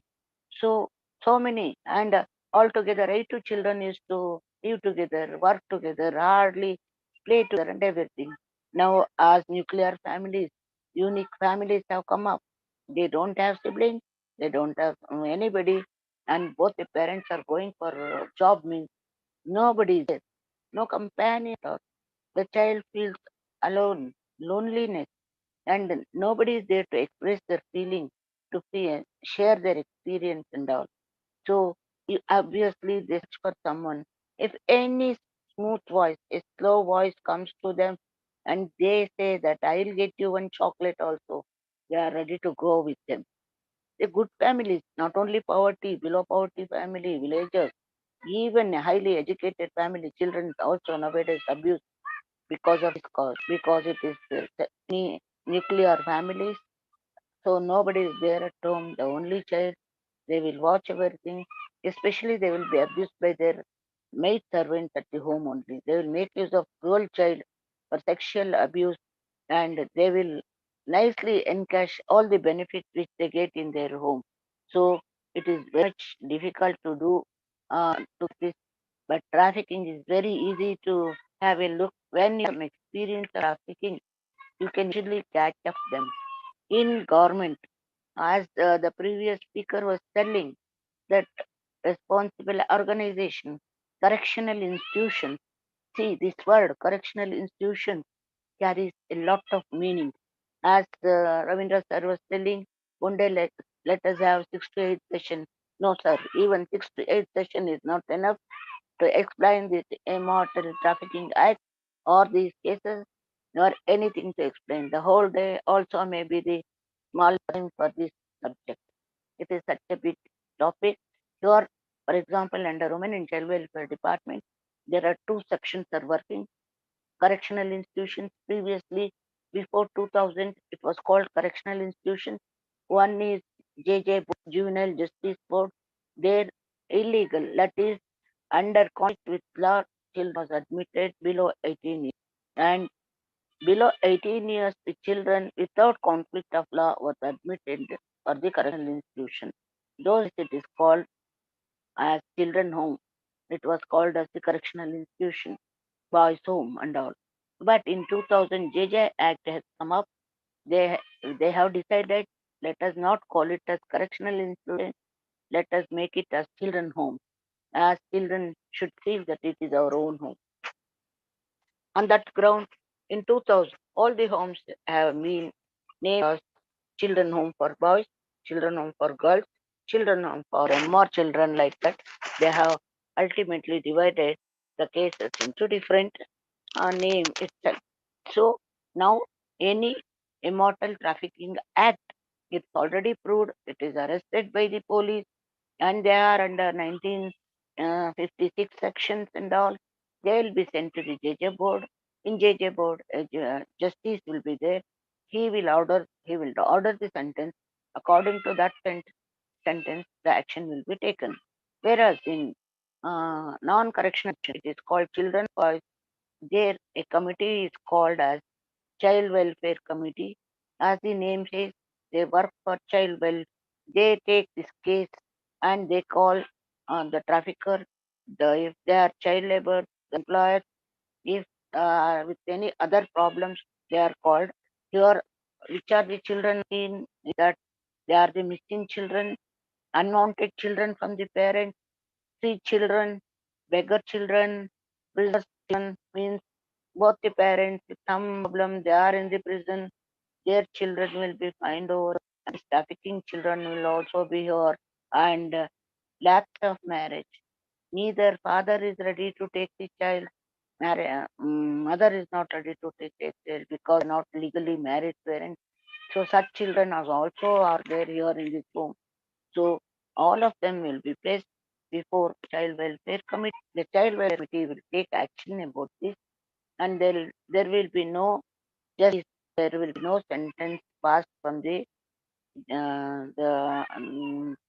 JJ board or anything, because this is entirely completely the second wing of the women and child welfare. As, as such, coming to the point of this trafficking, the, along with trafficking, the drug abuse is also mixed with them. All trafficked people, whether irrespective of girls or women or children or boys, whoever it will be trafficked, all be under drug abuse. To take them under their control, to they certainly give each of them, all these people with drugs. The drugs are very dangerous, and one fine day they'll be 100% addicted for the drug. The addiction of the drugs itself is a big subject where we need one day full to speak about the addiction of the children or of the any person. So all of these things, this mafia is giving lot of trouble to this all the children, and all need protect them. Trafficking, interstate and intercountry trafficking is to be controlled not only from one, not from the department, not from women and child welfare, not from labor department. Neither police cannot do anything alone. Child right office also struggling. All public, it is the responsibility of each and every personality to take care of these things. If you are coming to the point, uh, in my career as an officer, once we had 13 children from Bihar.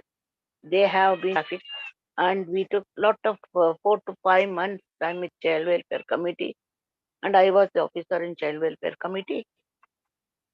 And after doing everything, the traffic care and the employers of the children, everyone has been arrested, and we kept all of them behind the bar. And these children, given with all counseling, we could trace the parents. They were all in Bihar in different districts, and we gave them all the information, and we called them to Bangalore city. They said we are unable to come all the way. We are very poor and all. Then we took the transfer orders to those children just as a research point of view. Along with the polices, we two profession officers, we personally took permission from the government, and we traveled to that Bihar Child Welfare Committee, where we placed the child, all the children over there. We have transferred, and we have given the custody of the children to their Child Welfare Committee chairperson. And when we reached the railway station itself, all the parents were there, all of them. Because of the police power in our hand, we could control the children and parents. Somehow we could manage and take over and handed over the children to them. Then, as we have visited that place, there was general holiday for 2 days, second Saturday and Sunday. We stayed there. After that, that is Monday, we did not get the reservation. Tuesday train, we got our booking. So Tuesday, we also started. The train was at morning 6 o'clock. So around 5 o'clock itself, we reached the station, and we were all in. That somehow we could not get all the tickets together. We got the tickets in different bogies. So 6 o'clock we got in, and somehow in those days it was 2.5 day journey from that place to this place. How trafficking can be catch hold? For that I am explaining all these things to the gathering today. Then around 8:30, 9 o'clock morning AM, we are the ex-travelers there, so we don't have much anything to eat in us. So we brought some biscuits and other ready-to-eat food. Then 2, 3 children they came and begged with us that, but they are not beggars. We are sure they are not beggars. So we thought, why two, 3 children together come and take it. Then we said, and somehow we managed it, and they went off. And some teas like this, it was going on. Then our mind, no, it has been set. Then just we used to roam within our bogies and all. While going, we had the custody of children. We cannot go move in and around. But while coming back, we are the free bird. Just moving in all the coaches, there are 5 to 10 children sitting. 5 2 children are there. 3 children are there. Some of them are sleeping under the our berths and all. I was wondering. Then I called my probation officer and said, "Sir, something is fishy or in this train." Said, "Madam, you are always senior.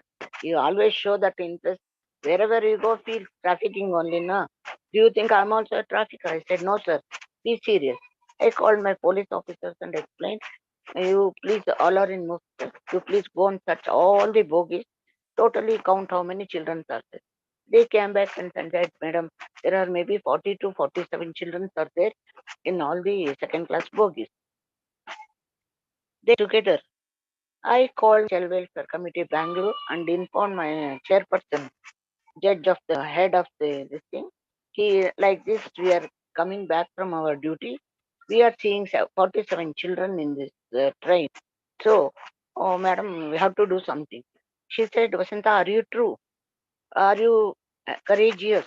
Can you say that they are all trafficking children?" "Madam, give me another half day. I will watch and explain." By the end of 1.5 day, I make it sure that, yes, madam, all the children are trafficking children. Then all polices, we had both, no, I had put one police to one bogies. As strangers, they used to go and sit, asking them, begging them, adjusting the seat like that. We managed it. And while entering to Karnataka state, all the arrangements has been made. All the arrangements are made. And in Karnataka border, 2 lady police and 5 other police with muffed dress, they have entered. Then in the second station like that, in the bogies only got three police in for each bogies. Then we reached our Bangalore station, full. You must know the media, how much people gathered, including commissioner of police, our all chairpersons, our department, everyone has gathered in the railway station. Then everyone has come out. We took all of them to custody. It was totally 93 children were there. 93 children, you believe it or not. One more surprising, one more unbelievable thing in that, the children which we escorted just 3 days before, those children are also there in that group. They also trafficked so early within 4 days of their journey. See, before 4 days, they reached their native place. I don't know whether they have gone home. They had their own mummy's food or not, but immediately they have sent with the trafficker to Bangalore. See, this is the action we can take. You may say, "Madam, no, you had all the experience, you have the being all time, how can do? Now do anybody can do it. There are so many network is going on in this country. So we did all other things, and the Bihari children means we never used to transfer them back. We started an NGO here to them, education and all. We started many work for them. We have done a lot of work for that. This is the way the trafficking going on in India. In my experience, this is the big history. Is before you I presented like this. Lot of histories are there in this. Then why girls and ladies will be trafficked? These are the children's history. Children will be brought for child mainly. Childbirth will be given only 2 day, for no facilities, no medical treatment, or working all the 20 hours also sometimes in a day is all compulsory for them. So it easily those children will be trafficked and brought it. And the smart children will be taken for dances, the clubs, sports, all where they will be working as the dancers. Young teenagers, the children, even the girl said not even with the breast, she will be observed for dancing and all. With the really half naked, they will dance in the bars and all. They will be physically abused. and it's not trouble to them. And teenagers, obviously, they are smart looking, young, energetic, beautiful. They will be brought into the different interstate, and they have given these drugs. They will be provoked for sex activities in the clubs, pubs, mafia, and all. So they are given for this. Still, grown-up girls, they will be sold for the other countries for marriage. They are not for marriage. They will go there also. They will use for sexual activities, and they will be abused, and they will keep them in there as their slaves in the Arabian countries. These are the things that's going on. One small narration I would like to give here, that one child from Assam, Meghalaya border, 13 years, with 29 boys, he had ran away. That trafficker brought them from there. It Guwahati Express, from Guwahati to Bangalore, single train. It is 3.5 days journey. For 3.5 journey, they are not given enough food also. They were so hungry and all. Soon after they entered our Bangalore, they went to the bread shop and stolen the bread. In this thing only. For that cause, they caught the children and they handed over some 7 to 8 children to the police. The remaining trafficker took it up and they went. And they have given all the training, how to get dressed up, how to attract the people, what are things to be. And that below 14-year children was fully given with drugs and drug abuse children. Then one day, our Bangalore famous police took custody of those children in a night bar, and they handed over the children to our home, correctional institution. Then after taking all the details, those children, 14-year children, they say, right now I want to have my sex. Please give me a partner. See, the 14 years, don't the spelling of sex, they are demanding for the partner. We say, no, here only boys are there, you cannot. No. That cook, no, she is also okay for me. Please send her. Like that, the demand started. See what drug will do. What is the drug's effect on children? What's the drug effect on the human being? So very bad. And all 14-year children, all were given with liquor. Daily they want liquor and they want cigarettes. All bad things. They are well practiced with all these things. So those children really, for others, rehabilitation will take hardly 15-20 days time. We can do many things. But drug abuse, these children, it's very difficult to take it to control. And their health factors also very difficult. So we take nearly 2 to 3 months or so.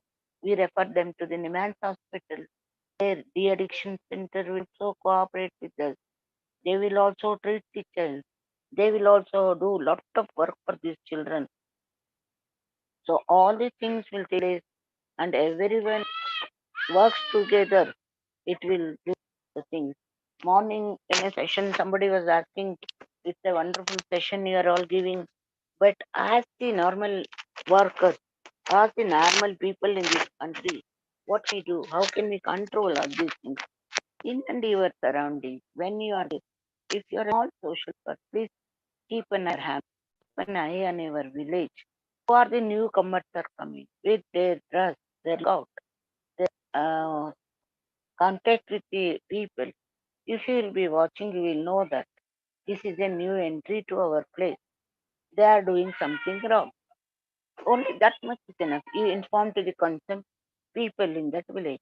It may be an NGO, Anganwadi worker, or a social worker, or a doctor, or a health visitor, whoever. What is the size of the village, that depends. They can inform to the newcomers should caught and they should be given punishment from panchayat. In every village, there is panchayat members are there. We give lot of training to entire system. That is another big subject. Revenue department, I had worked for those trainings also. I was the resource person there. We train them how catch hold of people who comes new to your village. You have all the power to take action. You have the power to question them. Who are you? Why did you enter? What's the purpose of it? First come and sit here. Make a visitor notes in my visiting book. So write your details, give me your Aadhaar card, give me your photograph, what work you want to do, why you are going to house tours, or contacting all the girls in our village. So like that, every person has the power. So please inform, keep an eye on them.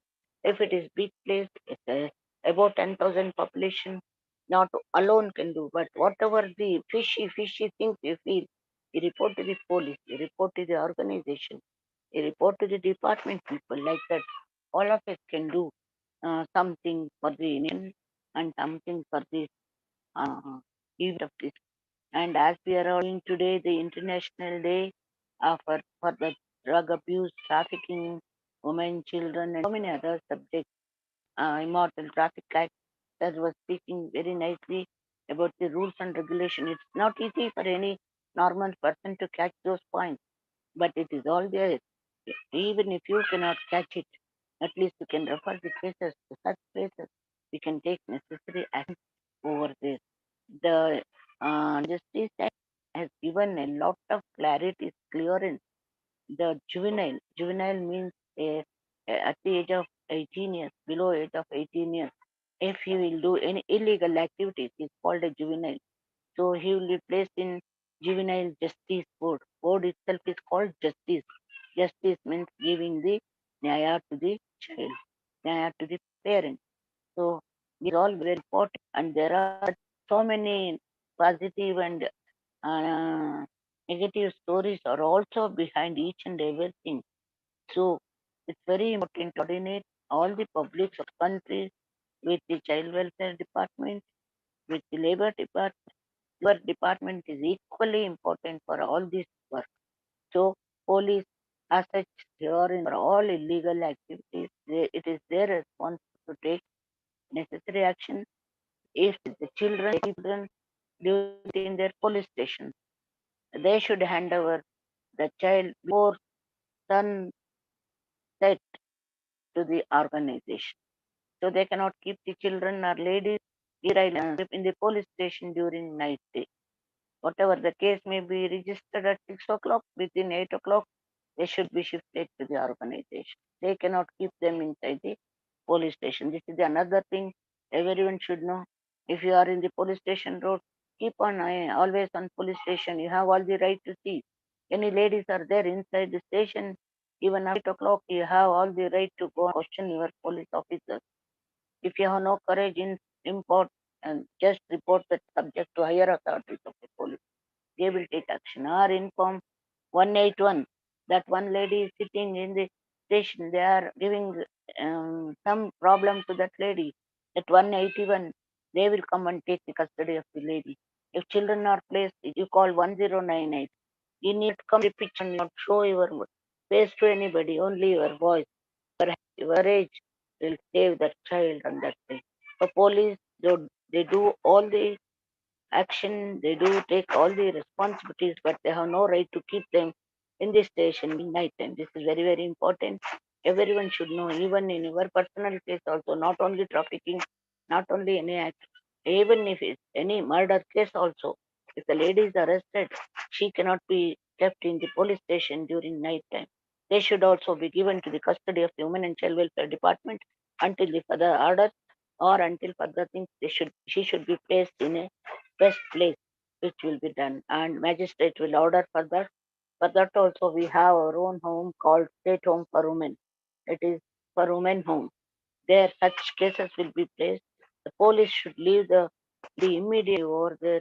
If the police will get not take her to police station, you should bring the lady to the State Home for Women under the Women and Child Welfare Department with any conflict of law she may be. So the police only to the duty is to hand over the victim or the lady or the teenager to the concerned department office. That is all the case. And they have to report if it is illegal. If it is under conflict of law, they should report to the magistrate. If it is non-magistratal power, they will be under the child welfare committee to take the further actions and custody of the child. So this is the duty of the. So what is child right office? Child right is the new office has come up from 2005 and all. They are also fighting for the requirement of the children. What are the legal activities to be taken place? What is the requirement of the children? What can be done? All these things they are doing. The child right office is there in all the places, almost in all the headquarters, in all the places they are working. There are a lot of work for these children, and even they have their own forum. They are doing it is in this level of the national level also they are working. Very good board is there, that is a child right of working for all the welfare of the children and benefit for the children. So these are the major departments are going on and working for these children. It is working throughout your the holiday for these officers. So trafficking is uncontrolled, though this department working a lot, but it is still not controlled. It is like a home. If I have a 2 BHK house, if I'll be sweeping from one end, the other one will be with some other problem. Like this, the 4 departments and 4 people are cleaning, cutting from one end, other one will start with the other new trafficking. So it is a big national problem. Like that, it keep on going, but we cannot hold our hands and say that no, no one can do. Why we should try? No, everyone together. If we do that, today only 10% of people not even working for this trafficking and drug use and immortal trafficking or and all. What about the other 90% population of this country? All the 90%, at least 50-50 it comes, we can control. Not only this burning problem, there are so many other burning problems here in our country. These are the 2 major issues as today's speciality we are discussing about it, and we are taking lot of pain over there. In addition to this, child labor has also comes under this. The child labor is also trafficking children only. They are not another branded children.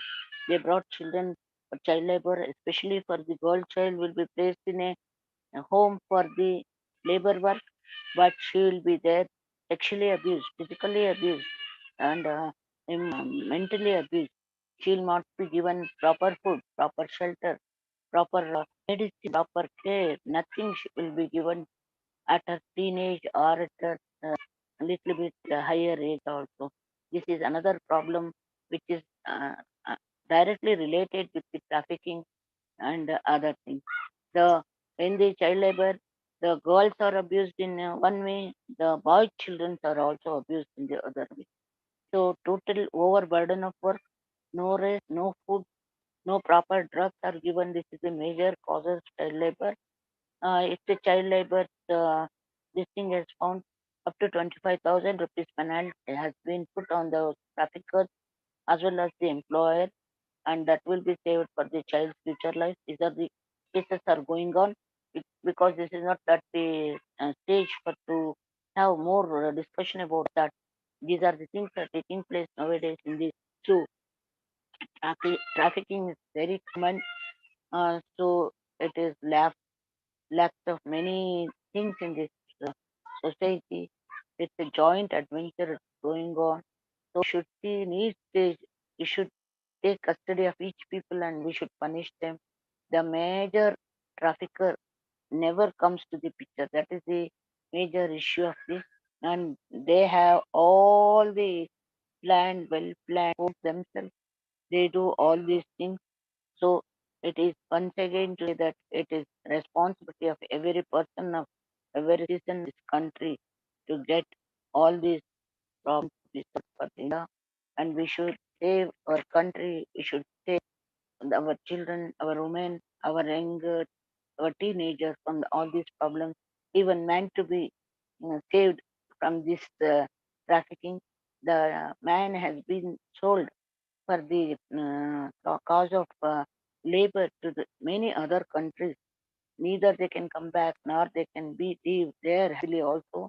So if they go beyond our country, beyond our borders, it's very difficult to come back to our country. So they are like that. Man has been also trafficked many years in many ways and all. So let us all together today think it up and we do this for the justice of our country, for the justice of our children, for the justice of all our trafficked people of our country.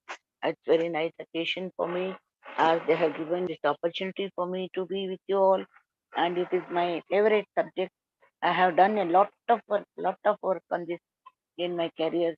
It's very nice that today we are all here and we have done this.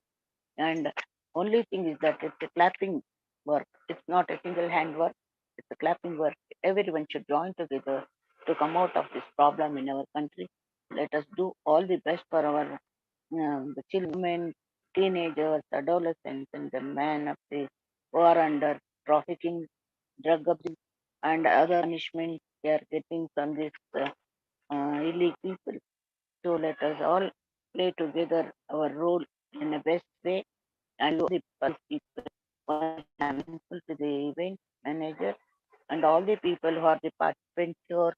I thank each and everyone on this occasion. Thank you so much.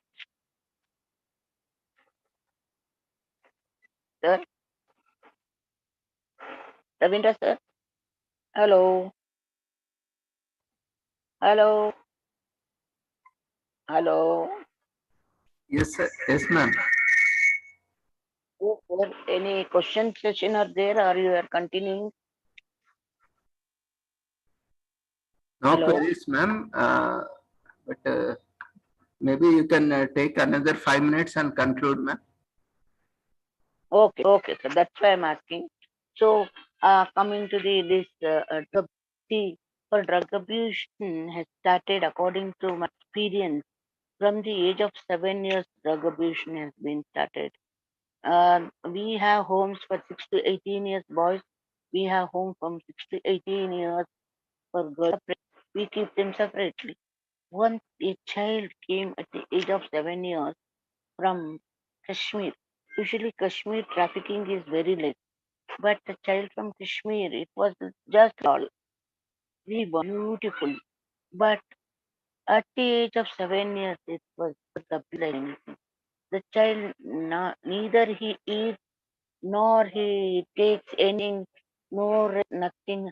Always dancing, dancing, dancing. No sitting posture only. We were wondering what is dance all the time. What may be the cause? So I personally took the child to the Niman Center to our neurosurgeon. So I did time and you only know this to improve my knowledge. I have come. My staff is there, not an issue. Just I want some explanation. Then doctor took me and he gave me all the explanation. See how this child has been drug abused for a long time. Maybe it has been started since 2 years before. Now, according to our status, it is 7 years. Doctor certificate is 7 years physical build. The other doctor says neuro center is he since 2 years is already drug abuse. So with that revision, he is not interested in any other activity. Only he know the postures of dancing. Only few steps only, not all dance. Only few steps. And the doctor said this is the cause of addiction effect on human being. So whatever the drug will be given, like it will be motivated inside the body. So this child has this. Then I asked, should we admit him to the addiction center? He said, no, this is not the age for the addiction. Just take him back. I'll do treatment there only. Every week, my doctors, every day they will come and treat him there and leave for 5 hours. So that time only he used to mix with other children. 5 hours he used to be with the doctor. They started so many things. It's not oral therapy. It's all physical therapies they were doing. So we were into so how drug abuse can be released, how drug abuse will have impact on the human being. Slowly they were dancing with him. Slowly one steps reduced. By end of 2 months, the child stops dancing. So he started behaving normal. Then he used to ask, Amma, Amma, I don't want to eat this ball. He don't to say that mudde. This is South Indian food. Ragi balls is called mudde in Kannada. So he used to say, I cannot eat, Amma. I want some roti. So slowly, by 2 months, he became half normal, age of 7 years. How the drug abuse will take many impact on the child. So we had put him to the non-formal school. 7 years, at least he day ABCD. No, we don't know anything of studies. Mommy, what mommy eating? No, mommy, nothing. He not in the core of the school itself. Misplaced. पहाड़ के ऊपर मेरा घर है, घर में जी मैं हूँ, मेरा पापा मम्मी नहीं रहते, वो किधर गए मालूम नहीं. Maybe they died. So only one sister, she offer to feed him, she will work. What the problem has, and child alone, somebody given all the assurance that this, that, and all. They are victim. That's it. So they were make use of the child in the bar and pubs for dance. So he used a cigarette and he used to dance and go. And he came to a restaurant, lot of cigarettes and all was there in his tray in his hand. And just a boy. So the effect slowly, if he will be considered, he will also start smoking all those things. He will have all the liberty to have any things to say which is available. It may be drugs or it may be drinks, it may be cigarettes, cigars, whatever it is there. They are free to use. So if we easily exposed to all those things, very easily his inner self will be addicted for that and he will likely fall in. So this was the case we have seen like this hundreds of cases of these addiction cases, drug abuse cases, especially sexually abused cases. They both physically and sexually abused in those places. There is no age limit for them, especially teenage. We know in her age of 23, she was the puff dancer. She brought to our custody. So it was an illegal activity. She was not doing any illegal activity. So she came here only for the custody of safety and take care. So such cases, all these, especially when HIV children were found in these puffs and all, really we were worried. So the child never he says he was HIV positive. We for any inmate that matter, we will do HIV test in our organization, irrespective of child or whoever the inmate. Next day itself we do HIV test. When we will get the positive test, when we do counseling of the child says, Madam, yes, I was HIV positive. The trafficker, he said he will give drugs to me, but after coming here, no, he is no more in that place. And here they say, don't say that word here, to be enjoy. तो मुझे खाना मिलता है, कपड़ा आता है, सब कुछ मिलता है. So I am not worried about those tablets and all. Again, treatment for HIV for the child and isolation of the child and keeping them separately for them.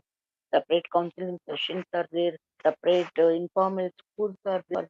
So we are taking and we are at our own level and we do things.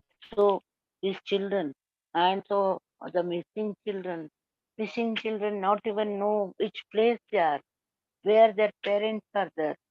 Really, many of them they don't know whether they have parents or not. Especially missing children.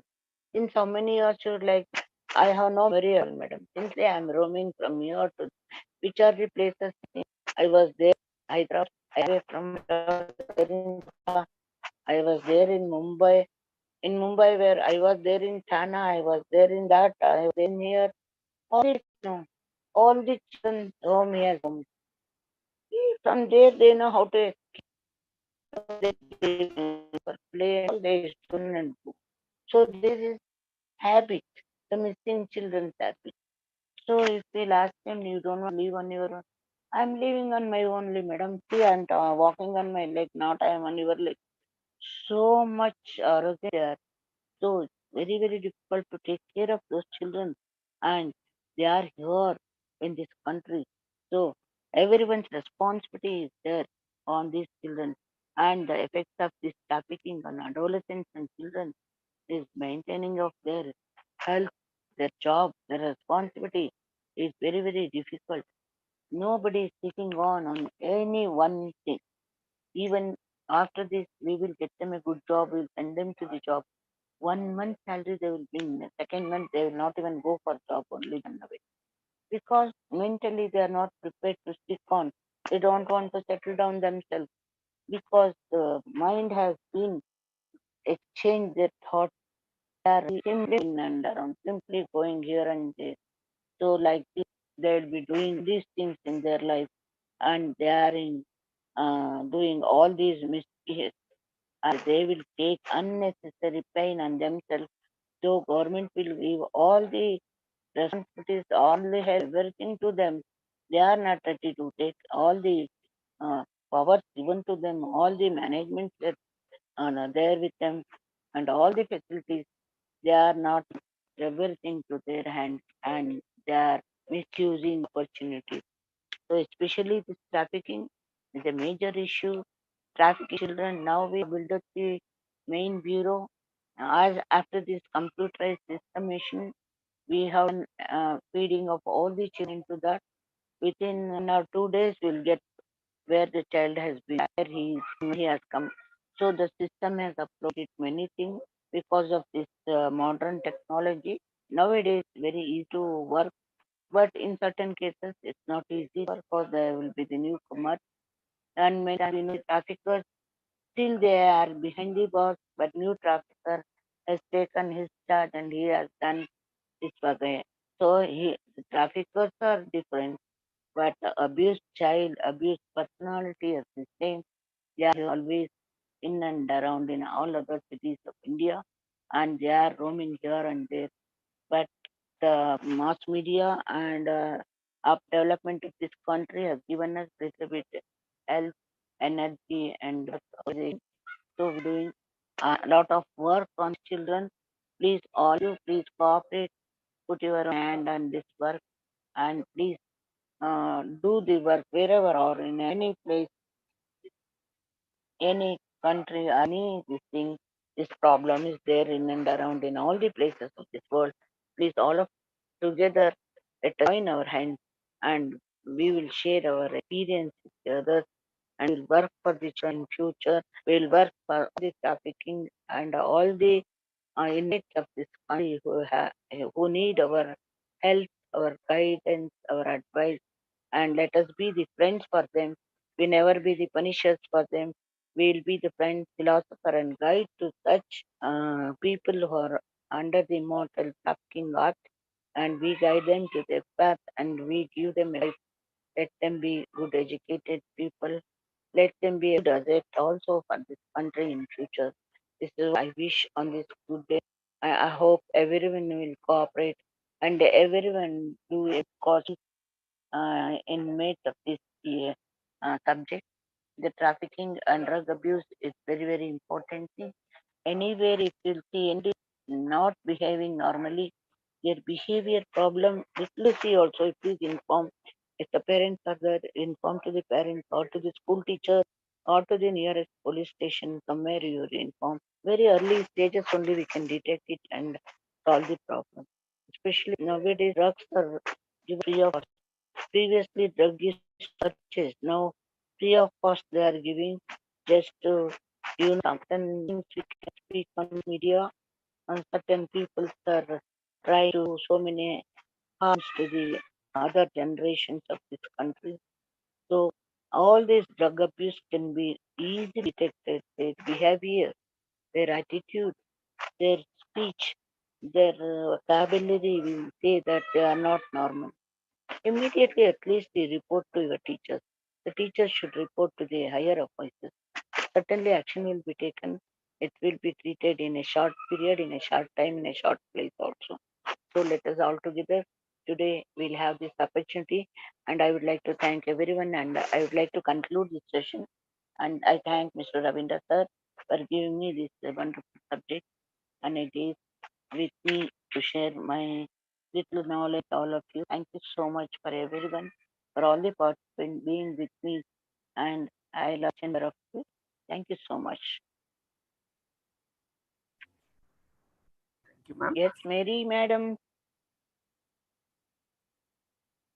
Hello. Yeah, Mary, ma'am, you can unmute yourself. It's very good session. Actually, I remembered all my child welfare committee memories. It came to me that 2010 to 11, the days I spent with you. And actually, I had also gone, ma'am, one time escort for one missing child in Madurai. I went and I and Karigauda sir went and left the child and came. So this is a very informative session. More I learned, ma'am. Thank you. So because first when we entered child welfare committee, they told about the JJ Act only for us. So that and all came into my memory. So wonderful session, ma'am. Expecting more from you. Actually, the child welfare committee only bought me. What is so much is there in children and what is trafficking, what is missing children, what is 109. We learned that one only one time I gone for escort. So that was a learning experience. All the best, ma'am. Take care. God bless you. Thank you. Thank you, Mary. Participants, if you have any queries, feel free to share or share in the chat box or raise your hand so that we can unmute yourself, or you can unmute yourself. Thank you, sir. Thank you so much. Ma'am, thank you, ma'am, for the wonderful and insightful session. As usual, you have very well explained the present context and the situation in reality regarding drug abuse and illicit trafficking. It was very insightful, and thank you once again on behalf of Sri Holistic Health Foundation India and Sri Research Institute Center for Art Sciences and Wellbeing. On behalf of all the participants, we thank you and wish you all the success. Look forward for more sessions. Thank you. Now we will move on to our next speaker for the day. We have with us Ms. M. Varalakshmi, Assistant Professor of Law, Dr. B.R. Ambedkar Law College. She is advocate and also academician, presently pursuing PhD in law at KL University and also working as Assistant Professor of Law at Dr. B.R. Ambedkar Law College. We welcome you, ma'am, and I invite you to take over for your session, Drug Trafficking Issues and Challenges in India. Thank you, sir. Thank you for the invitation. Now I would like to go with my presentation, the small PPT presentation. Due to some unavoidable situations, I am unable to switch on the camera. I'm so sorry for the inconvenience caused for you. So actually, with regard to the drug trafficking issues and challenges in India, it's a very huge and very contradictory subject. But however, as per my knowledge, whatever I have observed in and around the society, where I'm going to speak about what are drugs and what is drug trafficking, how many types of drug traffickings are there, what is the background, and how many types or classifications of drugs are there. Then most used drugs, what are the most used drugs can be discussed. Then what are the basic reasons people who taking drugs, and what are the consequences, and how to challenge this issue, how to eradicate. Is it possible to eradicate, or is it possible to prevent, or is it possible to prohibit? That we will going to look into the today's session. So what are the drugs? Drugs are chemicals that alter or block or mix the chemical reactions in the brain, or this maybe causes an alteration for the body normal process. which may be causing physical or mental agony, or it may be give changes in the new thought processes in our mind, mentally or physically. So what is drug trafficking? So drug trafficking is the global illicit trade involving, for that only every June 25th we are to stop the trafficking and all, many NGOs and organizations coming forward to eradicate, trying their level best to stop these particular issues. But it is not a one particular country's issue, but it is a issue of the complete world issue, I can say, rather than for one nation. It is world issue. So drug trafficking is a global issue, illicit trade, which is not at all recognized, which are involving cultivation, manufacturing, distribution, and sale of substance which are subject to drug prohibition laws. So it is a continuously monitoring and researching by UN drugs prohibition organization and other things also. So global illicit drugs markets, in order to gain more comprehensive understanding of their dynamic challenges, this drug trafficking came into existence as a social evil, we can say. So the trafficking can be human trafficking, drug trafficking, or arms drug trafficking also. Even different traffickings are happening. Human trafficking is there, drug trafficking is there, arms trafficking is there, even organs trafficking also is there. So we could find a number of issues with regard to human trafficking, drug trafficking, arms trafficking, and many more issues are there pertaining to the trafficking. Okay, so basically this is according to the National Drug Dependency Center, that is NDDC, All India Institution Medical Sciences.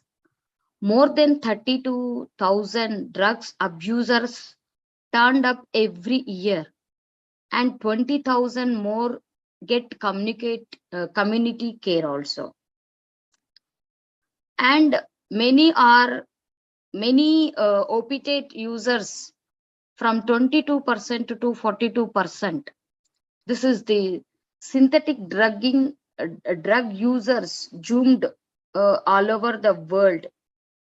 Okay, so with regard to the drug trafficking, it is not only the one particular country's issue, but it is a world issue. So it is started from many years. Even that is illicit product trafficked by the organized crime. Drug trafficking is most systematic attention over the last decades. So there are 3 international drug control conventions that regulate a range of activities which are connected to drugs, including production, distribution, and possession of controlling substance for medical as well as scientific process. But it could not be achieved, or challenges are become more rigid manner. So if you coming to the classifications of drugs, there are preloaded nitrates or diuretics, and there is a reduction of the afterload, that is hydrogen, and reduction of preload and afterload. This is based upon the inhibitors as well as reciprotor blockers. So stimulation and microdome, this is digoxin. And the common drugs can be used in the society are Konkan and Chita, blow, snow, and disco powder. These are the very simple and general names which we can use in the we can call it as a street names. So why this drug trafficking is coming? What is the basic reasons people to take drugs? Because in the searching for the pleasure or getting relief from the pain or stress, or coming to come out of the tension or depression or peer pressure or workload, the basically people are attracted to go for the drug trafficking. And more causes if you take for the drug abuses, basically it is unemployment, financial burdens, and social cultivation cultures, curiosity or experimentation. If I take this drug, what is going to be happen? Let us try for that. Most probably they started with the having cigarette first. That is also one drug which we are keep on giving advertisement in here and there, but even though people are started using, so that can be controlled. But by using the other drugs like Econcan and other many used very serious drugs or cannot be controlled the mental or physical emotions. So generally basic causes for the drug abusers are unemployment, financial burdens, social civilization culture, peer pressure, or it could be one of the addiction, or for the sexual involvement, or if the persons are failure in their exams, or if they failure in love, they become depression. And if they are having any legal relations, in those circumstances they will attract the drug abuse. And whatever all these causes are there, that maybe leads to the some drug trafficking persons is advantages. Such a way they may attract the people and they will start giving the drugs legally or unethically they will do. So that will become as a crime. So consequences of drug addiction will become as a crime, and it may become as a sexual assault, it may become as a health problems and broken family, which leads to the alienation and unproductive society also. So whatever the causes are there, based upon that only the drug trafficking may start. Other means who is doing all this drug trafficking? Human beings only doing. The one who acquainted with the habitual offenders relating to the crimes and other aspects.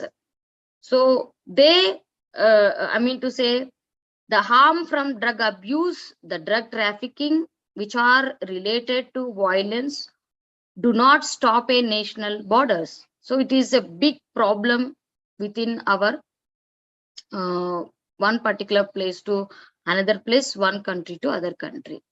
If you check this particular illicit drugs in India, that is drug trafficking, high use of illicit drug trafficking in India, prevalence of opioid, they use in India very much higher than the global of Asian average. So these are the drug categories, and the world-wise age criteria, Asia-wise age criteria, and Indian wise India's wise age criteria. So opioids, it is 0.70%. The people from 15 years to 64 years people are using, and in with regard to Asia, 0.46% are illicit drugs are using within the Asia, and in India 2.06%. It is very huge trafficking, drug trafficking in India. And cannabis, that is 3.9%. This is the drug categories, 3.90% worldwide. In Asia, 1.9%. In India, 1.20%. So age criteria also, it is from 15 years to 74 years, and maximum is in India, especially in India, from 10 years to 75 years. There is a huge drugs trafficking is there. They are habituated to take drugs from 10 years itself. Just now, our Vasanta madam said that many people are attracting with the drugs. They may be mixed with the chocolates or other items or this or that through the injection syringes, or many ways are there to give illicit drugs or drug trafficking. The another drug is ATS. This is 0.7% and 0.95% and 0.8% respectively worldwide, Asia-wide and India-wise. And Konkan, this is a most useful, n number of people try to use this. 0.37%, 0.3%, 0.11%, according to the worldwide, Asia-wise and India-wise. This is the general information which we have collected through Ministry of Social Justice and Empowerment, Government of India, that is AIIMS. And even drugs trafficking is not only in the form of taking, but it is in the form of cultivation or many other areas also. It is started cultivating in different areas. Even before independence or during the British rule in our India was the highest cultivation in opium. Our India was the richest country to cultivate opium, cotton, and teas. In the same way, here and there, without any permissions also, many people are cultivating the drugs. So, based upon the using as well as cultivating, our India is high conviction in drug related cases also. So conviction rate under the Narcotic Drugs, Psychotherapy, Subsistence Act rose 11% at the age of point to point in the last 4 years. If you take in the left column, that is cases are from 2016 to 2020, it has been increased.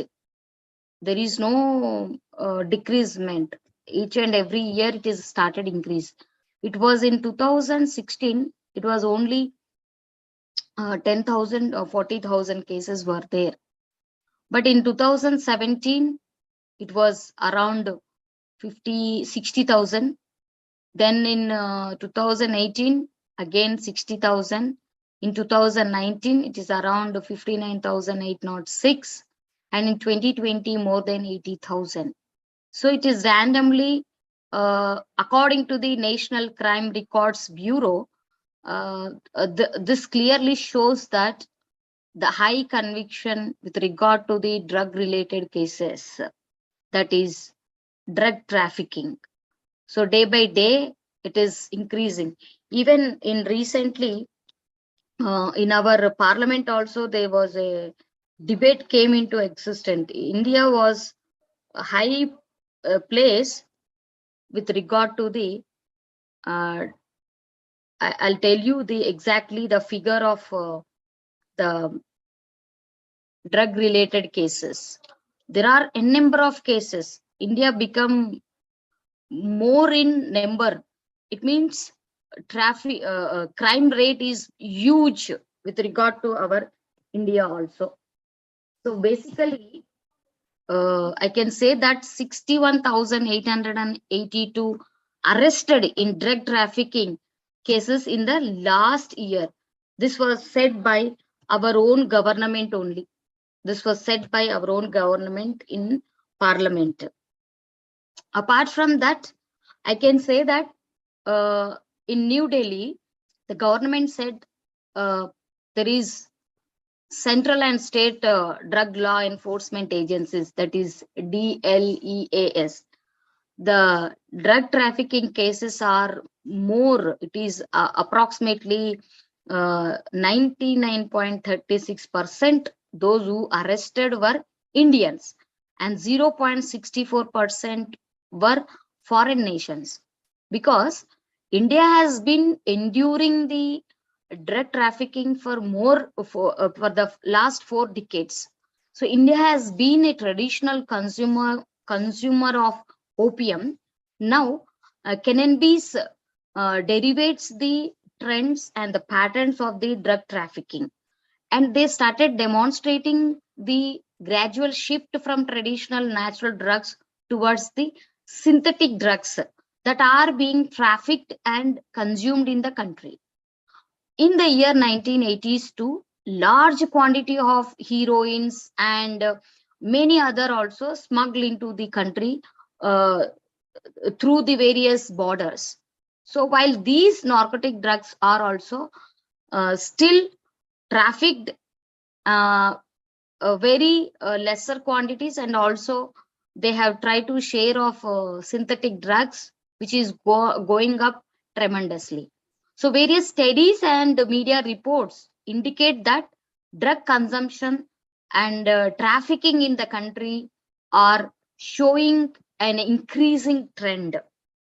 So increasing trend and narcotic trafficking also huge, mostly heroines and many other people also started a long more quantity of the trafficked with regard to the narcotic drugs as well as other also. Apart from narcotics also, India has been experiencing a significant rise in the use of psychotherapeutic substance like medicinal preparations among the addict. Not now, it is from 1992, so on so forth. It is still continuing the trafficking. So there is a huge threat with regard to the national security with relating to the drug trafficking also. So if you look into the drugs seized in 2020, so cocaine 493 kgs and psychotherapeutic substance 5,358 kgs, medical preparations 82,112 kgs, other drugs 1,29,009 kgs, and cannabis based drugs 8,53,554 kgs, and opium based drugs 2,99,402 kgs have been seized by Indian government in the year 2020. Even this is also this track record has been taken by National Crime Bureau. Okay, so here if you look into this way, there is a huge threat for national security. So there are two-way illegal movement, narcotic drugs, as well as significant threat for the national security. There is a breach for the international borders of the country by drug traffickers, where they implies that the same routes could be used smuggling in weapons as well as terrorists into the country. So if you look into all these aspects, in fact, it has been established that arms and explosive used in the 1993 serial bomb blast, if you take Mumbai, which is transported by the Dawood Ibrahim gang through the traditional trafficking routes. And if you go into the deep investigation in the Patakan Court attack, which is took place in the year 31st December 2015, which is also entered the many terrorists enter into the India from Pakistan through the routes where they tested by the drug traffickers. Okay, so the nexus between drug traffickers, criminal networks, and also terrorists are another potent threat. Exploitation of the drug trafficking and trafficking routes by the terrorists, which they help well entertained criminal networks on infiltrate with the arms as well as explosive adds of a critical dimensions to the central world security of the borders. And further, the money generated by the illegal sale of narcotic drugs and the other drugs were used for the financing terrorist activities. So basically, in Kashmir, Sikkim, and Northeast militants who have used drug money for finance their struggle against the Indian state also. So it is estimated 15% of the finance of the Jammu and militant were generated through the sale of drugs.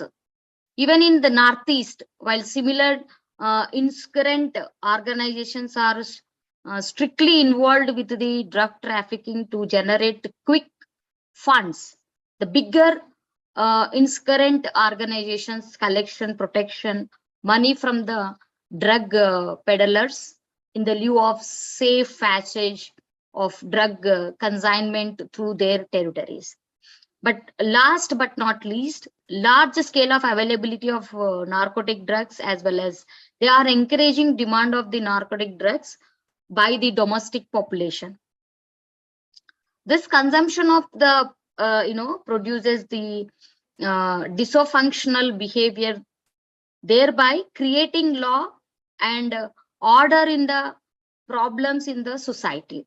So it is also causes huge economic drain on the country, though loss of production, diversion of resources for caring and rehabilitation of the drug addicts, etc. So drug trafficking also has direct bearing on the political process, as a drug cartels subvert, penetrate, as well as they further corrupt the state institution to control the illegal traffic trade. And coming to the other part, this is the drug in the, one second, something went wrong, one moment.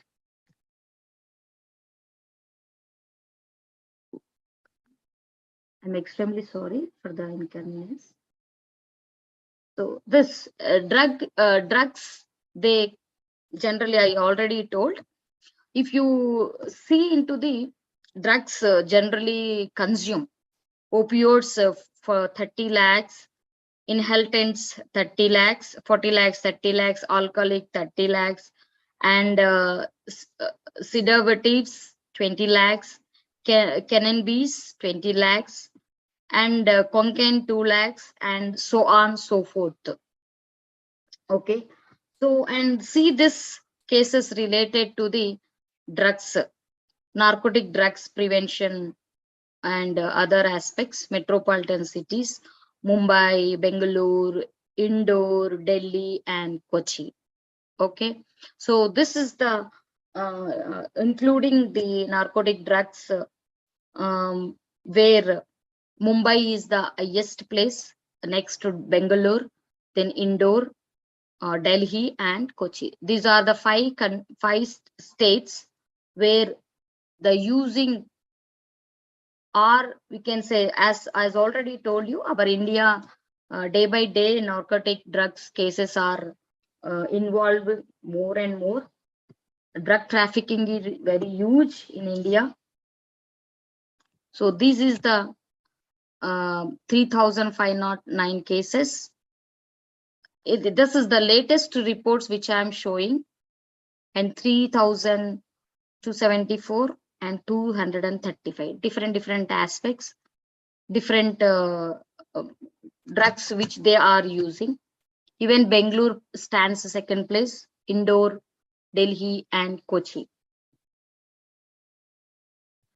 And coming to the other aspects with regard to the drugs trafficking, whether it is directing or indirectly.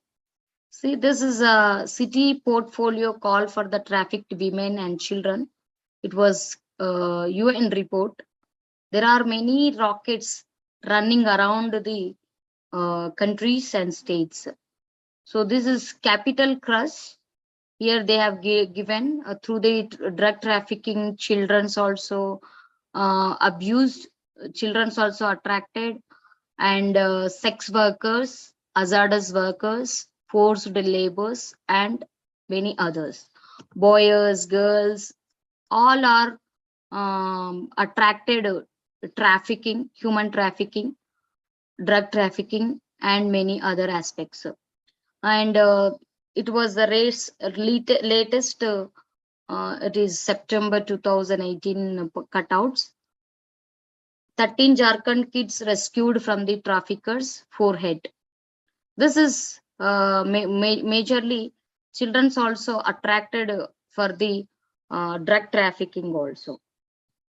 So then how we can prevent? That is the most challengeable things.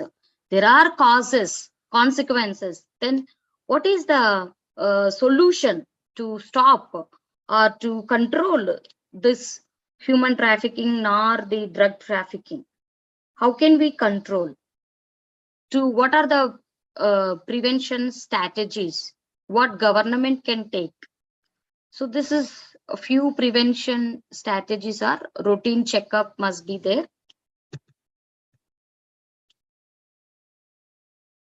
There must be routine checkup. We have to provide awareness programs. We have to give education against drug abuse.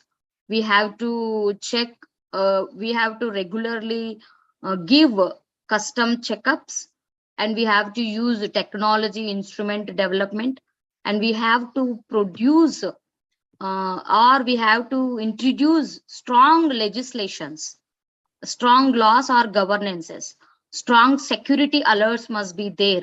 Each and every state, districts, villages, even we are thinking that the drug trafficking may be happen only in cities, urban areas. No, it is happening in rural areas also.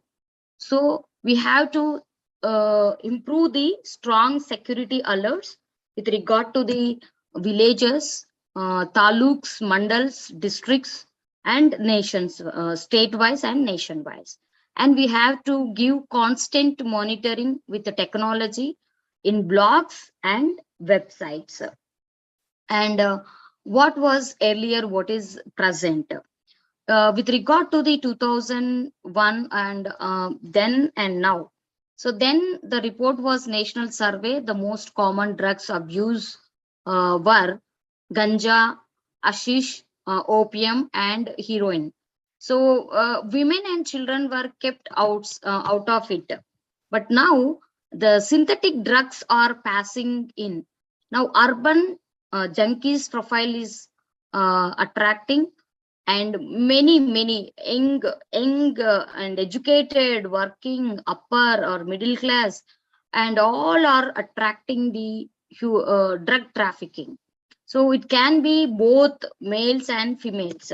So such a way, this is the new scenario in the modern urban India is calling the urgent attention, which is required to be taken care. Then what is the protective factors to risk factors for subsistence use? So protective factors are, we need to give caregiver involvement and monitoring supposed to be there, health and neurological development, and coping skills, emotional regulations, physical safety and social inclusion, safe neighborhoods, quick school environment. This is the positive physical and social mental health to proactive or protective factors. And risk factors are with regard to the child adversity, child abuse, and we should not neglect, and mental health problems, poverty, poor subsistent use of drug availability, and negative school climate, and sensitization seeking. Because in many in and around the schools in the city, n number of schools are children are crossing the track. They are attracting the negative impact. So what kind of response we supposed to take? So given I mean to say challenges in India to adopt the comprehensive approach to reducing the supply as well as demand for the narcotic drugs, and the approach compromises of enacting the good legislations for the Narcotic Drugs and Psychotherapeutic Substance Act, that is NDPCS. And we need to ensure that physical security of the borders and coast by strengthening patrolling the surveillance. Another one is electing the cooperation from the neighbors by entering into several bilateral or multilateral agreement on the prevention of illicit traffic of drugs as well as chemicals. The last one is that cooperating with the voluntary organizations in the endeavor of prevent abuse of narcotics as well as synthetic drugs. So apart from that, we need to take lot of measures to prevent the drug trafficking in India. Then only we can get good patrial success, so that we can control the drug trafficking. And there are various agencies, corruptions, intelligences, where they are providing, or we can say that to control the drug trafficking, we have to engage certain agencies. Then only we can control and we can reduce the problems. So since drug trafficking has a very serious ramifications on the country's security, it is the time of India to pay more attention for the problems and formulates measures to overcome with the loopholes and strategies to prevent the drug trafficking. So another aspect, even this is also one more slide, drug trafficking offenses per drug, that is methamphetamine, these all the certain science terminology. I'm not that good in science background, but however, this is the one drug trafficking offenses per drug is taken into the consideration. Oxycodone, that is 4.6%, heroin, that is 9.8%, methamphetamine, that is 24%, powdered cocaine, 24%, 1%, and marijuana, that is 21.5%, crack cocaine, that is 13.1%. This is trafficking. So cocaine or any drug may be in different concepts will be there, but however the I mean to say how to overcome these problems is the more important aspect. Just now I told you that we need to engage certain agencies, and we have to introduce certain good laws. And also this is not the one particular country's problem, but it is the world problem. So all together, all the countries people have to come with the agreements, conventions, or bilateral or mutual multilateral agreements to control the drug trafficking. So drug trafficking also leads to inculcate a lot of issues in and around the society. So to overcome all these things, we have to give certain awareness in and around the society, as well as we have to do lot of research, n number of research oriented, I mean to say those who are pursuing PhD or the PG level, people has to start the new researches. So with that, they can come for the conclusions, recommendations, suggestions to the government. They can give certain suggestions to the government. So government can be bring certain innovative or strict legislative reforms. Then only we can control the this drug trafficking.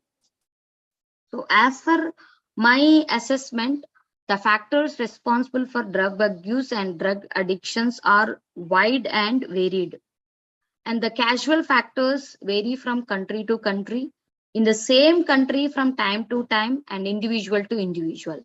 So drug abuse is one of the most complex and battling problem within the India and other countries also. So to overcome, to control all those things, just now I told you, we have to enter into the agreements, or we have to bring good legislative. Whatever the legislations are there, that is not enough. We have a lot of challenges which we supposed to take. So this is all about the my brief and very simple presentation with regard to the drugs trafficking and issues and challenges.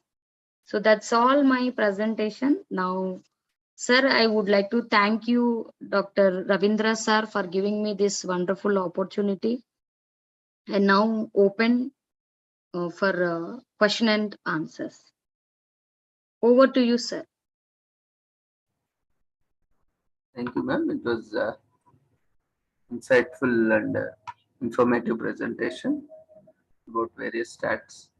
Participants, if you have any queries, feel free to raise your hand or unmute yourself or share in chat box.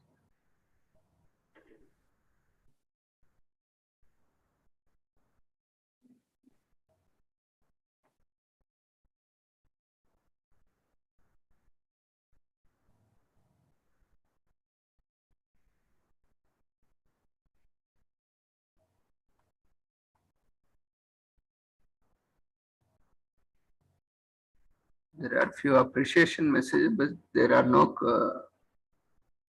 queries, ma'am. So Thank you, sir. continue with the next session, and if, in the meanwhile, if you have any queries, feel free to share. Sure, sir. Thank you, ma'am, once again for joining us.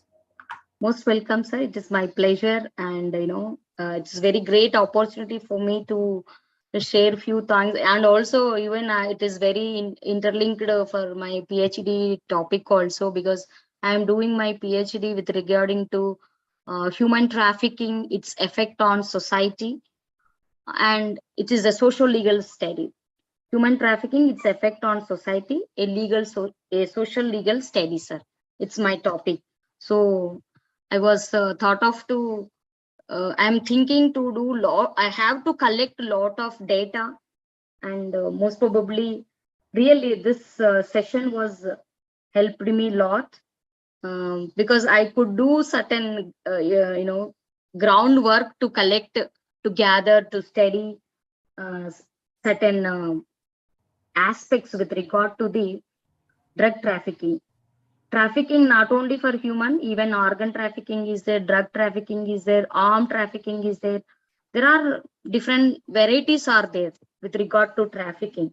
So really, I am very thankful to you, sir. From my bottom of heart, I would like to thank you, sir. Thank you so much for your this opportunity, sir. Thank you, ma'am, and we wish you all the success for your PhD thesis.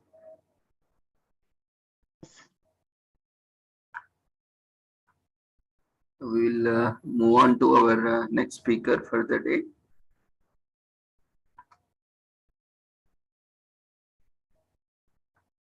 we have Dr. Chandrakala Diyaliji, Senior Assistant Professor, Amity University.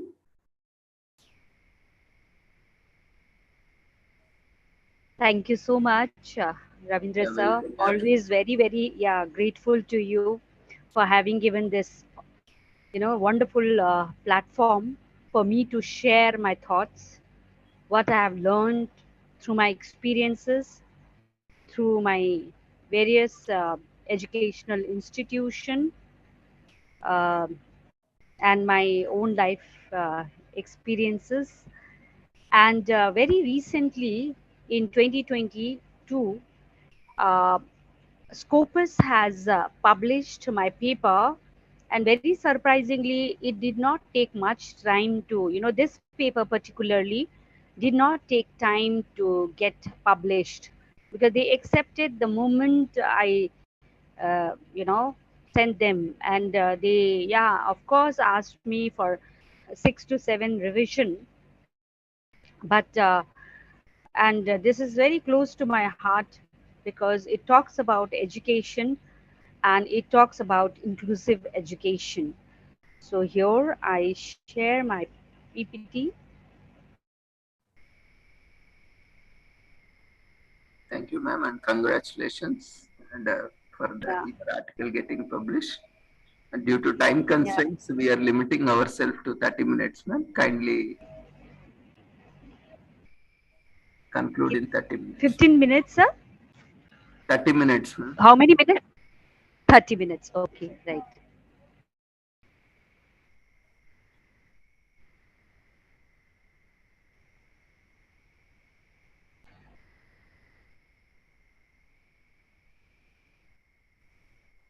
It's visible, ma'am. Yeah, it's visible.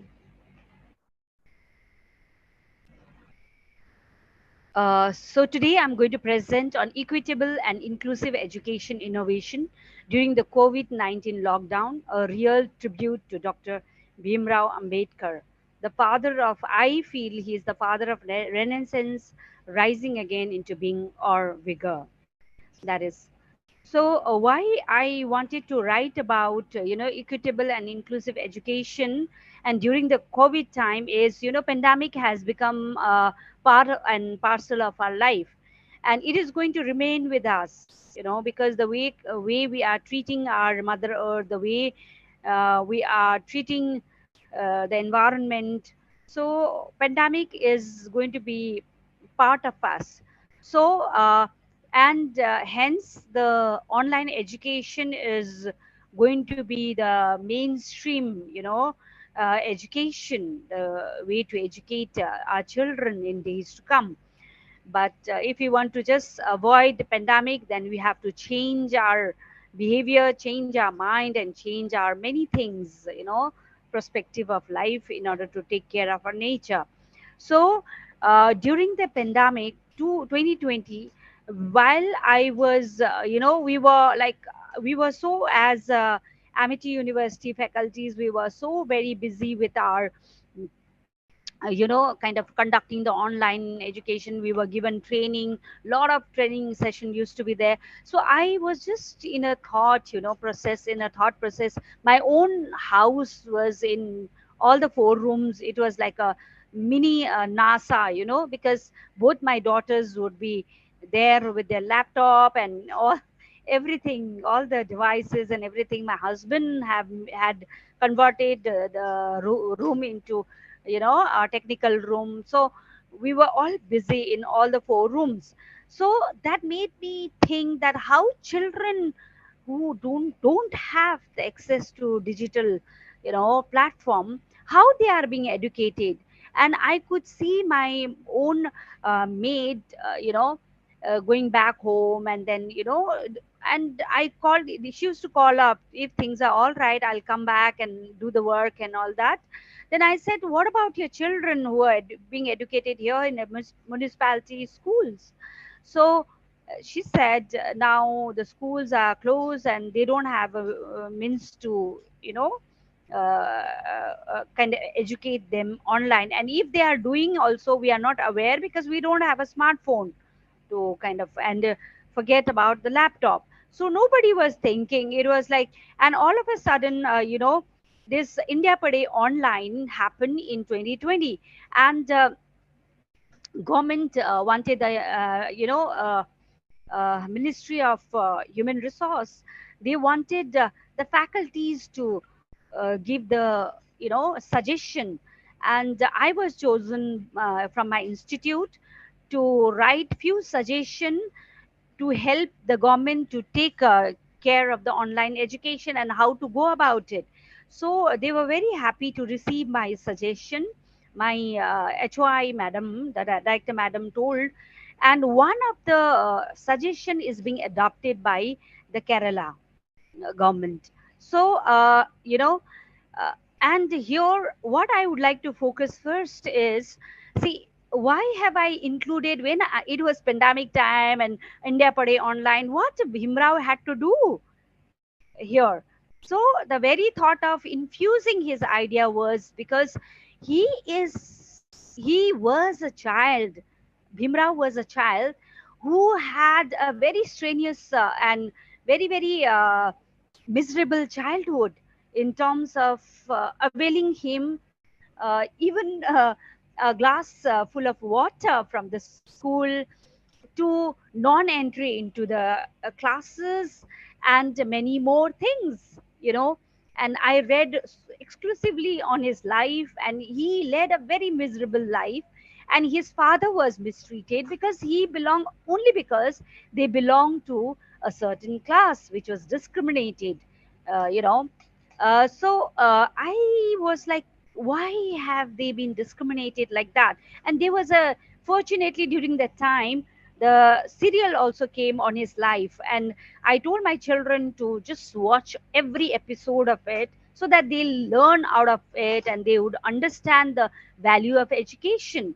So a child who has faced all the atrocities possible in his childhood, how could that man become so positive and think about inclusive education, not only for the deprived class, socio-economically marginalized people, but even for the girls who are belonging to a higher caste?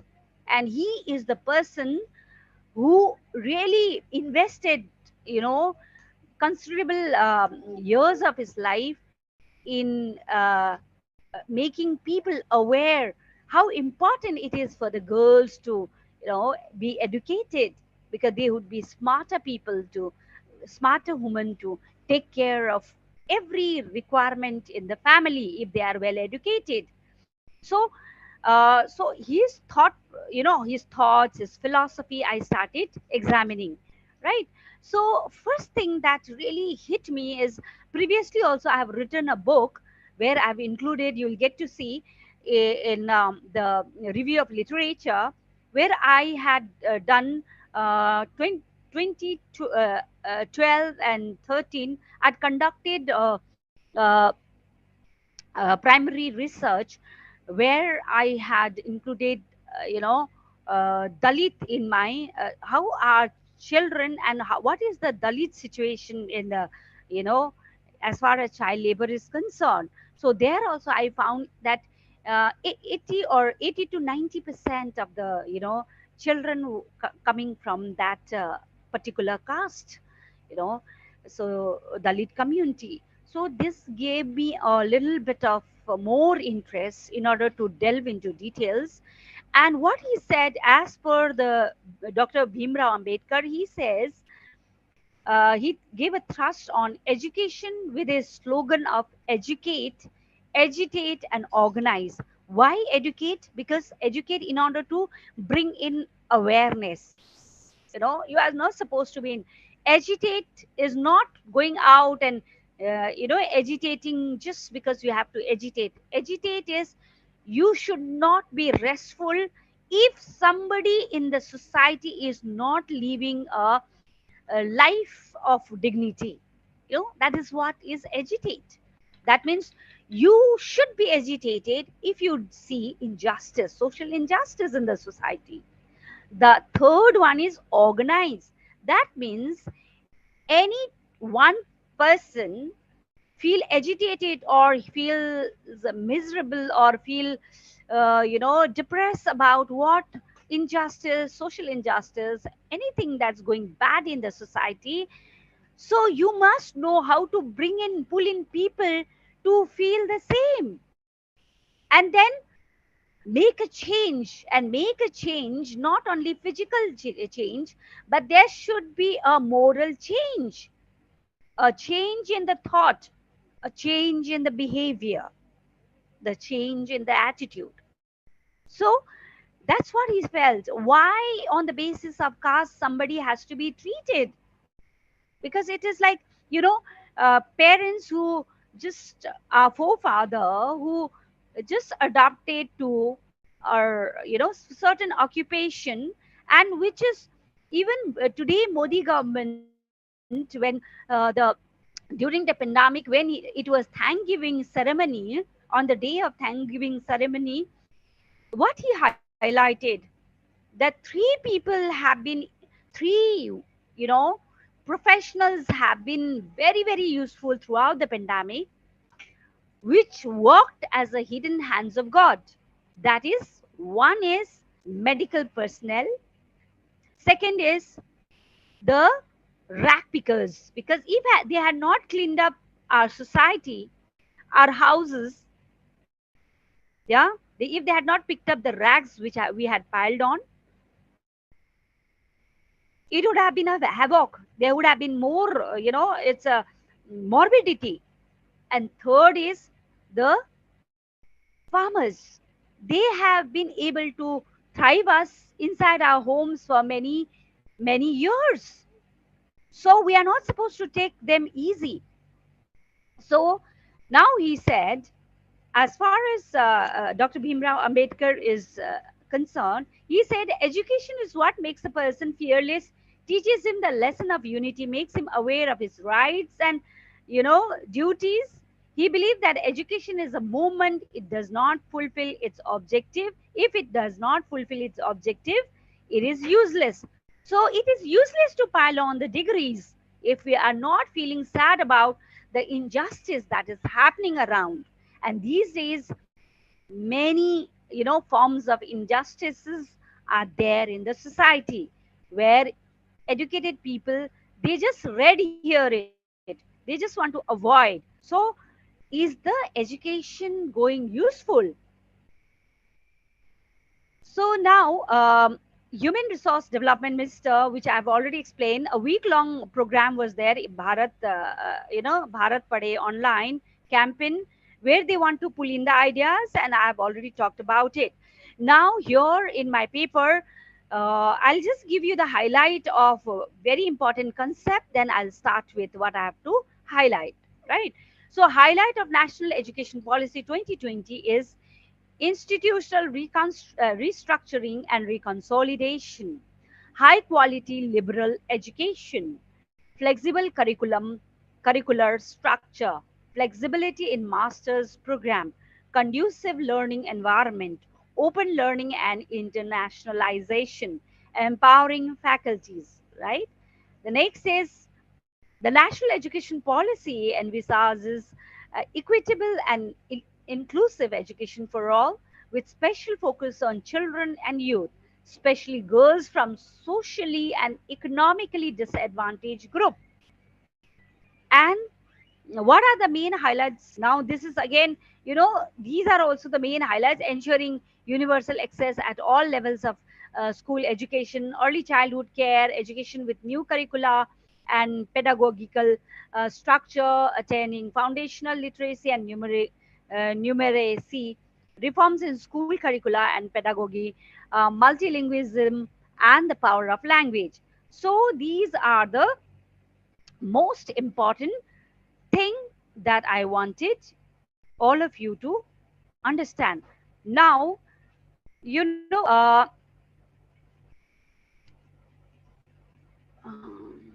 just a second.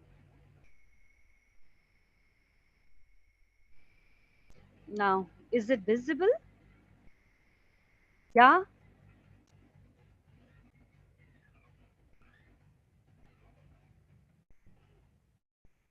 So I have already explained whatever is being explained here.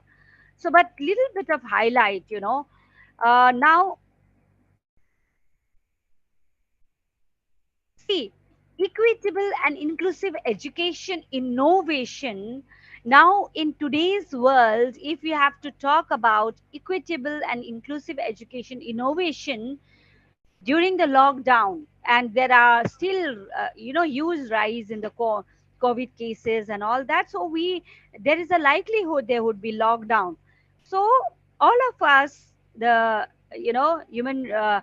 ministry, the educational institute, the schools, they have to be very much conscious about not only the children from haves group, but even not haves group who do not have any access. So here, how we can make it equitable and inclusive in nature, the education, okay? And that is possible only with the innovation. Now, see, the online teaching learning focuses on minimizing the academic loss by leveraging the potential of ICT. ICT is information, communication, and technology, on pooling of e-resources and enhancing the online education system in the country.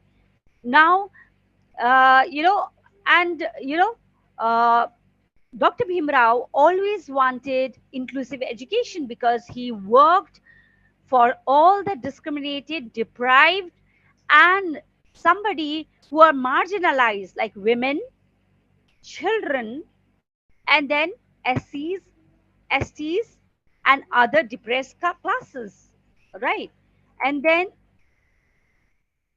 here, my highlight is, see, last time also when I presented, I highlighted that, right to education has become a fundamental right in the country with the inclusion of Article 45, which got translated into enactment of Right of Children to Free and Compulsory Education Act, or Right to Education Act, on 4th August 2009 under the Article 21A of the Constitution, that led our mm, country to become one of the 135th countries to make education a fundamental right of every child when the act came into force on 1st April 2010. That paved the great way to tribute the venerated contribution of Honorable Baba Sahib to envision universal access to education regardless of a person's social class, caste, race, gender, sexuality, ethnicity, background, or physical and mental disabilities. Now, all this need not, I have already explained you. This also, education policy, I've already explained you. And methodology, I have taken, the research designed, for this paper is analytically descriptive and exploratory with the help of content analysis and all that. And here, a review of literature I want to highlight. Now, as per Nidhi Nyanam, what she said was, Dr. Ambedkar drafting of the Indian Constitution has prohibited all forms of discrimination based on sex, religion, caste, etc. He can be truly entitled as the principal architect of Indian Constitution, but as we witness the evidences of wide discrimination on the basis of caste, gender, religion, the vision of construction of a democratic social arrangement still remains unfulfilled. So, Bhimrao Ambedkar had given his thought that if the very important principles of Constitution is not applied in the ground, he would be the first person to burn the Constitution of the country. So, with heart and soul, you can understand the degree of his passion to write every line of the Constitution and make sure that the generation to come would respect every word which is there written in the constitution, and we have to abide by it, because it gives us the three powerful pillars of equality, social justice, and fraternity.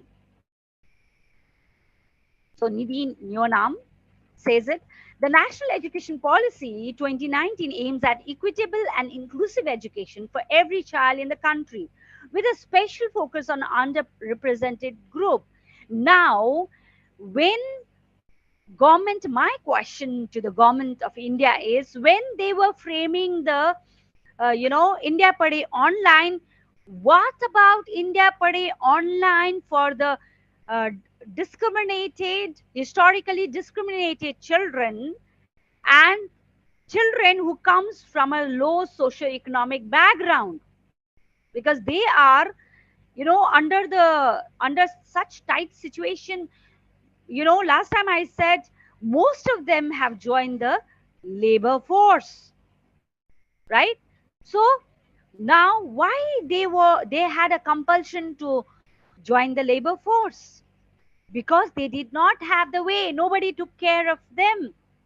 But here, Amity University kind of, institute, Delhi University, so many other, top-notch universities, and schools and all, private schools and all, they were fast made online. But who's going to think? Even India Padhe online did not have a mention of it. And I mentioned it there, saying that online education should be first thought for the have-not children, because those who have, they will learn on their own, because they have access to the Google Baba. But they do not, the children sitting in their small homes, they don't, and homeless children as well, they don't have facility to access the information that is required in their formative years of their life. So that is my question. And the other one is, the Union Ministry of Human Resource Development launched Bharat Padhe online campaign that comes amid complete lockdown across the country to control the spread of coronavirus on April 11. Now here, how I want to relate this information with the information that I have it out of my, research, that,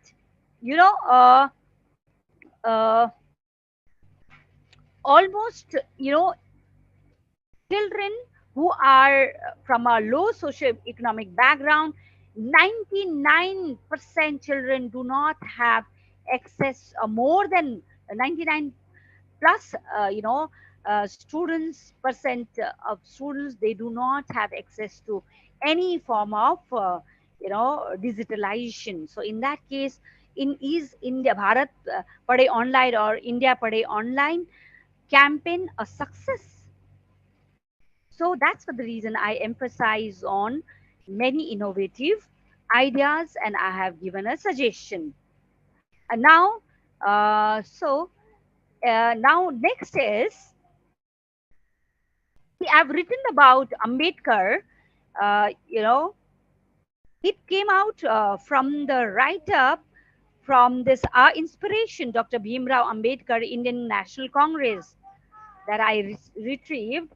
It takes courage to break free from the shackle of social inequalities.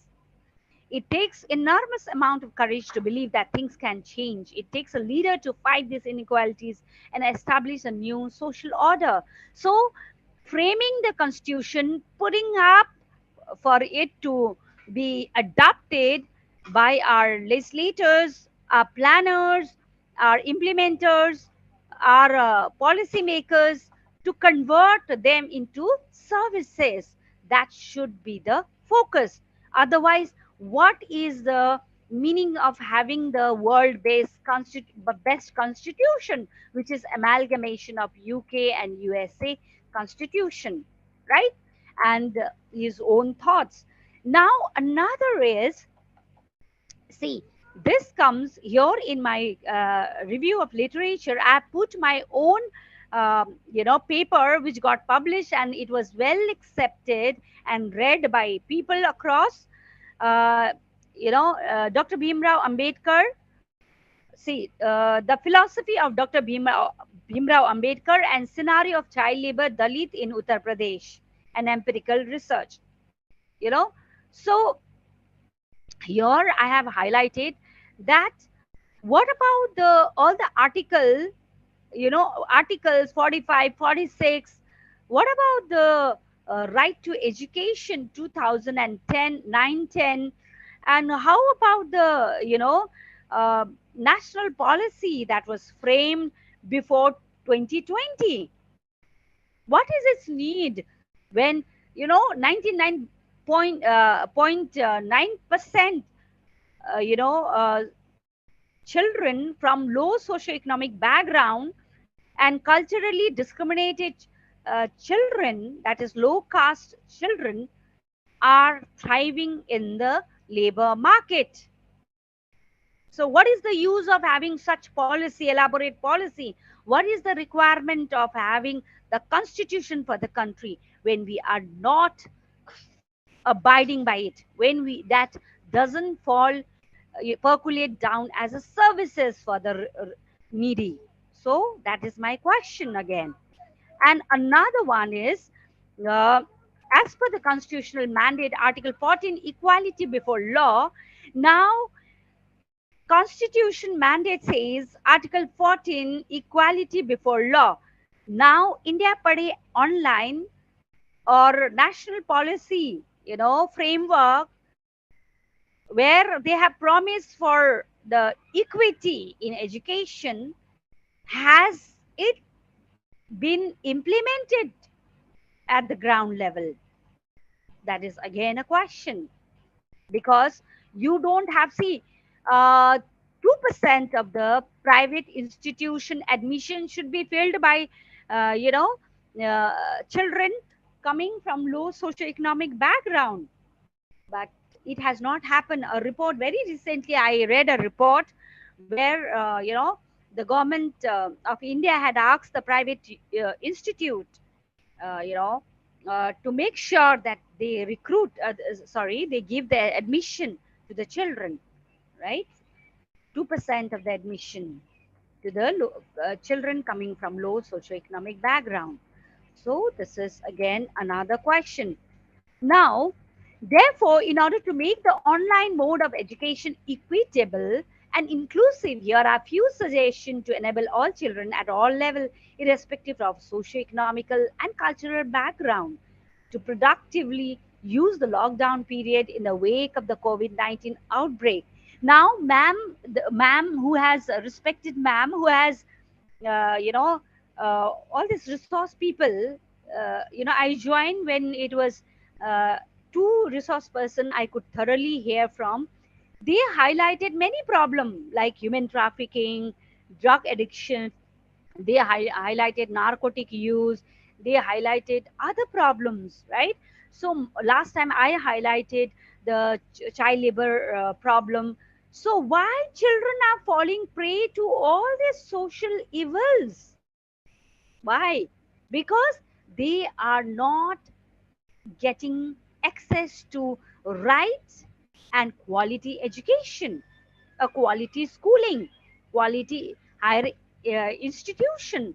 That's for the reason children who have lesser resources fall prey to all these evils in the society. So we have to be very conscious, because I told you last time also, one problem leads to another, another problem leads to another, and it goes as a vicious cycle. And we are not supposed to only address one problem of the child, but we all stakeholders have to join hands, collaborate, coordinate, network in order to give them the holistic education, in order to give them inclusive education, in order to give them education with the skill development, education with productivity in their future. So taking care of all that, I have given few suggestions. So these are as follows. Use of online mode of teaching learning, as has been proposed in the education policy of 2019. 20 that aims at appropriately integrating technology into all levels of education. The quality, innovation, and research will be the pillars on which India will become knowledge superpower teaching. Teaching work is to be done in university and colleges with the help of e-learning, Google Classroom, Zoom application, YouTube, MS Team. So many other, so many platforms are there. And thanks to the internet, thanks to the, you know, online platform, they are giving it free of cost for 45 minutes. Google Classroom, the, Zoom, they give free of cost, so that can be used. Yes, use a virtual learning platform. Virtual learning platforms could be, e-learning. Virtual is online. The virtual learning platform has to be developed with e-tablet application. E-tablets are nothing but it's a consolidated education, in the sense, if it is 8th class student, all the materials and everything syllabus to all the topic modules, module based, PPTs and pictures, depiction, diagrammatic representation of what they have to learn, and all that is being given in one tablet form, and that can be shared with people who are in the inaccessible those who don't have, you know uh, i mean not only in terms of inaccessibility, digital inaccessibility, even in terms of the geographical inaccessibility, they can be given all that in order to help them to kind of learn something during the lockdown, or if in case we don't change our behavior pattern, we don't change the way we live and treat our mother earth, a pandemic is going to be part and parcel of our life. So all this mechanism we can go ahead to study, but in the end I have a video too to show the real meaning of education. A virtual learning environment in educational technology is a web-based platform for the digital aspect of course of study, usually within educational institutions. They present resource, activities, and interaction within a course structure, provide for the different stages of assessment, right? Even it has MCQs and all where you can do it in order to self-assess and to be assessed by the teachers. If you have any siblings studying, going for higher education, if you have any cousins, you have old people who are well educated in your community, they can assess you.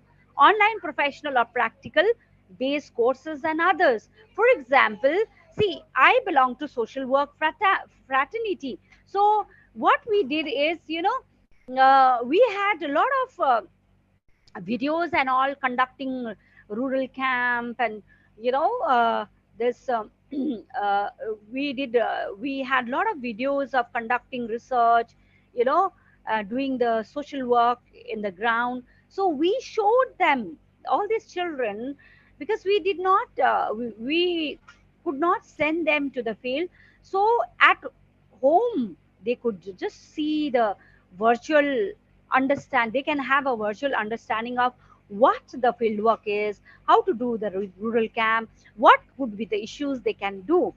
So online professional or practical based courses have to be introduced for students, trainees pursuing professional or practical based courses and others.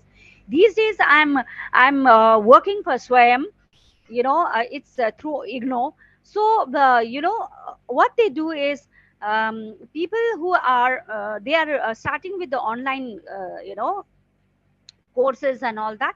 So what happened is, when I could see that if it is a practical based kind of courses, each module they would make the teacher or faculty, the resource person, to show the all the lab work there, and they would just videograph it and present it, or send it to send it out or broadcast for their children, right, for their students. So that's how it can be done if it is a professional course like social work and any other nursing courses and all that, or any other courses in that case, right? Use of social media and technology. So social media, I mean, if we can, there are a lot of, many people got famous, many people got, even the beggars could join the Bollywood.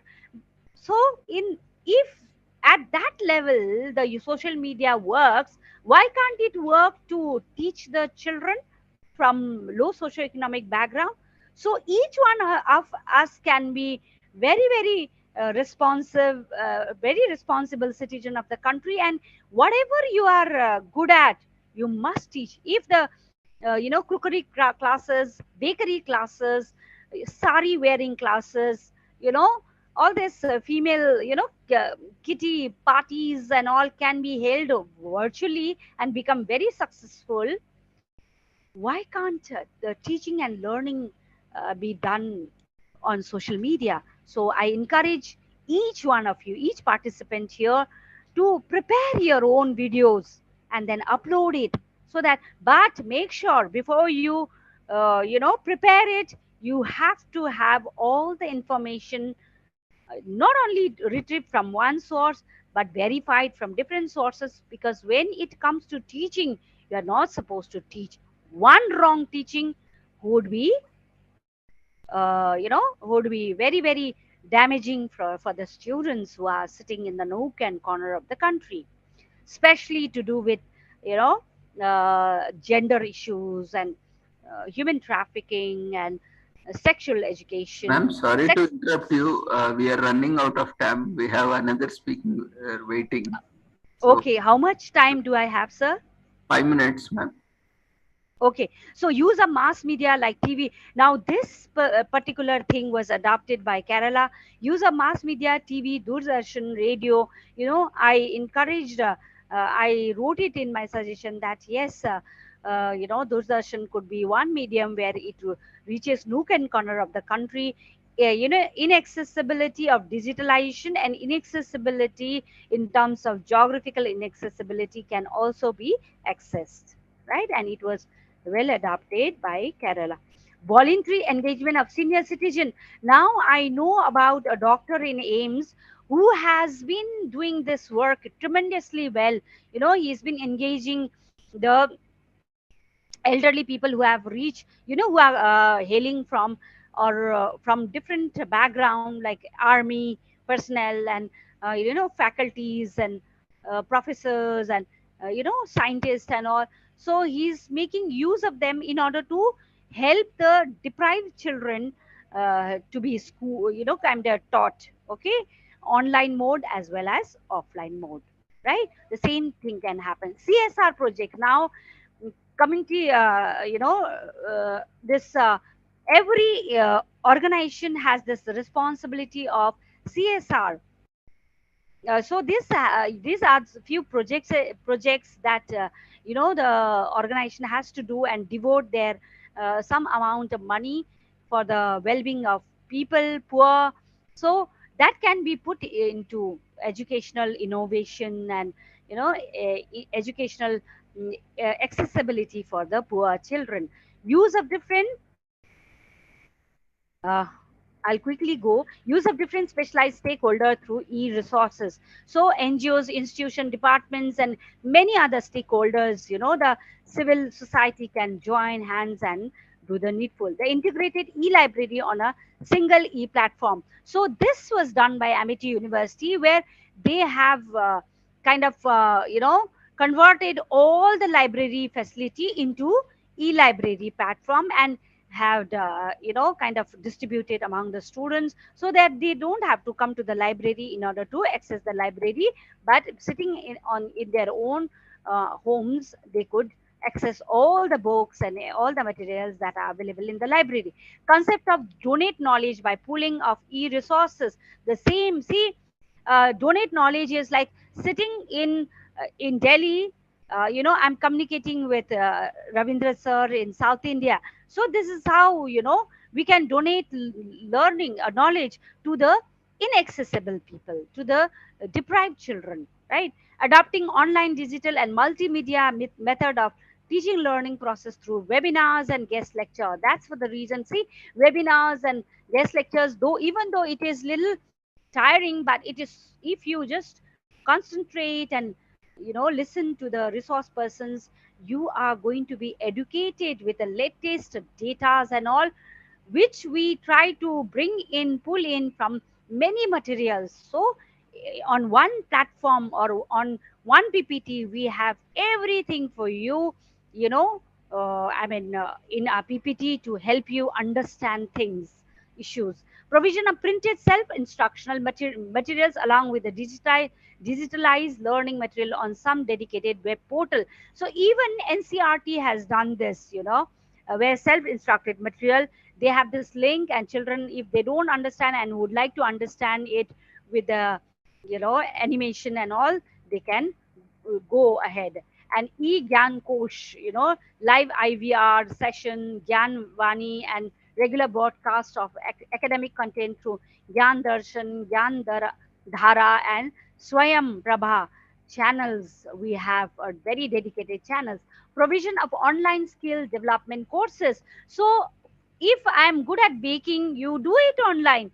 For inaccessible children, deprived children, get in touch with the NGOs and all who are working with deprived children, and you can teach them sitting at your home. You can teach. You are never retired in life. I'm telling you, you are never retired in life. You can do so much after being retired. I must tell you that I promise that after my retirement, if God gives me good long life, I'm going to do that.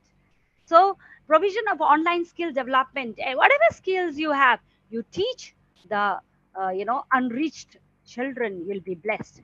So students, again, I would emphasize that what our father of the nation said is, when you are doing anything, bringing up with innovation or any good thing, make sure that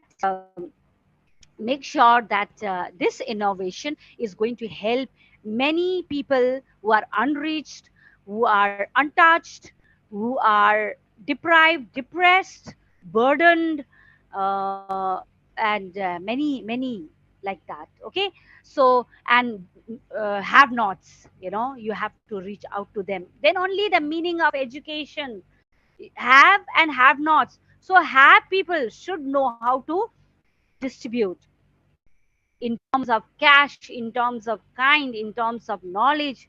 Every way you can do part of it. And another thing I would want you to all listen to is this, students. If you are able to listen, please make it audible. Yes, ma'am. Yeah. Make it. Don't come in there. Yeah, this is real definition of education. I would like to culminate with this.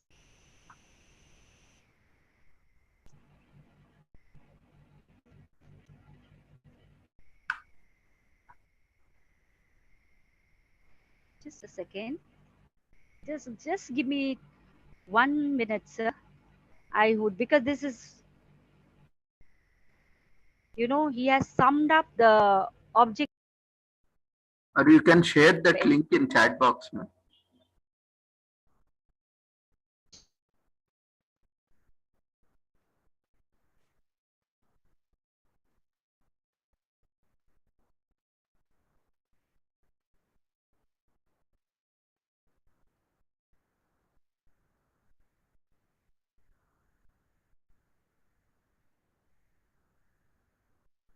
That is put in the human brain.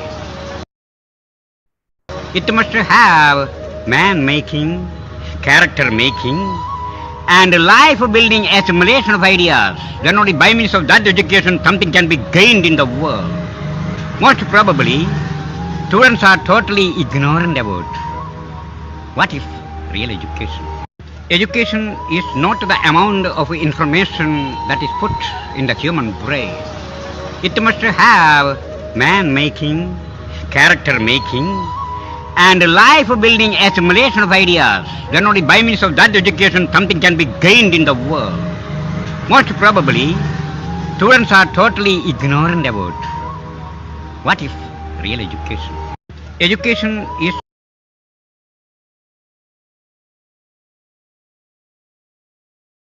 Thank you, ma'am, for the wonderful session. It was very insightful. Actually, the education system has lost its values in its true sense. That's the problem with the present education. Either we need to inculcate these values back into the education, or we need to revive entire education. That is need of the hour. Hope our present generations also take due note of that and inculcate more value-based education rather than simply memory-based education or bookish knowledge. Thank you, ma'am, once again for joining us. So we are running out of time. So we will, if you have any queries, kindly leave in chat box. We will take up later. We will invite our next speaker without taking much time.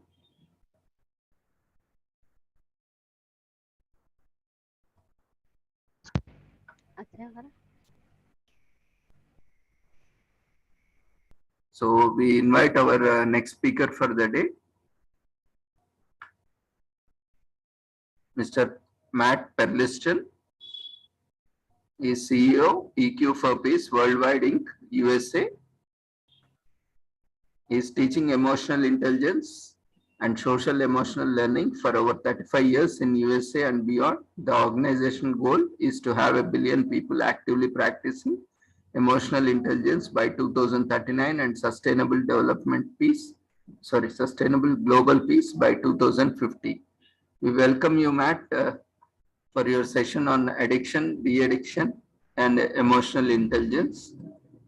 Matt is a very good friend of us, and he always, even in the night, we are disturbing him in the midnight, and even though he always comes, joins, he dedicated his entire life in teaching emotional intelligence and also in sustaining this global peace. And we wish you all the success. And thanks for joining us, Matt. Over to you.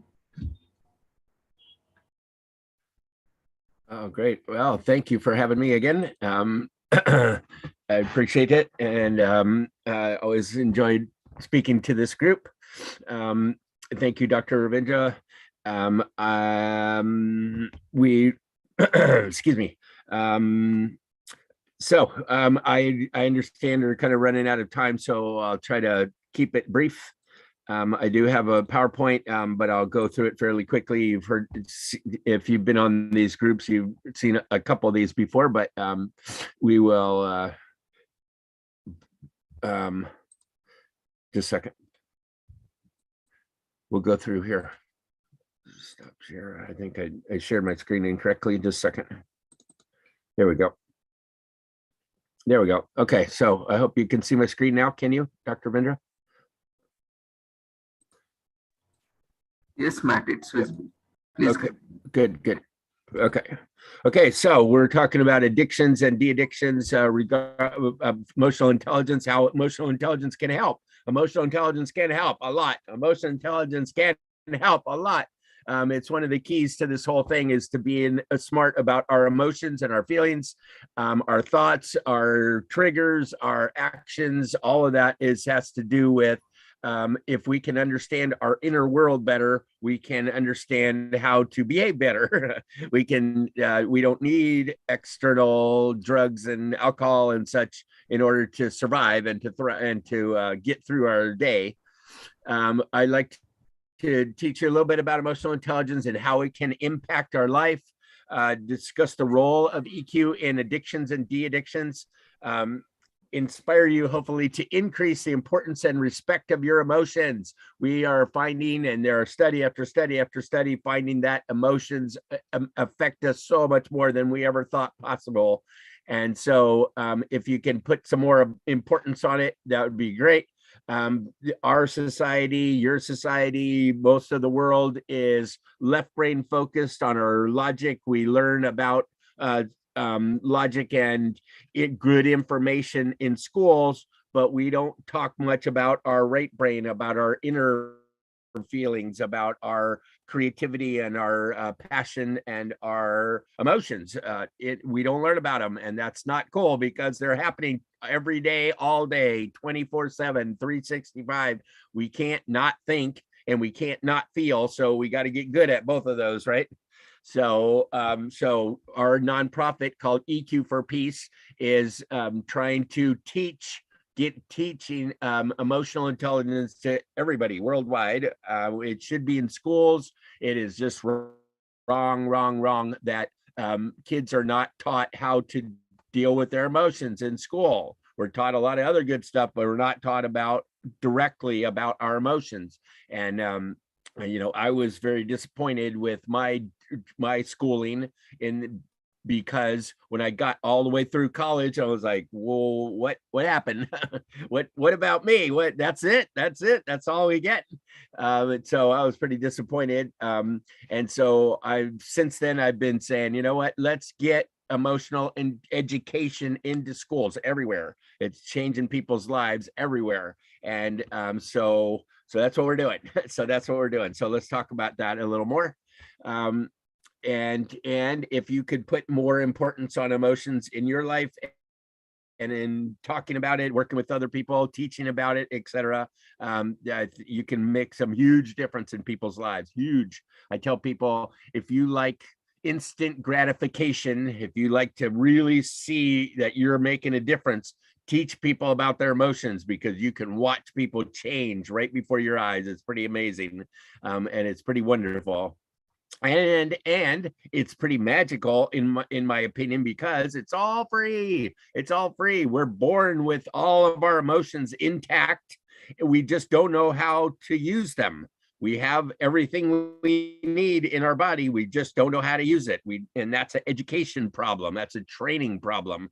It's a training issue. It's not broken. It's that we don't know how to use it. So let's learn about that a little bit, shall we? And so we can take better care of ourselves emotionally and physically is by learning about our emotions.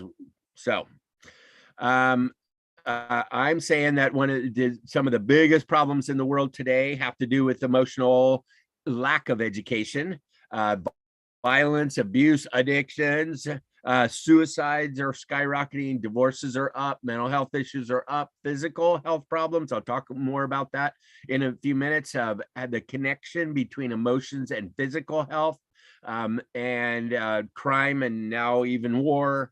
It's kind of scary time, because not kind of scary for me and for a lot of people in America. And it's a very scary time. Things are not going well with our economy. Things are not going well in our country in a lot of ways. And we're really close to going to war with Russia. And wow. So all those are basic problems, in my opinion, to do with people not knowing how to deal with their emotions. It's just not working right. So we're trying to change it. It's not a mental problem, right? It's not a mental problem. There's a difference between IQ and EQ. IQ is your left brain, logical, cognitive side, right? And your EQ is your right brain, emotional, passionate side. It's not a problem that we're really smart people. We are really, lots of us, we're good at IQ, and we're good at teaching IQ, and that's a good thing. But what we found is that I was reading a study the other day that people with higher IQ tend to use drugs at a higher rate than the general population. That was amazing to me. That smart people don't know how to deal with their emotions any better than anybody else does, as it turns out, maybe worse. I have a personal story. I have a very good friend, or I had a very good friend, who was incredibly smart. I thought one of the smartest people I've known, and that didn't help. It didn't help, actually, in my opinion. It's hard to prove this, but he was so used to being right about things, because he was so darn smart. He was used to being right. Well, he had some beliefs in his head about how people were, and that that he didn't like how stuff was going, and that his emotions got out of control and he couldn't stop them. And he was used to having answers, and he didn't have any answers for this. And so his answer was to leave. He's gone now. And it was very, very sad for me. And it just shows me that it's not about smarts. It's not about left brain smarts. It's about not being able to deal with ourselves emotionally. I was reading as I was researching that your best thinking is what got you here. So meaning that was a recovery program. They're talking to addicts and they're like, oh, well, I can think this through, right? And like, yeah, well, your thinking is what got you here in the first place. So you got to be careful of your thoughts. A lot of it has to do with our emotions, not just our thoughts. So recovery requires EQ training, emotional intelligence training, most of the time. Some EQ skills, self-awareness being one of them, one of the main ones, one of the first ones. Self-awareness, I say, is a very, very important part of the whole thing. It's all starts with us knowing us, about us knowing what's going on inside of us. Behavior control, I call it, which TFA is thoughts plus feelings equals action. Thought plus feelings equals actions. Our thoughts, we have thoughts, and our thoughts inform our feelings, and together we then decide to act. We then decide to act. I might be jumping a little bit ahead here. So here's a graphic of that. A lot of us, because we're a left brain society, we're very familiar and very comfortable and we focus on our thoughts, not our feelings. And they both take us into account. We have both, and they both affect us. And especially with addictions, I feel like I can't handle this. I feel scared, or I feel upset, or I feel down, or I feel all this stuff. And so I just need a little pick me up. I just need to get back to functioning. I just need to feel better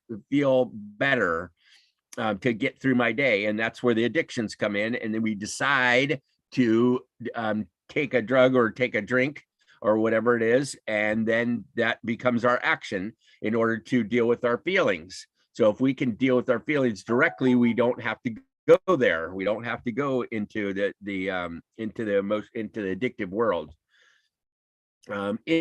Impulse control is another big one for emotions, and that in emotional intelligence we can learn how to control our impulses and control our behaviors, and not have to go do what habitual addicting behaviors. Is it a disease? We can have a discussion about that. Is it a disease? Some people say it is. The AA and the 12-step program say it's a disease. Is it? Is it? That's kind of your opinion. We can argue about that all day long. Because the reality is that each time we're choosing to do the same behavior. We're choosing it. So is it a disease? Is it a disease? I don't know. So like I said, there's people that are very get pretty emotional about arguing that point, that it is a disease and it takes over your body. I think there's physical problems. There are physical addictions where your body then starts to need it, and it wants to if it doesn't have it, there's major physical effects, right? Withdrawals and such. But the reality is that each time we are deciding to go that way.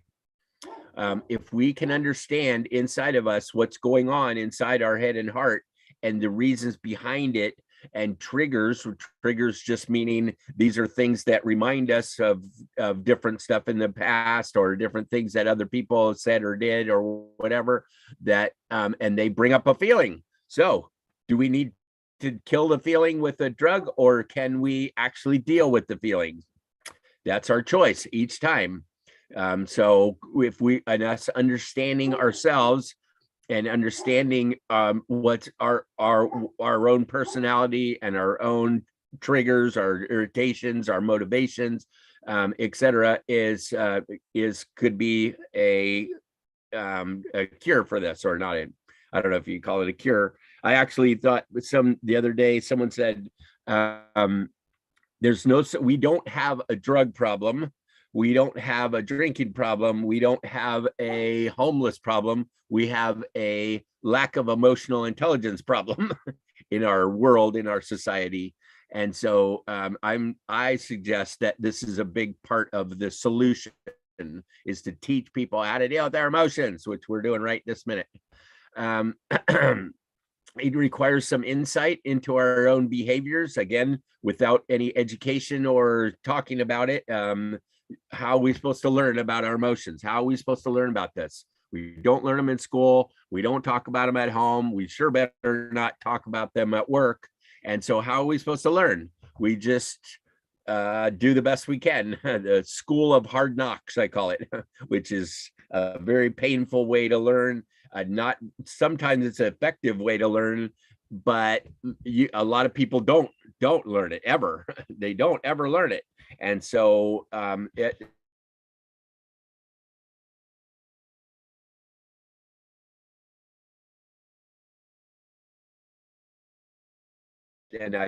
I said, I think that is just pain. Avoid their problems, avoid their issues, avoid their anger, avoid their sadness, avoid their disappointment.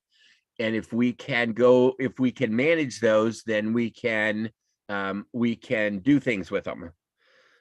Also, I feel like, and this is my opinion, against I can't prove it, but a lot of people, I think the previous speaker said that we need some kind of goal, some kind of bigger mission, some kind of connection to the world, of some things that we can make a difference in, some things that we believe in, that some values that we have, that we want to put forward into the world. For me, I have a really strong, noble goal. I'm trying very hard to change the world. I decided I'm going to change the world with emotional education. And I really like that. It's working very, very well for me. I love having a reason to jump out of bed in the morning and get up in the middle of the night and talk to you guys or whoever, and to do emotional education. I think it's really, really, really important. And it gives me personally, a focus. It gives me a direction. It gives me a reason for going. That's my personal mission statement, is about teaching emotional intelligence. And I think I can and am making a difference. I think that other people don't really have that. I feel sorry for people who don't have a way to, or a goal, or a connection with the world, with people around who can make a difference. And so they're just barely living through their lives. You're just going through life. You get up in the morning, all right, I'll do it again. I just survive another day. And that's the kind of thinking that leads to, well, I just need a little pick me up. I just need a little something to get through the day. I just need something, or else I'm going to be in a bad mood, or grumpy, or irritable, or anxious, or stressed, that kind of stuff. If we don't know how to deal with that stuff, then we find some type of self-medication to get through. So I'm saying the problem is that we don't learn how to deal with our thoughts and feelings and emotions. So we find alternative coping mechanisms, which would be self-medication. Solution: emotional education, positive mental health. I'll talk more about that in a few minutes. There's a bunch of ACE studies, they're called. These are studies that are based on, it started in a hospital system called Kaiser here in the United States. And what it is they're looking at how us as children, as a child, some of the problems that we've had in our lives, like people in your family somebody was in prison, somebody was addicted in your home, your parents were divorced, there was neglect or abuse in your family, that kind of thing. And they're studying that. They made a direct connection between how many problems people have had in their childhood. ACE stands for adverse childhood experiences. So problems in your childhood that are emotional problems that turn into severe physical problems as an adult. So they made the connection between emotions and physical, and that is a huge connection that brings in the medical industry, which is, as you know, is one of the biggest in the world. That's where the money is, and that is getting very popular, and they're focusing on that a lot. It's gone all the way up to the Attorney General of the United States. I mean, and they're finding that, very direct connection, and they're now a lot of doctors and hospitals are looking at physical ailments, but looking at what are the emotional issues behind those. What happened to you as a child that is causing, it's caused emotional issues, which are now causing physical issues. Right? Instead of just treating the symptom, they're trying to go back to the problem, and they're finding that the physical problem is based on emotional issues that were never resolved as a child. So here's a couple links on that. Look up adverse childhood experiences. It's pretty amazing. Some of the things that they're finding and making that connection is pretty cool. What is just a little background? What's EQ? It's about being smarter with our thoughts and feelings. I probably should have put this at the beginning. We can't not think and we can't not feel, so we got to get better at both of those. Emotional intelligence is the key to it. They're teachable concepts, they're teachable skills. Emotional intelligence is very, very teachable, and it can happen pretty fast. And it can happen very inexpensively, which is a very big deal. And it does not require tons of study, except for studying ourselves. So we were born with everything we need. We just don't know how to use it. It's about studying ourselves and each other, and being able to understand how emotions work, how our thoughts work, and how to manage those. Like I said, it's not taught in school, so we got to learn it ourselves. So that's a problem. So we're doing that now. Aristotle said, educating the mind without educating the heart is no education at all. That's a bit severe, but you get the idea. We need to teach both sides of the brain in school. We only teach one side mostly, and that's not cool. That's not working very well. It's not working very well, especially with COVIDs. People are separated, and us humans do not like to be separated. We do not like to be alone, and we do not like to be disconnected from others. So it's not going very well. So those, as I mentioned earlier, the social problems are skyrocketing now, and it's causing all kinds of commotion in the world. Some of the worst are addictions and violence and suicides. And that's all directly related, in my opinion, directly related to a lack of emotional intelligence. We base it on our thoughts, our feelings, and our actions. It's actually our thoughts, our feelings, our decisions, and our actions. Our decisions are where we have the most choice, where we're at choice. And the reality is that no matter what happens outside of us, we get to choose what happens inside of us. What happens outside does affect us, but it doesn't control us. We control us. I want to be in charge of me. I want to be in charge of my own life.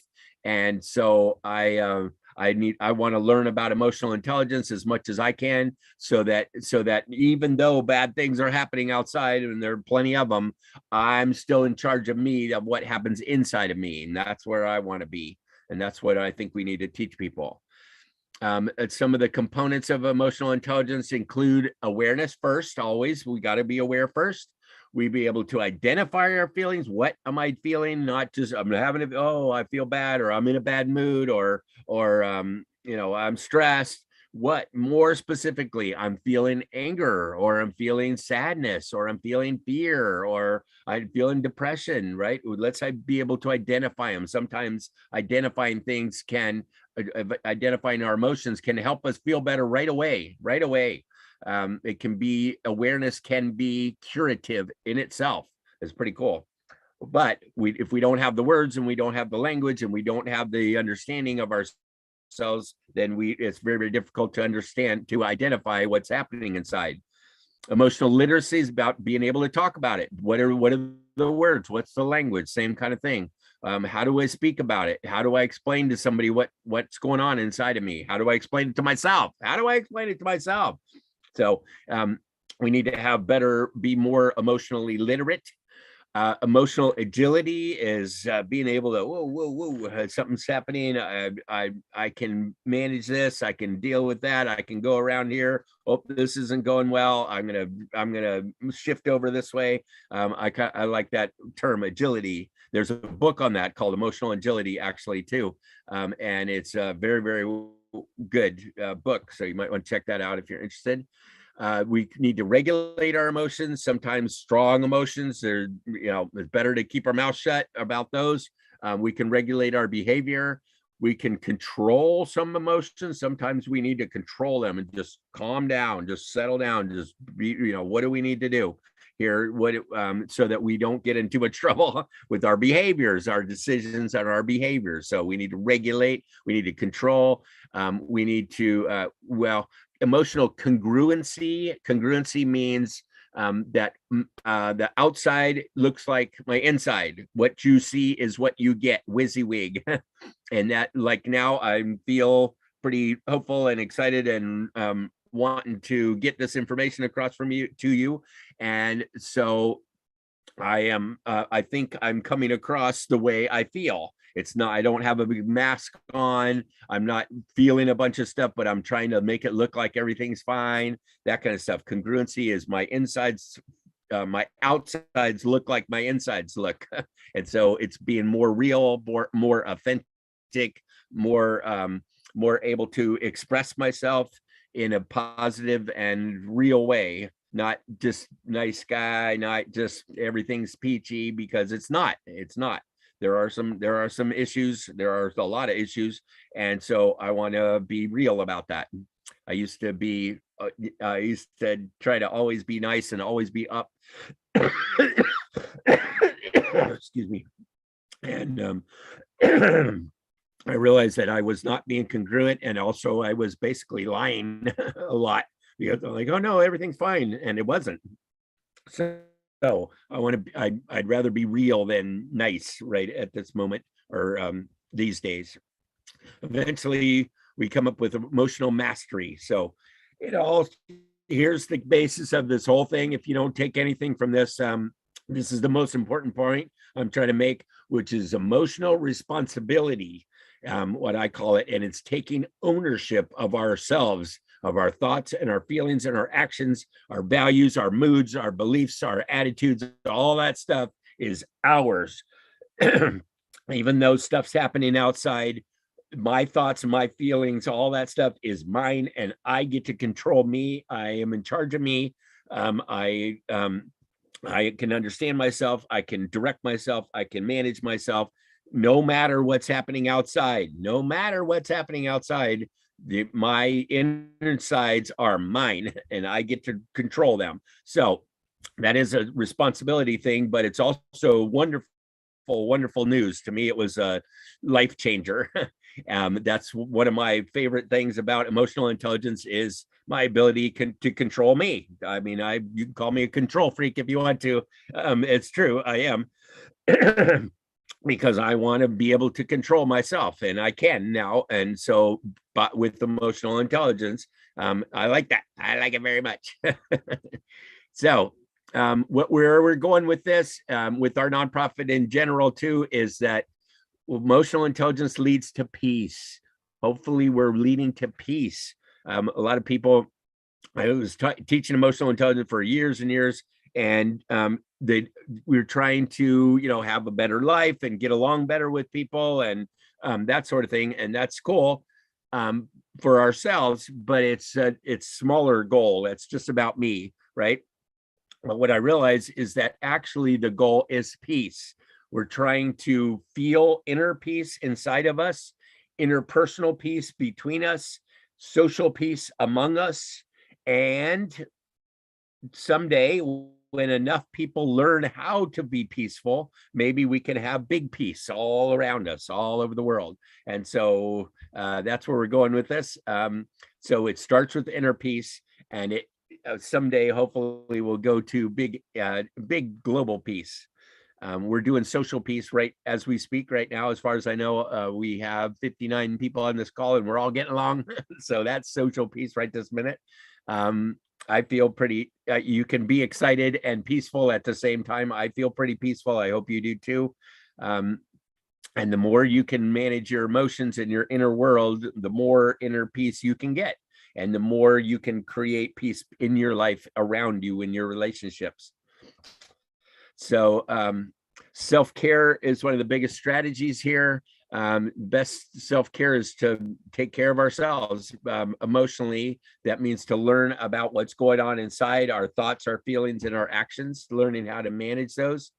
I call it positive mental health, like positive psychology. They used to just say, I'm going to, like therapy, the goal of therapy was to get people from issues and problems and disorders back to normal, back to even, right? Not upset, but back to even. So that means basically negative back to zero.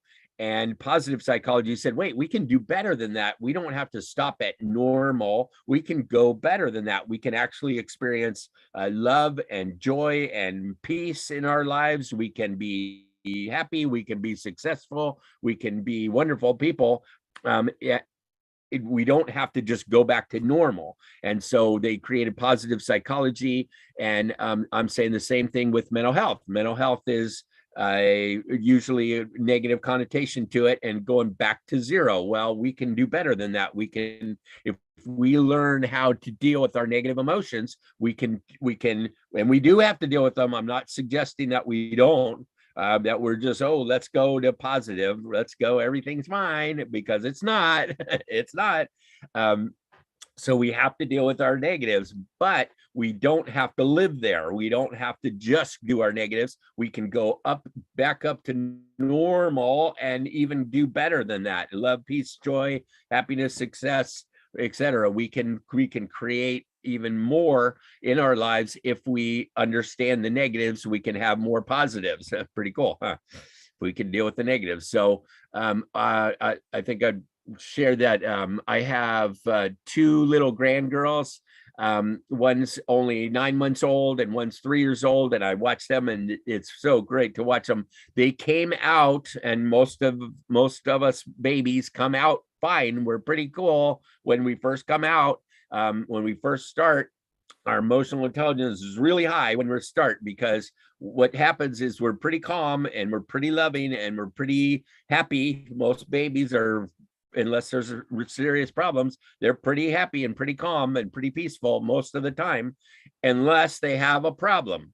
If they have a problem, dirty diaper, or they're hungry, or they're tired, or something in pain, or something like that, they express their emotions, right? They cry or they scream or whatever, they express themselves.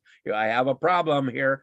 And then when the problem gets fixed, they get fed or they get their diaper changed or whatever, they go, oh, okay. And they go back to their normal state, which is pretty happy and calm and peaceful. That's our normal state. And what happens is we stop learning, or we forget, or we are socialized to not deal with our negative emotions. And so they get weird and they get stuck, and we don't deal with them. And so then as an adult, we end up self-medicating to deal with them. When in reality, if we could just deal with the negative emotions, we go back to positives. That's our natural state, is to be in a good place. And so we need to learn how to deal with our negative emotions. All right. Myron Doc Downing is one of my main mentors. Been working with him for 30 years now, and he has a wonderful way of summing things up. And so they're really simple. And I love this one. Negative emotions expressed as intensely as they are felt in the body will reduce in intensity and are free to change. I call that feel it to heal it. Feel it to heal it. That's this one right here. I like these hashtags because I'm not that smart intellectually, do pretty good emotionally, but I try to sum things up really short and quick and easy. And so, well, they're not easy. It's not easy. It's short and quick, but it's not easy sometimes to be able to deal with our emotions. This is feel it to heal it. Negative emotions expressed as intensely as they're felt in the body will reduce in intensity and are free to change. That's feel it to heal it. I suggest that sometimes, not all the time, of course, sometimes when you're feeling something, let yourself feel it. We talk about all kinds of different ways to get around it and to avoid it and to change it and all that kind of stuff. Or just let yourself feel it. And then your body, you stress or you cry or you scream or you're angry or you are tense or afraid, and you just let your body feel what it feels. Find it in your body and let yourself feel that just for a minute. It sometimes only takes a minute. And your body will thank you for it afterward. You let yourself feel. And then you can chill and you can let it go and you can move on. They will reduce in intensity, but if you avoid them and deny them and drink and drug over them and that kind of thing and try to mask them and hide them, a lot of times that doesn't work very well. What really works well is for your body to just let it feel. Let your body feel what it needs to feel. Doesn't mean you need to hit anybody or hurt anybody or hurt yourself. It's just the feeling. You just feel the feeling and then let it go. And then you come back to your natural state, which is pretty happy and joy, peaceful, joy, love, etc. There are natural states. So some other hashtags, I did feel it to heal it, spin it to win it. That means when we have a thought and we have a negative thought and it's a yucky thought, and then we can have we watch it go by, we become aware of it. That's a self-awareness thing. We become aware of it, and then we go, you know what, I don't like that thought. I didn't like that thought. It's not working for me. It's making me feel bad. So I can adjust it. I can have a different thought that's better, that works better and makes me feel better. So spin it to win it, and we can become more positive on purpose. Name it to tame it is that awareness thing. What I was talking at the beginning is that if we can understand and be able to name our emotions, a lot of times that helps us feel better just in itself. Name it to tame it. So some suggestions for self-care: connect, find a safe place for yourself. Safety is a huge part of emotional intelligence. Find a safe place, find emotionally safe people that you can talk to, that you can express yourself, people that will accept you. Even just one person, doesn't have to be a lot of people, just one person that will accept you and understand you and will allow you to feel what you need to feel and say what you need to say without them judging you and putting you down and shutting you up and that kind of thing. To find a safe person that you can talk to. It does not have to be family. It can be online. We have shown numerous times that we can actually express and feel loved with online without ever meeting the person in person ever. And you can actually feel totally connected and loved and loving with personal relationships online and without ever meeting the person. That's very, very, very good news in my opinion. So, but make sure, and the connection part, you guys, is your responsibility. They're probably not going to reach out to you. They're probably going to, you got to reach out to them. That's part of the personal responsibility thing, or the emotional responsibility. It's a personal responsibility for you to reach out, for you to connect with people. your family, people that you care about. It does not have to be your blood family, by the way. But you do need to connect with somebody, be connected with somebody. And that's up to you. So you reach out, you keep your relationships going, you talk to people that you haven't talked to for a while, that kind of thing. So that's on you. Feel it to heal it, as I mentioned, is one of the best things you can do for yourself. You get into the feeling, you get it out of your body, find it in your neck or your shoulders and your back or whatever it is, and find it in your body and express it out. What is that? Just let it out of your body. Doesn't have to be on anybody else. It's just out of you.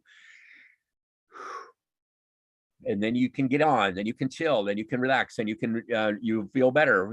I'm sure you've noticed sometime in your life that you had all pent up feelings and you let yourself cry for a minute and you felt so much better. It's amazing. It's amazing. They call it invisible wounds, and to heal those wounds, sometimes we need to express them. So I suggest you get good at that. There's a difference between complaining and venting. Complaining is, it's talking about your feelings. You're just talking about them, but you're not actually feeling them very much. That usually makes you feel worse. And the person you're talking to is like, my problems. And it's usually has to do with, they did this to me, or the world is making me feel this way.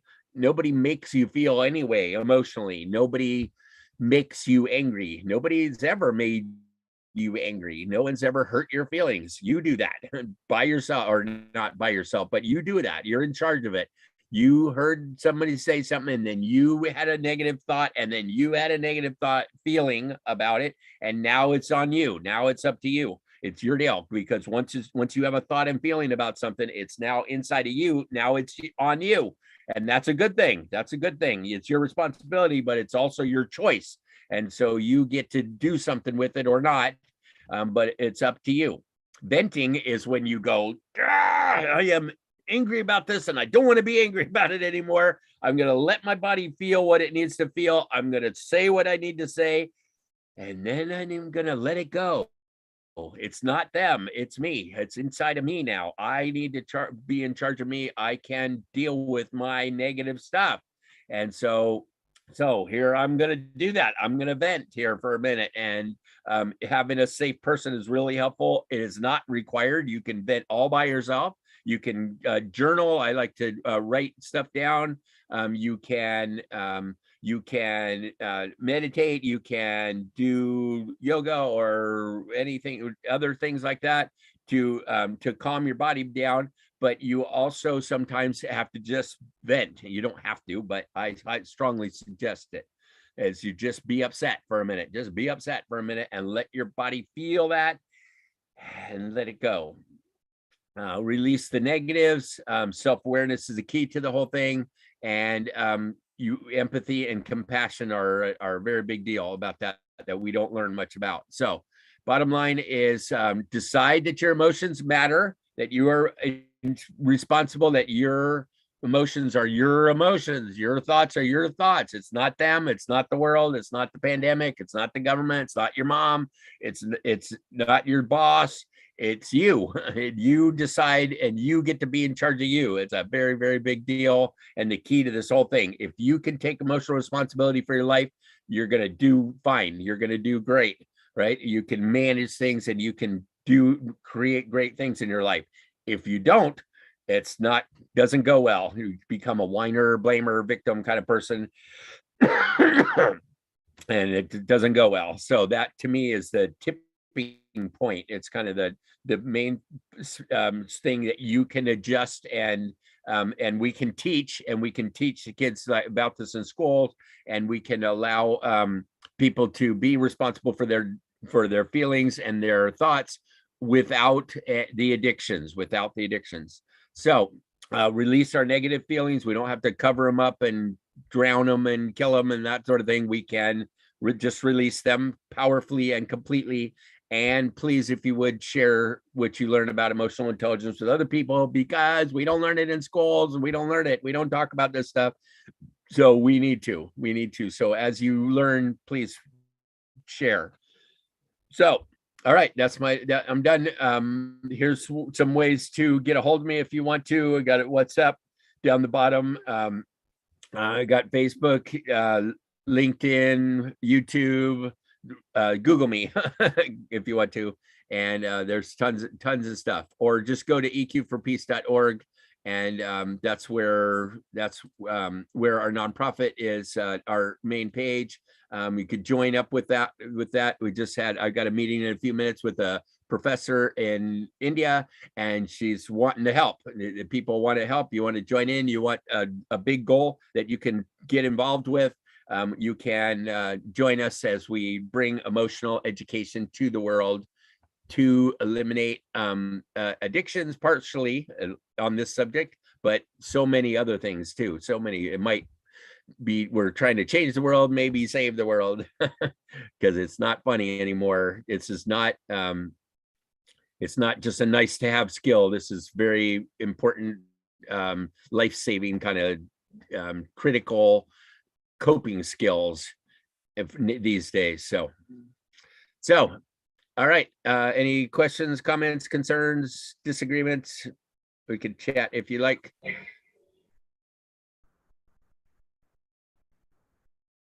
The person Matt, who for the commits wonderful murder session. lose their senses. We got a question. Just a second, Dr. Ventura. Does the Yeah, person who does the commits person who murder commits murder lose their senses? senses? Yeah, I'm not sure what lose their senses means. It does mean that they're deciding they're probably angry at somebody. I assume, right? Most murders, I assume, have to do with anger. I think anger is the most misunderstood of our feelings. It can be the most destructive of our feelings. Well, yeah, it's close with fear, because a lot of fear keeps people from doing stuff, and it's much less obvious. We just go, no, I don't think I'll do that, or no, I'm not going there. So I think fear trashes many people's lives, but as we know, anger certainly does. And murder is probably an expression of anger. Right? We have all these mass shootings in the United States. It's incredible to me. To me, that's the ultimate of not being able to deal with your emotions, is that these people go and get angry and then shoot a bunch of people, little kids. Like, come on, that's not how you deal with your anger. My opinion is that that people would never do stuff that if they had a way to deal with their anger, but they don't. And so we had one mass shooting here in California, not proud of. And the guy, while he was shooting, someone yelled out, "Why are you doing this?" And he yelled back and said, "Because I'm angry."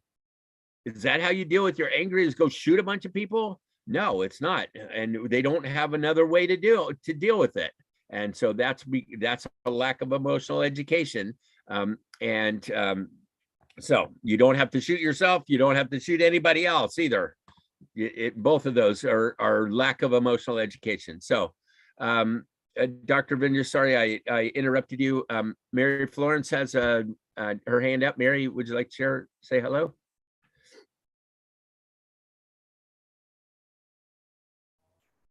Yeah, Mary ma'am.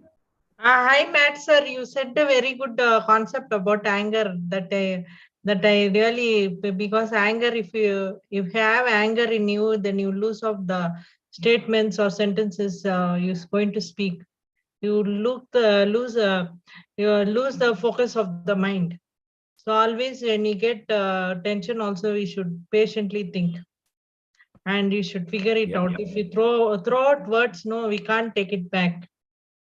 If you hit someone also, people will forget. But if you say somebody some words, no, that impacts a lot in person's life. Very good presentation, Right. Matt sir. All the best. God bless you. Take care of your health also. You're not Thank you. Thank you. I'm trying. Thanks, Mary. All right. Anybody else? Any other questions? Or Dr. Vendra, you're up. Yeah, participants, feel free to share your thoughts, observations, comments, or any queries. We'd be happy to answer. Yep. Also, the feedback link is in the chat. Yeah. Yeah, we have shared the feedback link. Yeah. Yeah, Chandrakala ma'am. Yeah, thank you so much, Professor Matt. Listening to you was such a, gainful experience for me, because these days I was just handling my sister who's going through a bad phase of life because of her health issues and marital issues as well, because she's not being taken care. And she is, a very reputed surgeon, eye surgeon. But the other day, I was just trying to pace her up, and then you know find a way to just overcome it and all. So so in that case, now the anger, frustration, and all this, why it has increased so much? And is it because of it? Is it the negative, repercussion of women being out for jobs, that they are not able to take care of the children, and they grow up to be, lacking in anger management and so many emotion related to related to their behavior, related to their emotion. So what could be the possible reasons, and how, as a sister, I'm supposed to help my very highly educated, but she's not able to handle, maybe she has always been a very bright student, she has always done so well, and but she was hoping, after all her strive in life, she was hoping for a very good partner, and she chose a very good partner, but happened to turn out to be really bad. So she's not able to cope up with this emotion. So please answer my these two queries. Okay. Well, again, thank you for sharing that, and I feel a little sad as you explained about your sister. That made me feel sad, and I don't. It sounds like a basic a lack of emotional training. It sounds like she has a lot of emotion. She's a great example of having a lot of IQ, a lot of good intellectual training, but very little emotional training. It's tough for people that are super smart to take that leap over to go, wow, the emotions don't matter. I've been telling myself that for my whole life. Just put those away. They don't really count. What really matters is my book learning and my intellectual side. And that does matter. It does matter. And you got that down. Now learn about your emotional side. Learn about your emotional side. My guess is your parents also didn't know very well. Most of our parents, I like to give the benefit of the doubt that I think most parents want the best for their kids, and they would teach us if they know, but they don't know. They didn't know. Our parents didn't know. My parents didn't know. I've asked them since then. My dad said, I wouldn't know an emotion if it slapped me upside the head.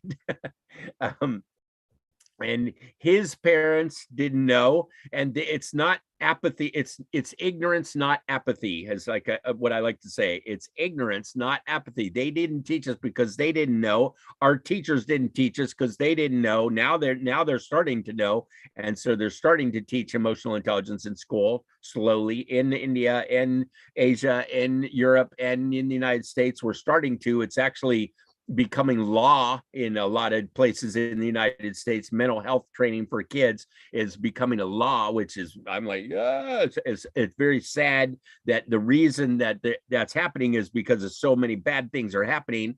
That's why it got coming into a law. But the fact that we are now teaching in many, many more schools is wonderful.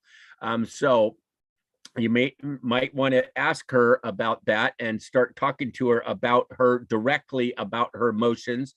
I was going to share the screen. There's I have a wheel of, you might look on 6 seconds, the number 6seconds.org. They have all kinds of stuff about about emotions. And including this wheel called Plutchik's Wheel of Emotions, and it gives a whole bunch of different feelings. And to be able to identify, like I said earlier, if you can first at least identify what the heck you're feeling, that really, really helps a lot, is to be able to identify first, awareness first, and then figure out what you can do with that information, with those. So my guess is your sister is very good at learning, good at picking up information, that kind of thing. But this is a different kind of information. This is a different deal. And so we got to add emotional intelligence to our intellectual intelligence so that we can function, so we can survive, actually survive, and thrive. So that's certainly what I would suggest. And for you, what you can do is bring it up, ask her about what about her emotional training, if any, what she knows, how she can improve that, and also make it safe for her. Make it safe for her, because a lot of times people, especially very successful, very educated people, they don't want to look stupid. They don't want to look like they don't know. They don't like to not know stuff. They want to talk only about stuff that they do know about, and that's cool. But that makes that limits your ability to learn new stuff. If you have to be comfortable and you can only talk about what you already know, then it limits you. What we're talking about is exploring stuff that you don't know, that we're not comfortable with, and explain to her that it's going to be uncomfortable, but allow this. It's really important. It's a very, very important experience to be able to stretch your boundaries and to explore what's going on inside of you. And if you can make it safe for her to be able to express herself, then you become wonderful to her. You become super important to her, and you can allow her to explore things inside of her that she maybe never did before. So a very long answer to your question, but like I said, I lost a good friend who was super smart, and I really I get fired up about that situation. Is that I want to talk to smart people, really smart people, to teach them the whole other side of their inner world. That I tell people there's a whole person inside of you that you've never met. Your whole emotional side you've maybe never met, and you want to introduce yourselves to you and learn this whole side of you. So anyway, I hope, does that help at all, or anything more to that? Thank you, Professor Matt. Yeah, good luck to you and her. Please talk to her about it. Thank you, Matt, for a really wonderful contribution. It's really the most energetic presentation, and it's really need of the hour, because de-addiction is not a simple thing to overcome. We need to have strong determination, and especially we need to control our emotions, thought process. It's very well important. As you rightly pointed out, you really did a wonderful job today, enlightening us with your emotional intelligence. It was really nice. Thank you, Matt, for joining us. All right. You have been really contributing to our webinar series, and we are ever grateful to you. Thank you once again on behalf of Sri Holistic Health Foundation India, Sri Research Institute Center for Art, Sciences and Wellbeing. And on behalf of all the participants, we wish you all the success and look forward for more sessions in future. Thank you. So, welcome. Thanks for having me. Take care. Thank you, Matt. Good.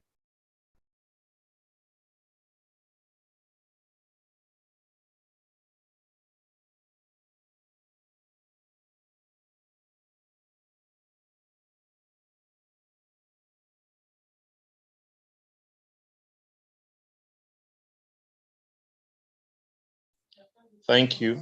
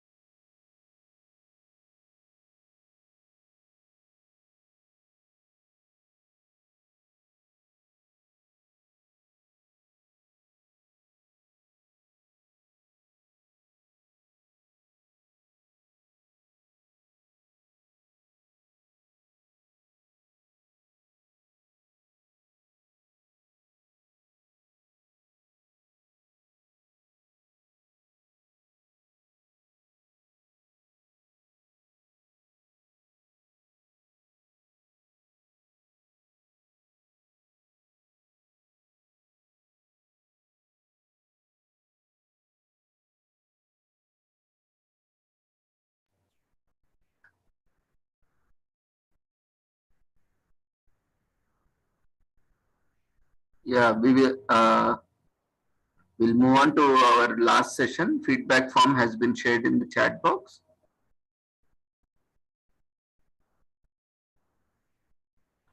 Quickly fill up the feedback form. In the meanwhile, we will have one more session quickly by Ravichandran ji from Mapper Consulting Co. Ravichandran ji, you can start your presentation, audio, video.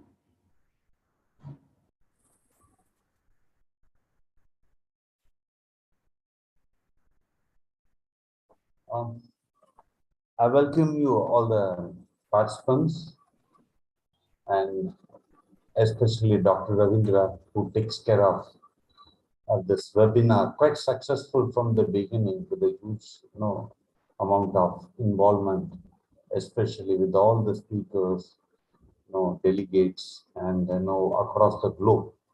And I could see from the beginning, it's a quite essential how to take the drive of the coordinating position in order to organize not alone the human chain connects as well as the technology connects. It's a quite paranoid all the time. Even you have every resources available. And I would like to thank Dr. Ravindra again and again, because the programs keep going well strength to strength. I could experience it well. As such, no, I would like to go with my program very quickly, complete in a very essential commodity like inputs giving to you in order to understand what is our employment culture, especially. Because, we, as Mr. Matt was referring about, we are experienced, we are strong enough in learning, we are already learned till the academy and professionally, but we don't touch upon EQ, which is a quite important impulse in the nature of every human. But all the people we across as an intellectual only we consider in India, not in India, no, across the globe. And we don't touch upon other, we don't touch upon what not is not necessary to learn. And what not is excessively available in order to make your what you know to make managing skill sets of your own life. Otherwise, the purpose of your known knowledge does not go along with you unless you again touch on what not knowing to do. That. So, and Dr. Chandrakala, the question was also very important in this essential time, because the way she was passing across may happened in over a period of time, especially during this COVID for the past 4 years. It's a universal trouble, and we have come across not a single family, the entire family of members. Many of the families got troubled in this last 4 years of time, especially post pre-COVID, post-COVID, even the impact is still going on. Well, I'll quickly go to the services of HR. The people are employed in employment, and what do they need to know? What do they need not get engaged in, where how you will get trouble unless where you must make yourself organized. Okay. What is workplace? What is work environment? Let's understand. The slide workforce, HR managing every industry. I'm more talking of the essential role of the HR, because this is the subject, the day one I learned, till the day I live in, until the day I give a lectureship in overall areas of HR streamline. Okay. Very simply, I'm putting across what kind of work environment do we work? Okay, I will say you there are models, various models we are coming across in our work culture of today, work environment. Conventional model of work area, enterprising model where people are given dynamically allowed to work then social working, togetherness, brainstorming kind of processes engaged in, and artistic. Many people engage in their work manner with a different pitch of new learned things. These are then beautiful words are said in the work environment areas. Again, investigative, that means more engaged in the job, research oriented, that's I would call it by investigative. And finally, realistic. Realistic makes big bite because we can go with all fusions and fictions of model of understanding work environment, but realistic and reality, we must understand what is work environment required. Though we all talk about the work environment should be so important this way of aspects, but it may not be necessary. We could have that kind of, because our work environment pressures makes you run out of your water feelings, thoughts, movement, and intellectually. Okay, I'll go to the slide by slide now. This is what my introduction given to you. Next.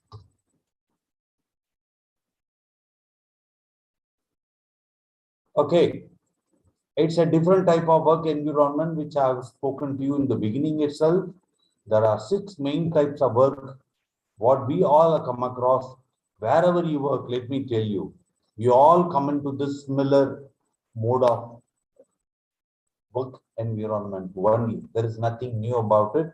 I just read it by traditional, open, activity-based, jail encouraging, more, encouraging mean what? Appreciating, more of encouragement, recognition, job recognition. See, there are groups of people sitting over here with the various sets of their experience, background of knowledge across the globe or across the India or across the ages. Different age segments are sitting over here. Why? These all come along working in India. Let me tell you, you do your education with a certain specific age people. Between the ages of 3 and between the maximum bandwidth of between ages of differences maximum 2 or 3 academic in the student. But when you come into the work environment, you work with the 60 years old man. Again, you also report to the 30 years old man, and you may be at the age of 28, 32, 35, whatever. At last, there are various hierarchical comes with the various age of experience, various ages of their balance of learning. Again, technologically, the people worked in the ages of 1980, 1990, and today 2020. So all are coming in the single pool of work environment. So you can't, as a man, you get into an employment of today, expect all your managerial coming along with you. So work environment does not mean that everything you need to have it in your plate of food. You are supposed to go along with and go along with it and learn new more things. Though you could be highly qualified in education, come back to the work environment, keep aside EQ. EQ is the biggest vast subject, but work environment makes very essential understanding all these. Otherwise, survival becomes quite difficult. I have seen several people highly intellect, highly caliber in their education, work experience, whatever, but they were not able to really cope up with the next sets of environment. Okay.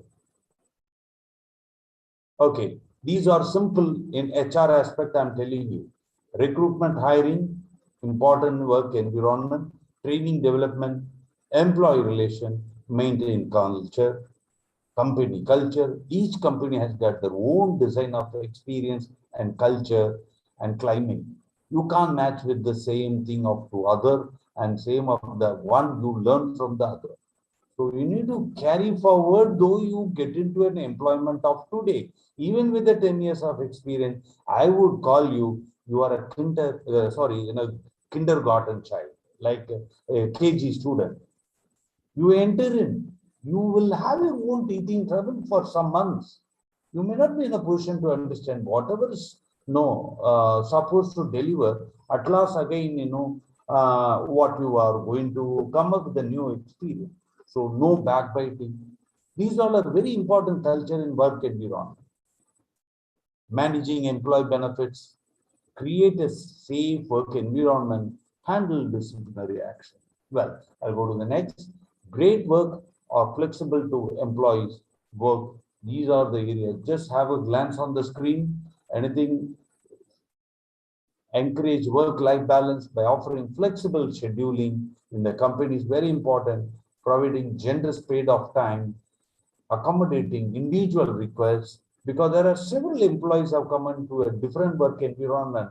Any industry, they work for 3 months, 6 months, they will quit and go back to their own previous pavilion like of company, where the previous employment, they may go back.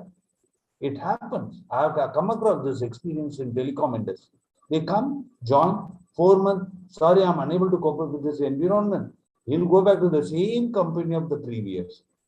There the invitation come back, he go and join. So the work environment, let me tell you, very, very quite critical, important to manage in the company in order to learn, not by single practice, but climatically taking care of from other global environment. That's why work environment is quite important. Okay, well.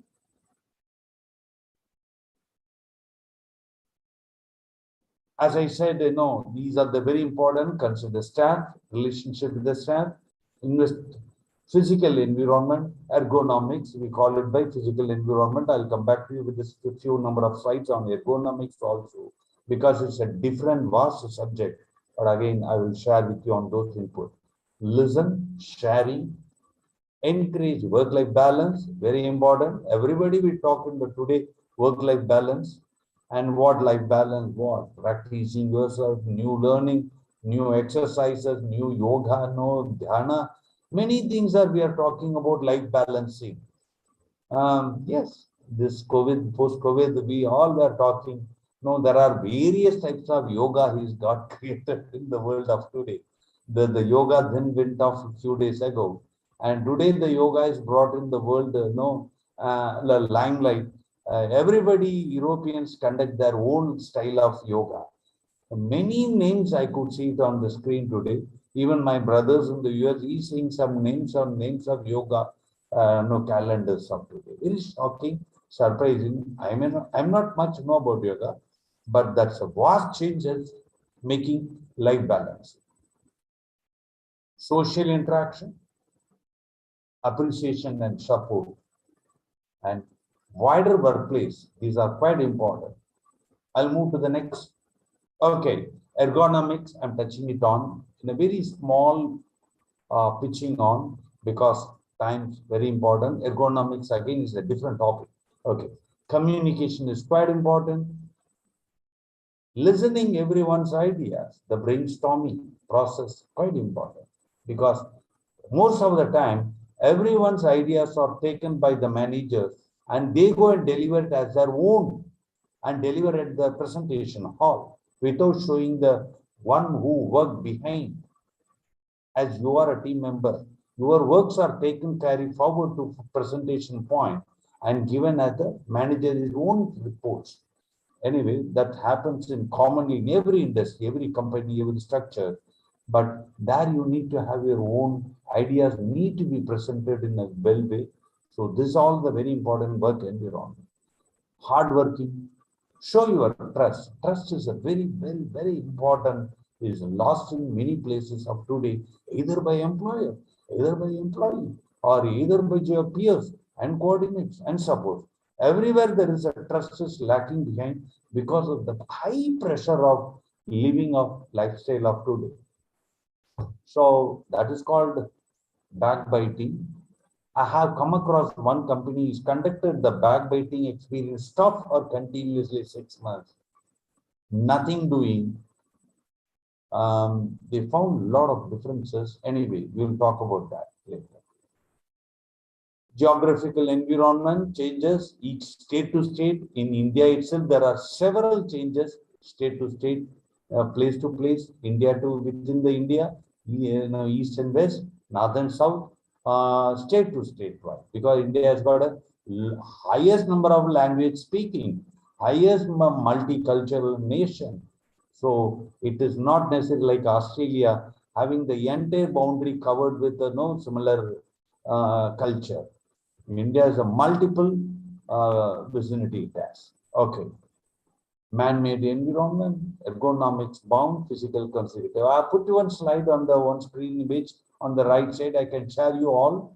Please take those shares. Dr. Abhidra will provide. And the work seating posture, how need to be, how necessary to maintain the health, wrong position, right position, sitting, all kinds are given on the screen. It's for you. I can share you whoever requests for. Yeah, Dr. Abhidra would also share you all the screen slides. Okay, well, quickly I'm going to move forward. Work is where you spend more than 1/3 of your life. Yes, naturally. 24. In the 24, almost 4 to 5 hours only we sit at home, and all put together children's lives living together other than sleep hours. We all go with maximum 4 to 5 hours at home. Balance goes to our lifestyle, and finally we go to the work costume. Minimum 8 to 10 hours engage, coming, going like that. So be careful, otherwise of your environment does not support you best in the workplace, all things will have its own reflection and chain connect and replica of going one to the other and disturbances. So be attentive on these areas. Environment is quite important in work environment. Wherever you work today, or you are the entrepreneur, or yourself want to improve upon, have a look at the essential importance of work environment of today. Because you may be good in everything, but your age of experience could be high. While today the age of start with the 20 to 23 years old, people expect phenomenally different culture, needs, everything. So very important. Well,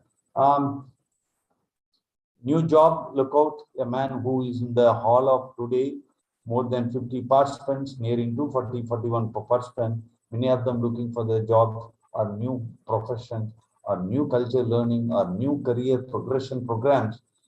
All we need to look into this for fairness, motivating, challenging themselves, clear common objective, goal sets, managing of your transparency, flexibility, growing yourself, social initiatives, and especially post-COVID, the wide changes happened in the education model, business model, cultural, programming, even the NGOs connects all kinds.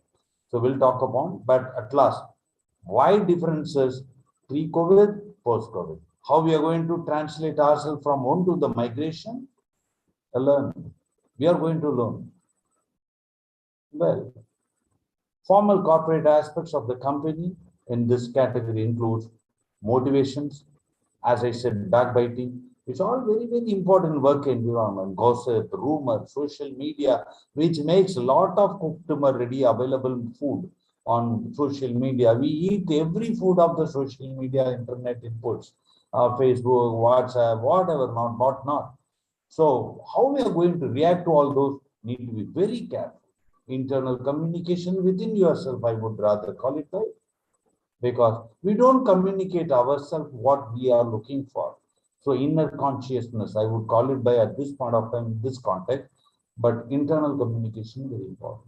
Recognizing others, rewarding other minds, developing along with you, style of managing, orienting, image and corporate management, and training yourself.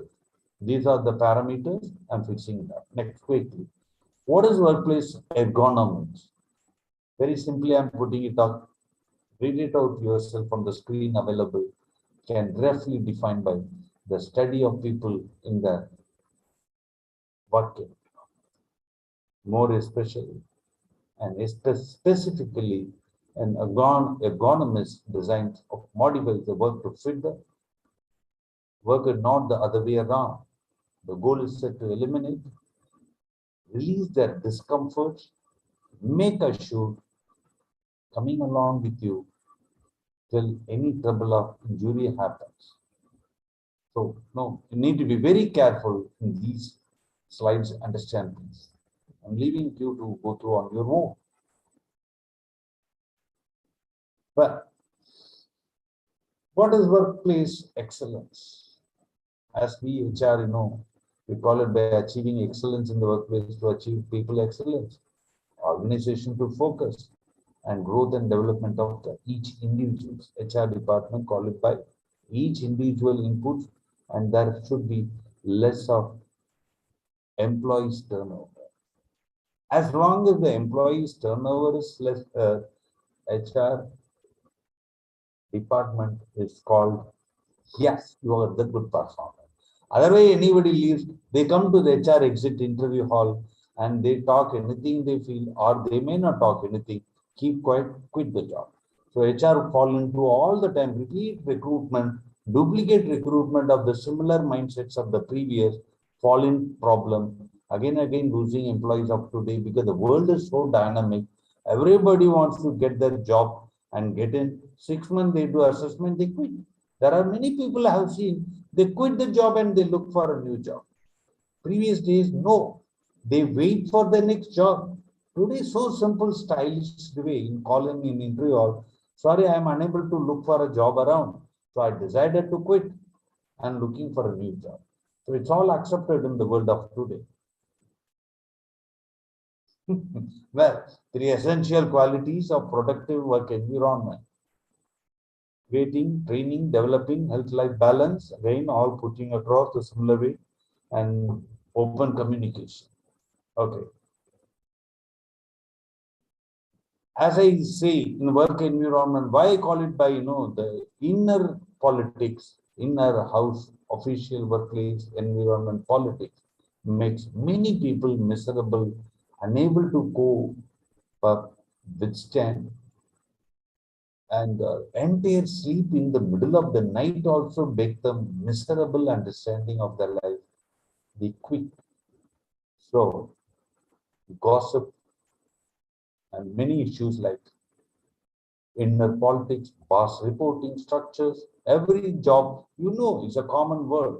The employee who leaves the job not because of the company, it's only because of the manager and superior. Everybody knows this statement, which I'm just saying.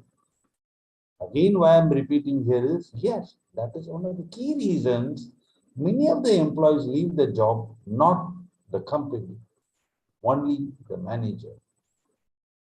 Well, 3 triple test. It's usually used in the workplace environment, essentially called by safe, essential, and mutual agreement between one another called individually, functionally, cross-functionally, department to department.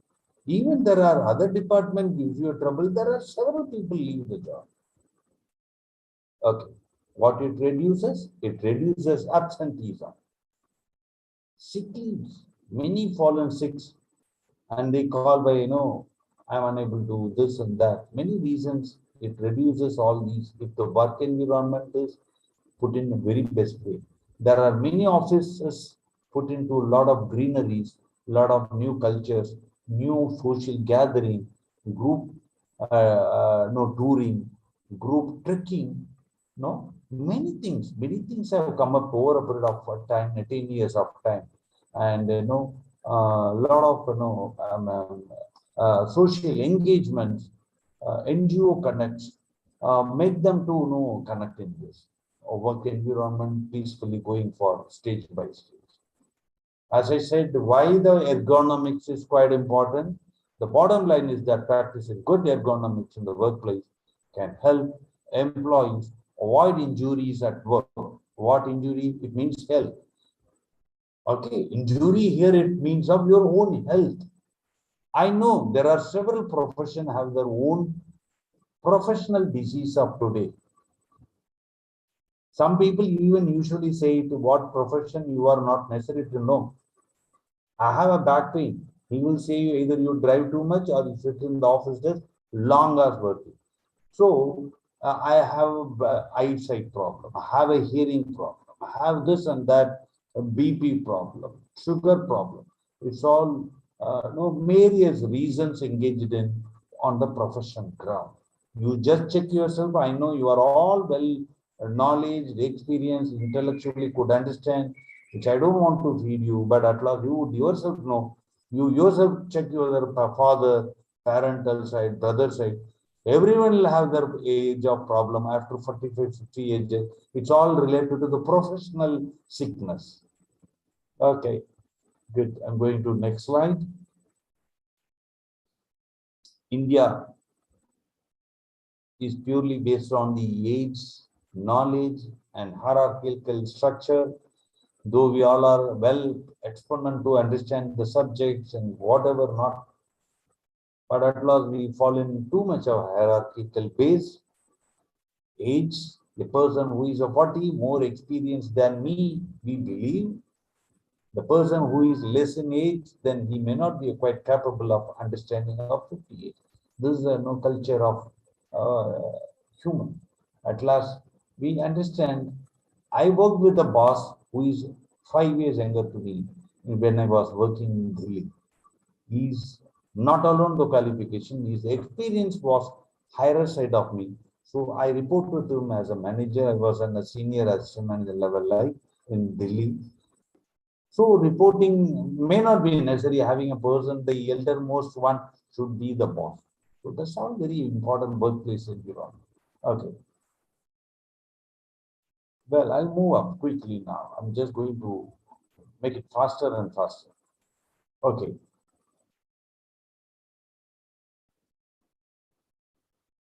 Workplace should have a beautiful area of ease of almost all the employees, because it's a very essential commodity to sell yourself, because we are all the product of selling ourselves to work environment. We go for an employment as a single product. Ravi Chandran is myself is a product to any employment domain, to anything as a matter of fact. So you need to have what skill sets? Skill of presentation, skill of leadership, negotiating, building the team, managing that stuff. Yeah. How the gap? What is our current work environment of today? Gender equality. There are certain companies even put their advertisement of today saying our employee gender equality is very strong, and 35, 45, 55% of women employees. They call it like in the advertisement itself, because they want to have the environment made for equality. Okay. And many women employees stopped looking for a job in the last 4 years of time, post-COVID. We have that track record of those inputs also. That's a totally different, but at last I want to put your word on this. So I'm finishing that next few minutes back. Okay, women application is becoming reduced today. Is what we found out as an information of database.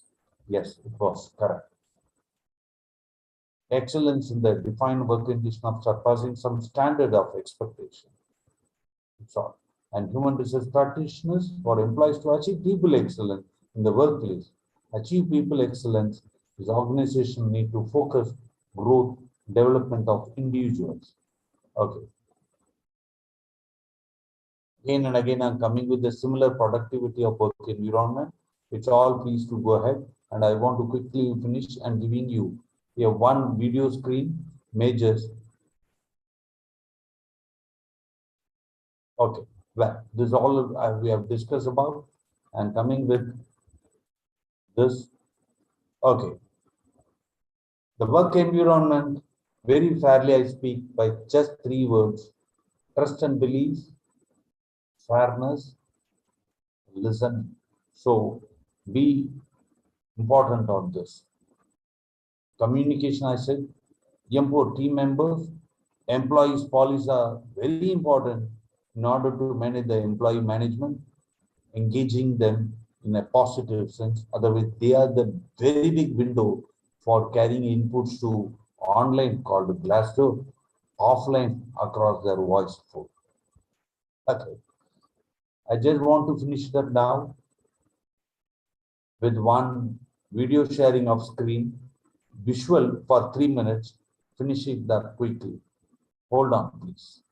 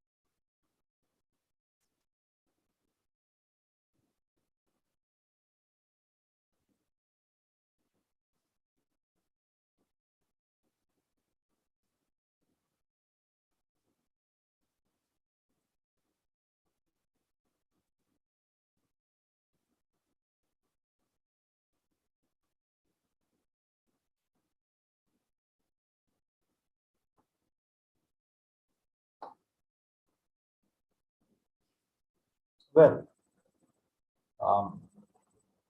as I was giving you this slide to make you to quite active understanding on the day-to-day work of your ongoing engagement in employment. And the work environment is very important and essentially need to be managed not by alone you, and also you need to carry forward to other in a very positive manner in order to manage the overall climate of the condition. So in HR aspects, I would like to complete this session, and Dr. Ravindra will take the platform.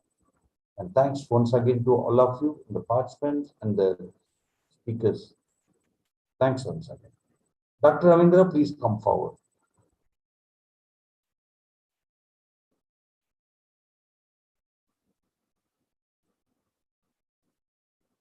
Hello.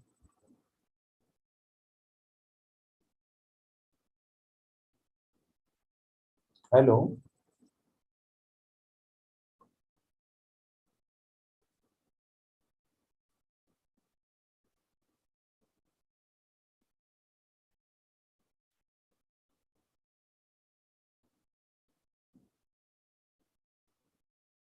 Hello.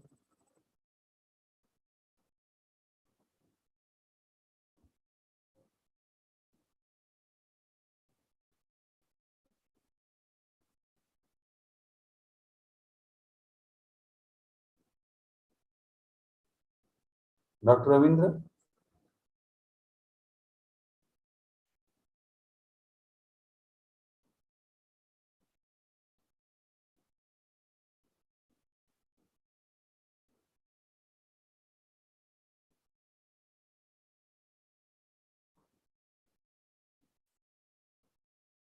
Hello.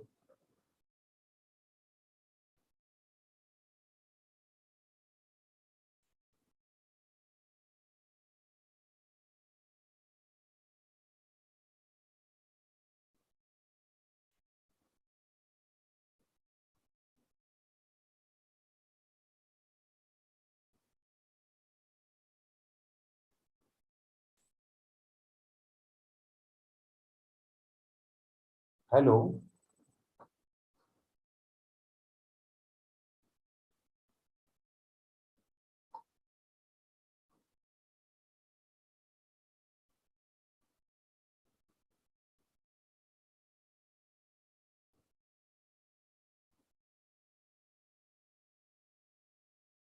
Hello.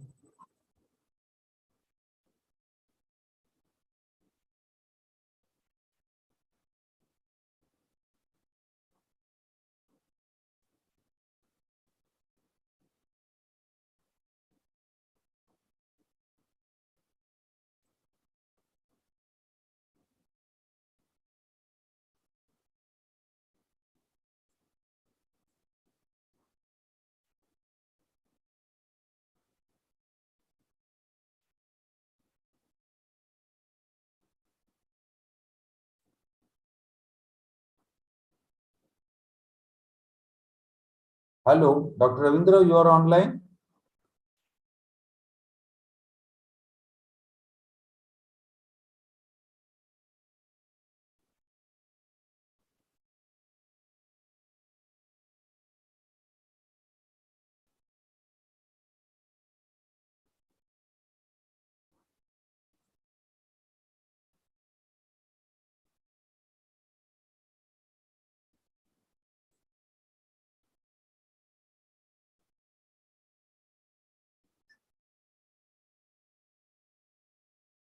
Hello.